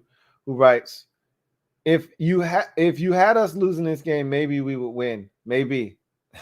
Maybe I have to go back to that. I just don't like having to do that. I felt like they giving me a reason to not have to do that. But maybe I do have to do that. It's got to be sincere, though. It's got to be. I didn't think we were going to lose this game. It's got to be sincere. I don't think it works unless I truly think, hey, we might lose this game. And then we don't. But yeah, maybe if I would have picked, the Giants to beat us, we would have won the game. Maybe that's the thing. I don't know. DJ23, thank you for the super chat. Greatly appreciate you. Who writes, the next 3 games are against good D lines. With this struggling O-line, do you really want Wentz to quit? That's the dilemma you find yourself in. Is do you really want to put Carson Wentz behind an offensive line that still isn't all that great against teams that can actually rush the passer? I don't know if that's smart or not. But I can tell you this. If they feel like Carson was or not Carson, but Taylor was a huge part of the reason why we lost this game, his ass will be benched. I will tell you that right now. We will see. Will Kavanaugh, thank you for the super chat. Greatly appreciate you. Double up. Thank you for doubling up, Will, who writes, kind of getting tired of looking embarrassing on that. We weren't embarrassing tonight. I don't think anybody walked away from this game saying we were embarrassing. It was disappointing. It was not ideal, but I don't know if you walk away saying that we embarrassed. This wasn't Dallas 56-14 last year. That's embarrassing. It wasn't the Monday Night Massacre against the Eagles with Vic. Like, that's embarrassing. That's not what this was. Chris, thank you for the super chat. Greatly appreciate you. Thank you for the super chat, Chris. Rocky D, thank you for the super chat. Greatly appreciate you. Double up. Thank you for doubling up, Rocky D, who writes, now we still control our own destiny. I don't like control our destiny. I like control the outcome. Destiny is predetermined. I hate when people say that. That's like when people say, hey, man, that dude did a full 360. If somebody did a full 360, they turned around and ended up in the same spot that they started in. You mean he did a 180? He didn't do a 360. So we don't control our own destiny. Destiny is predetermined. We control the outcome of our season. Seattle has Chiefs. Lions have Panthers. Washington is known for losing a game they're not supposed to, but wins underdog games, LOL. As you would say, I digress. Nothing you said is wrong. I think the Panthers can beat the Lions, but I thought the Jets could beat the Lions, and they had their chances, and they let them slip through their fingers. So here's the thing. The Lions are finding ways to win games. That's dangerous. So we'll see what happens. Glizzy McGuire, thank you for the super chat. Greatly appreciate you. Who writes, best cheerleader we've drafted in a long time. I'll leave Chase alone. Playoffs are on the line, and you don't want to try to help your team. Also, are you back off the whip? No, I'm not. I'm not out of the whip. I'm not out of the whip. Leave Chase alone. I get it. You're frustrated, and you have a right to be, but that man needs time. More time than you know, clearly. Metaphor, thank you for the super chat. Greatly appreciate you. Who writes, no diamond formation since Scott running cold formation. This is the stuff that boggles the mind. Something works and you just don't go back to it at all. Like, what are you saving it for? What are you waiting on? That doesn't make a lot of sense to me. But again, we don't get paid the big bucks. They do. DJ, thank you for the super chat. Greatly appreciate you. Who writes, we play not to lose every week, Lou. I hate to say it, but it's time to let Heinicke air it out so the fan base and coaches can really see he's garbage. They're not looking to prove a point. Not like when they gave Dwayne Haskins a test during a game that he failed miserably. They're not looking to test Heinicke during a game. We're actually good. We don't suck. We're not, just going through the motions. So to say let Heinicke air it out would be negligent because he turned it over twice when they tried to let him, quote unquote, air it out tonight. And he almost threw a pick. So I'm still not sure that's what you really want. And it sounds like you want him to be exposed, but that ain't the way to go about it. Just acknowledge that we need to upgrade the position in the offseason and let that be that. We want you back, you being Taylor Heinicke. We feel like you're one of the best backup quarterbacks in the league. You've been outstanding in that role the last 2 years, and we want to reward you for that. But make no mistake about it, we're looking to find a guy to start for us. And he'll be familiar with that role. He's been in it each of the last 2 seasons. It's not going to come foreign to him. So we'll see what happens.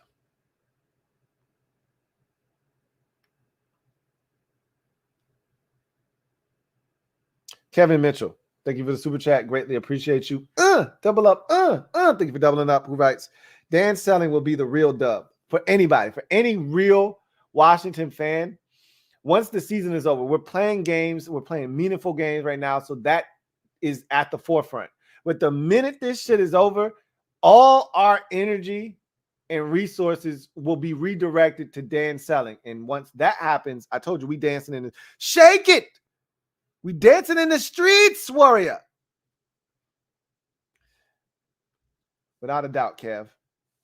Robbie Dub, thank you for the super chat. Greatly appreciate you. Robbie Witherall writes, let's talk about Jahan Dotson, Brown, Robinson, young bright spots for us moving forward. It's a lot of young, energy in the building. I've said this. We've accumulated some really good talent.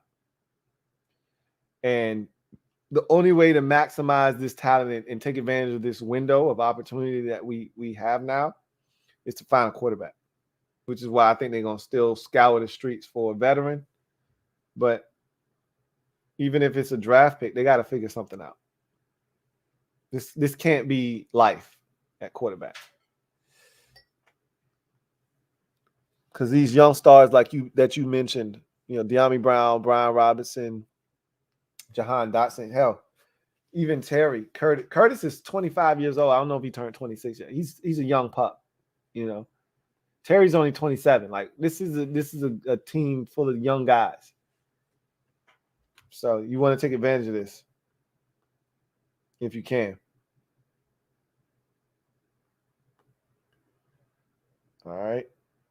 DJ, thank you for the super chat. Greatly appreciate you. Double up. Thank you for doubling up. Who writes? Fan base complain about the coaching staff too much. They give us reasons to complain about them. They really, truly do.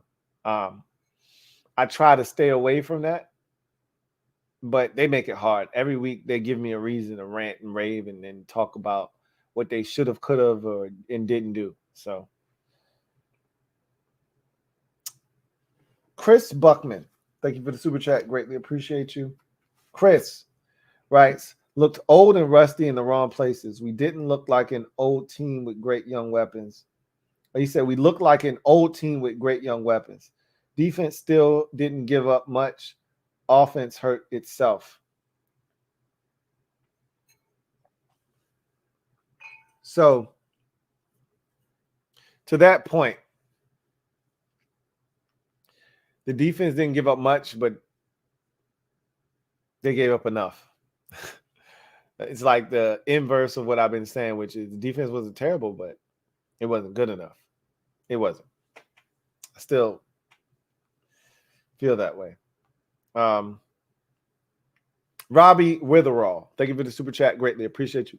Double up. Thank you for doubling up. Who writes? Let's talk about the young bright spots on offense, Jahan Dotson and Brian Robinson. Next year, what do we do at quarterback? I like Heinicke, but he is an amazing backup, in my opinion. I love his heart, but he's a backup, in my opinion. I do think he's a backup. I think most fans feel that way. Now the question is, what makes the most sense? If we think Heinicke is a backup, well, what are you going to do? Are you going to draft a guy? Are you going to go out here in the streets and try to find somebody? Like, what are you going to do? You're going to go after Jimmy G again? What are you going to do? That's the question. But to your point, Brian Robinson, Jahan Dotson, there are young, talented players on both sides of the football. Cam Curl and Derek Forrest. And so a lot of guys on rookie contracts that we feel really good about. And it's only a matter of time for they're going to be looking to get paid. So keep all of that stuff in mind as well. Jeremiah C., thank you for the super chat. Greatly appreciate you. Writes, double up. This is a double up for Jeremiah, if I'm not mistaken. So thank you for that. Who writes, first game, Heinicke was 27 of 41 passing. This game, 17 of 29. Run game was eaten and Kayvon was gassed. To me, it felt like Heinicke passed for 40 attempts. It never felt that way to me.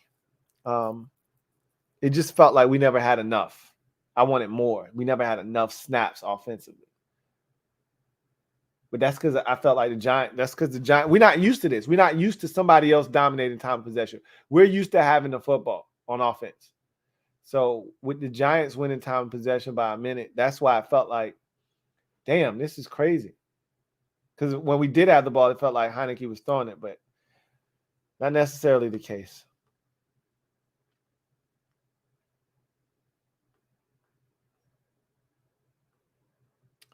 All right. Scrolling up, and we got our next super here from Jamal Hamlin. Thank you for the super chat. Greatly appreciate you. Jamal writes, Lou is going to be a tough road ahead, but it seems like we love doing things the hard way. Bostic on skates, shaking my head. HHTC. I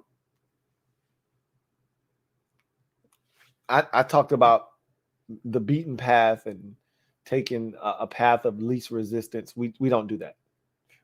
We take the beaten path every single time. Definitely going to be a tough road ahead. But we dug ourselves this hole. Only way to get out is to start finding a way out. That's all we can do. Is find a way out. Got another new member of the MOBB.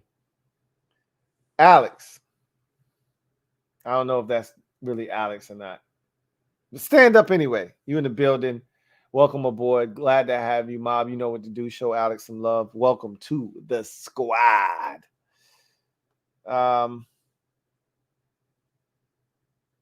Rocky D. Thank you for the super chat. Greatly appreciate you. Rocky D. Writes, now we still have control of our own destiny. Seattle has Chiefs. Lions have Panthers. Washington is known for losing a game they're not supposed to, but wins underdog games, LOL. As you would say, I digress. Read that one before, but I definitely don't have a problem reading it again. So, Chris, thank you for the super chat. Greatly appreciate you. Chris writes, Giants threw on first 80%. Taylor needs to keep way more on Reed. Been bad all year at 5'10". Green Bay twice many fitting today.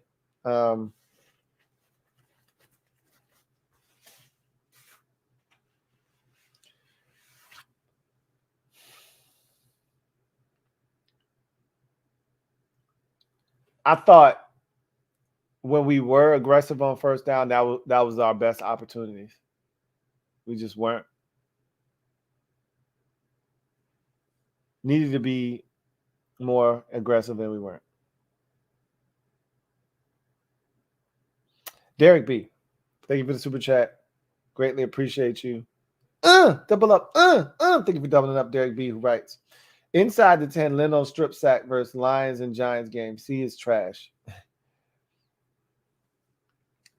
He's not trash. I get it. As I mentioned to you before, it sucks. Being an offensive lineman is a very thankless and it's an interesting job. Why? Because usually you don't get the benefit of the doubt.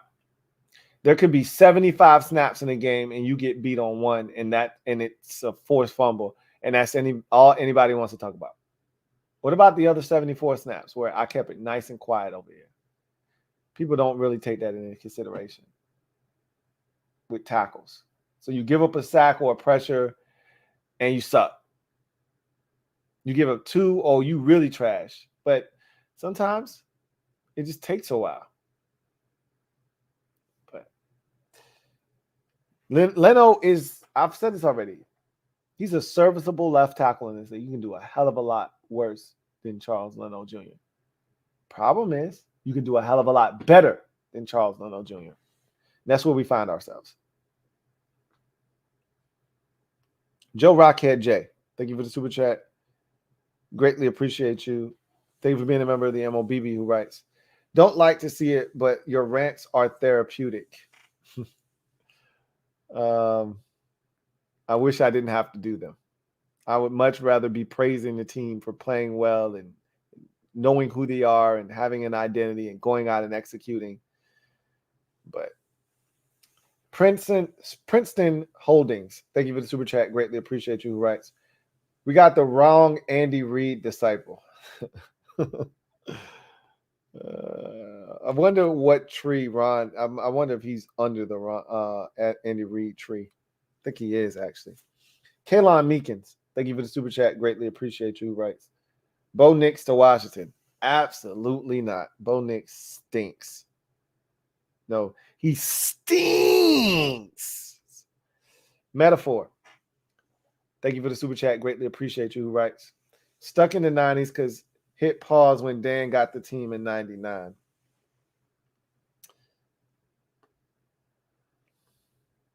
Yeah. Easy to do that too. I don't blame you. Chris Buckman, thank you for the super chat. Greatly appreciate you. Double up. Thank you for doubling up, who writes, stop calling Chase Young a bust. Give it time, give him time. You'll never hear the B word come out of my mouth. There are a lot of people around that they take pleasure in being right. That's their thing, is they don't care about the team. They want to be right individually. So if you've been calling Chase Young a bust and he's not playing, then that's low-hanging fruit and easy ammunition for you, But I wouldn't dare use the B word in any of our players in the same sentence right off the bat. Not with his talent, especially. Leno Ryan Benvenite, thank you for the super chat. Greatly appreciate you. Who writes, game was disappointing as F. Turnovers, penalties, red zone, coaching, execution, all not good enough. Sick out here in Hawaii. As you should be. As you should be. All fans should be sick to their stomach and impacted by this loss. I know I definitely am. I feel a lot better after having my glasses of wine, but it still doesn't change the fact that tomorrow, when I close my eyes tonight, I lay down, and I wake up tomorrow, it still doesn't change the fact that we lost to the Giants 20-12. That won't change. So that sucks. Commando, thank you for the super chat. Greatly appreciate you. Thank you for being a member of the MOBB who writes. This season is all about Dan selling. Let's go. It didn't start out that way, but now that you're playing out the string, that's where the focus is going to go. What are we going to do at the most important position? Rocky D, thank you for the super chat. Greatly appreciate you. Who writes, Terry did say that the refs gave him the okay and that he was good, but it's spoiled milk at this point. I digress. Again, Terry can say what he wants to say. And I'm not calling Terry a liar. I think he might be probably spot on, but it is what it is.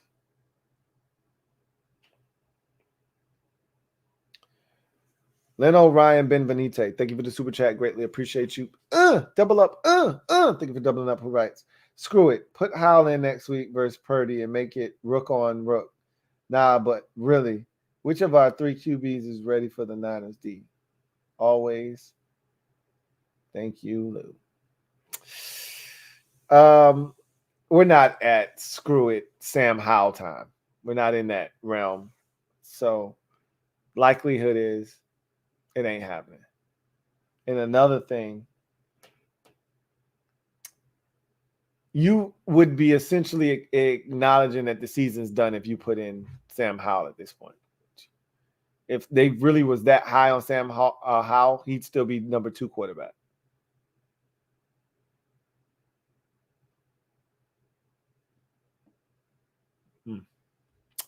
Anyway, I digress. Let's move on. Inky, thank you for the super chat. Greatly appreciate you. Inky, right? Sup, Lou? Sup, Inky? I think Chase Young getting traded in the offseason. I mean, what if we can't get him to play for us? What makes you think somebody else is willing to give up anything of note to get him? It's hard to say. But that's my friend. That's my way of thinking is a lot of people, I've heard his name come up in terms of trying to acquire a quarterback. But my thought process is this ain't Chase Young coming off of his defensive rookie of the year campaign. This is Chase Young coming off of major knee surgery. Who's signing up for that? Chris Buckman, thank you for the super chat. Greatly appreciate you. Chris writes, can we beat anyone? We just have to. We can beat a lot of people. We can beat a lot of teams. We can beat a lot of teams. John Livingston, thank you for the super chat. Greatly appreciate you. Double up. Or not double up. My guy, JL Smooth, writes, Robinson reminds me so much of Carlos Williams. That was your guy. You love you some Carlos Williams. That dude hits the hole with speed and power, and at least is going to move forward for 5. If you got a thoroughbred, you don't lock him in the barn. Frustrated for y'all. Man had 12 carries for 89 yards. I mean, he was absolutely killing the shit in this game. There's no way he shouldn't have ended up with a hundo. Should have, could have, would have, but he didn't. So again, speaks volumes about where we are as a team. But that's where we are. All right. Let's see. Spanking Giant Cheeks. Thank you for the super chat. Greatly appreciate you. Spanking Giant Cheeks writes,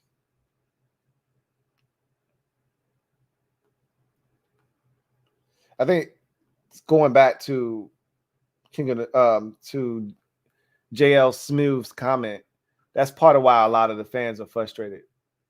Your dude got 18 carries, averaging over 7 yards a pop, like 7.5, and he didn't get more.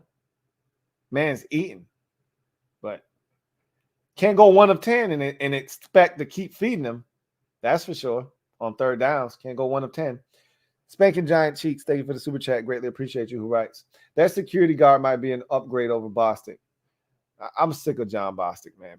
Like, you know how I always kept saying I don't mind him being on the roster, as long as he's in a backup capacity. I want him gone after the season. Like, they cut him for a reason. He wasn't supposed to be here, but he's here. It is what it is. I would just prefer him to not even be an option. next year. Chaotic, thank you for the super chat. Greatly appreciate you, Chaotic.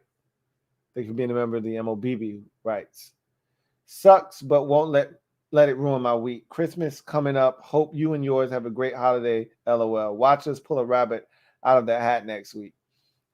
Likewise to you and yours, man. Happy holidays, season's greetings, all of that good stuff, man. Enjoy it. Enjoy family, friends, and the time of giving and just the emotion. I just love this time of the year, man. People are a lot nicer. It's just one of those things, man. I can't really explain it. I mean, I could if I just sat here and I wasn't like a full bottle of wine in, but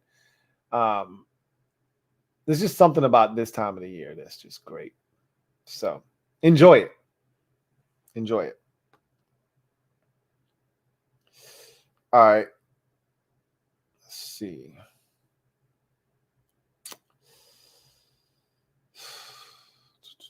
Okay, I think that was the last super. Man,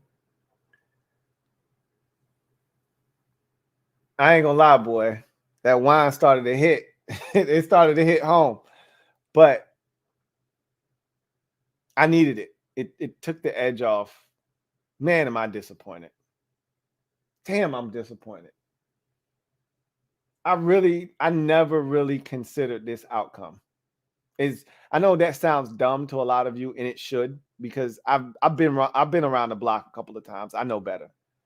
But I never really considered this outcome. I just didn't. I just always envisioned us winning this game and what it would mean and how I would feel after we won.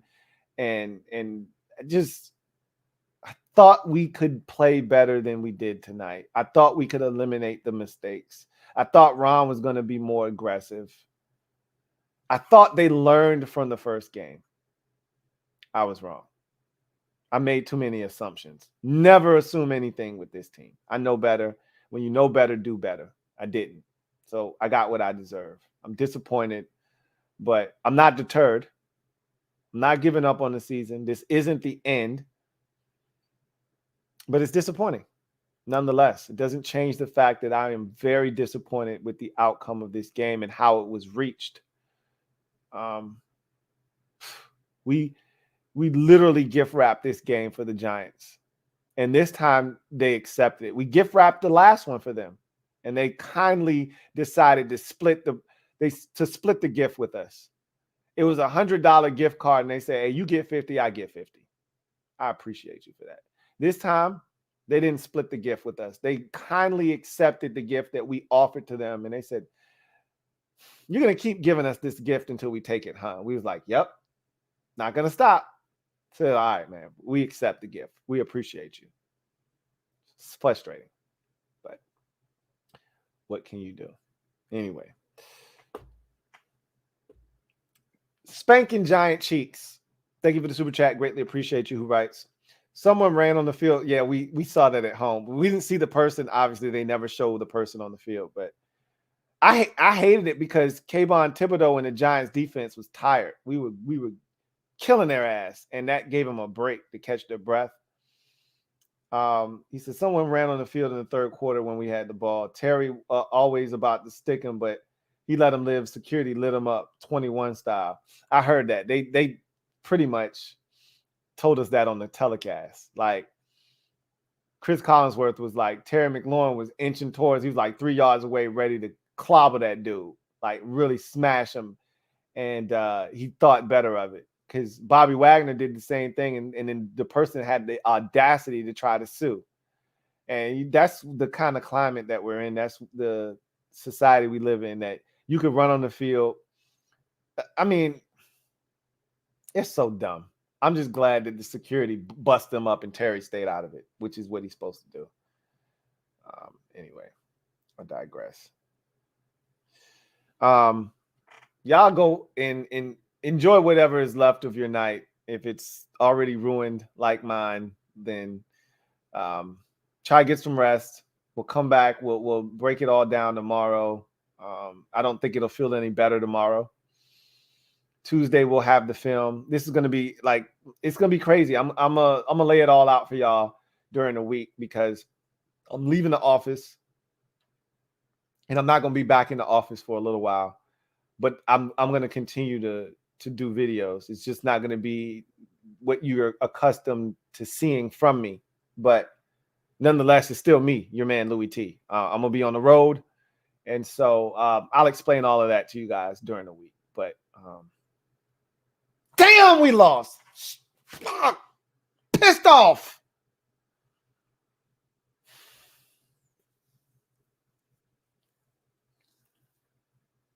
Season's not done. Far from it. Boy, this one hurts. This one hurts. Shit just got a lot tougher.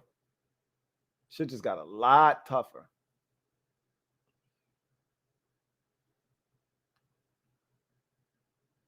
Sometimes I feel like Dr. Martin Luther King Jr., man. I may not get to the mountaintop with y'all. I might not make it. There was an 18-year-old in here earlier. Our guy, Rich, can't be any more than 16, 17 years old. They may see one day. I might not make it with them, though.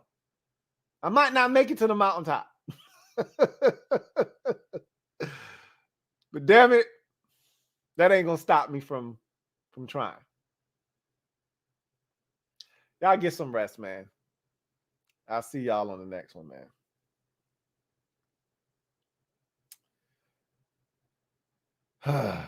God bless and good night.